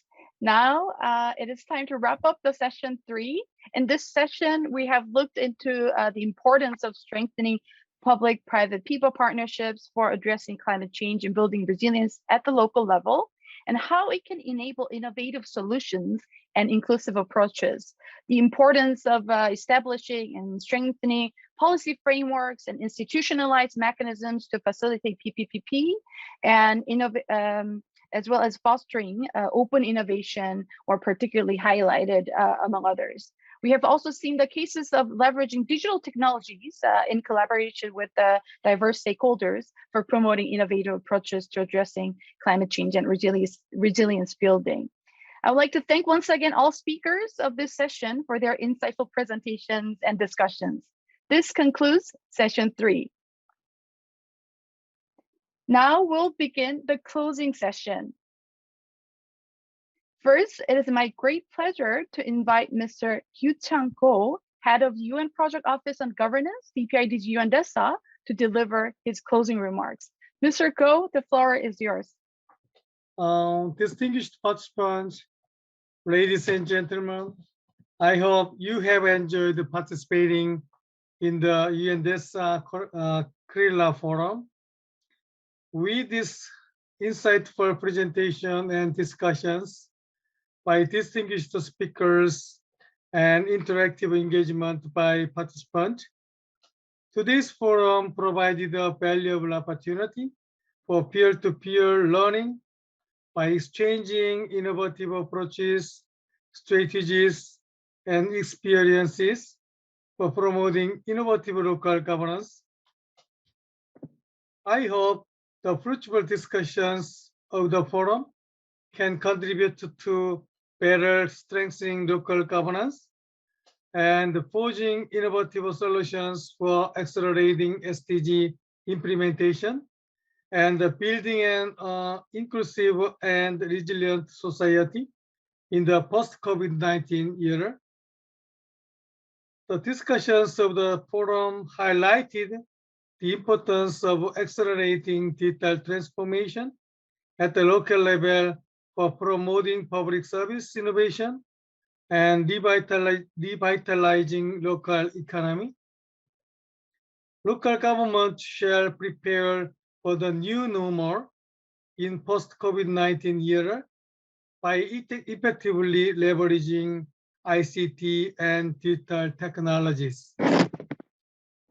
It was also emphasized local governments need to effectively harness innovation and provide inclusive public service to all citizens. Engagement and participation of local communities and vulnerable people in the policy processes is also highly essential for fostering social inclusion and leaving no one behind. Moreover, the need for whole of society and people-centered approach to addressing climate change and building resilience, particularly by forging public-private people partnerships, was discussed. Establishing institutionalized mechanisms for facilitating PPPs and collaborating with diverse stakeholders are particularly crucial for creating an enabling ecosystem can lead to open innovation at the local level. To achieve all this, it is important to build new capacities and skills of public servants at all levels, as well as other relevant stakeholders in the society. It is also essential to foster new mindsets, such as innovative, digital, collaborative, and inclusive mindset. In this regard, UN DESA, DPIDG, UNPOG will make each continued endeavors to support member states with strengthening public governance capacities at all levels for accelerating the pace of achieving the SDGs and building an inclusive and resilient society. We look forward to the continued collaboration with the member states and our partners in addressing this challenging issue requires concerted efforts and actions. We will also continue our role in promoting partnerships among countries and relevant stakeholders and facilitating knowledge transfer and exchange of innovative practices. UNPOG has created an online discussion board on its website for continued exchange of ideas and partnership building among participants even after the forum. Lastly, please allow me to extend my sincere appreciation to all speakers for their insightful presentation, to Jeollabuk-do and the Jeonbuk Center for Creative Economy and Innovation for their kind support, and to colleagues of KRILA for their great collaboration and contributions to make this forum successful. Thank you for attention. Thank you. Thank you very much, Mr. Ko, for your closing remarks. Next, it is my great pleasure to invite Mr. Il-jae Kim, President of the Korea Research Institute for Local Administration, KRILA, to deliver his closing remarks. Mr. Kim, the floor is yours. Thank you. Ladies and gentlemen, and those of you who are online, I would like to thank all who attended the forum and helped to make it such a successful event. Today, I found that more than 170 people have attended the forum. It's wonderful. We have heard the experiences and examples of good practices at local, national, and regional and international levels that can help guide the way forward. Some clear themes struck me through the session. First, in the post-pandemic era, digital transformation at the local government level for public service innovation and revitalization of local economy is indispensable. The endeavor that Korea has currently put forth to construct digital platform government will provide diverse approaches for accelerating the implementation of the sustainable government development goals at the local level. Second, in the post-COVID-19 era, we need to promote participation of the vulnerable people in local governance. To do so, a paradigm shift from old governance to the more innovative local governance is inevitable. Lastly, in order to successfully respond to the climate change, one of the biggest challenges for our society, it is paramount to establish collaborative partnerships among public, private, and local residents. Ladies and gentlemen, success requires collective action and whole of society approaches. The challenge is ultimately one of leadership, and we all need to do our part. I thank all panelists and all of you for your participation. and the important contributions to this forum. It was wonderful to have such a diverse and numerous audience members here today virtually. I would like to express my renewed appreciation to our co-host, United Nations Project Office on Governance, and to the UN DESA for their continued partnership and support. I hope that today's lesson learned responded to your interest and expectation, and that they have been for you as productive and insightful as they have been for me. Stay safe, stay healthy. Thank you so much, everyone.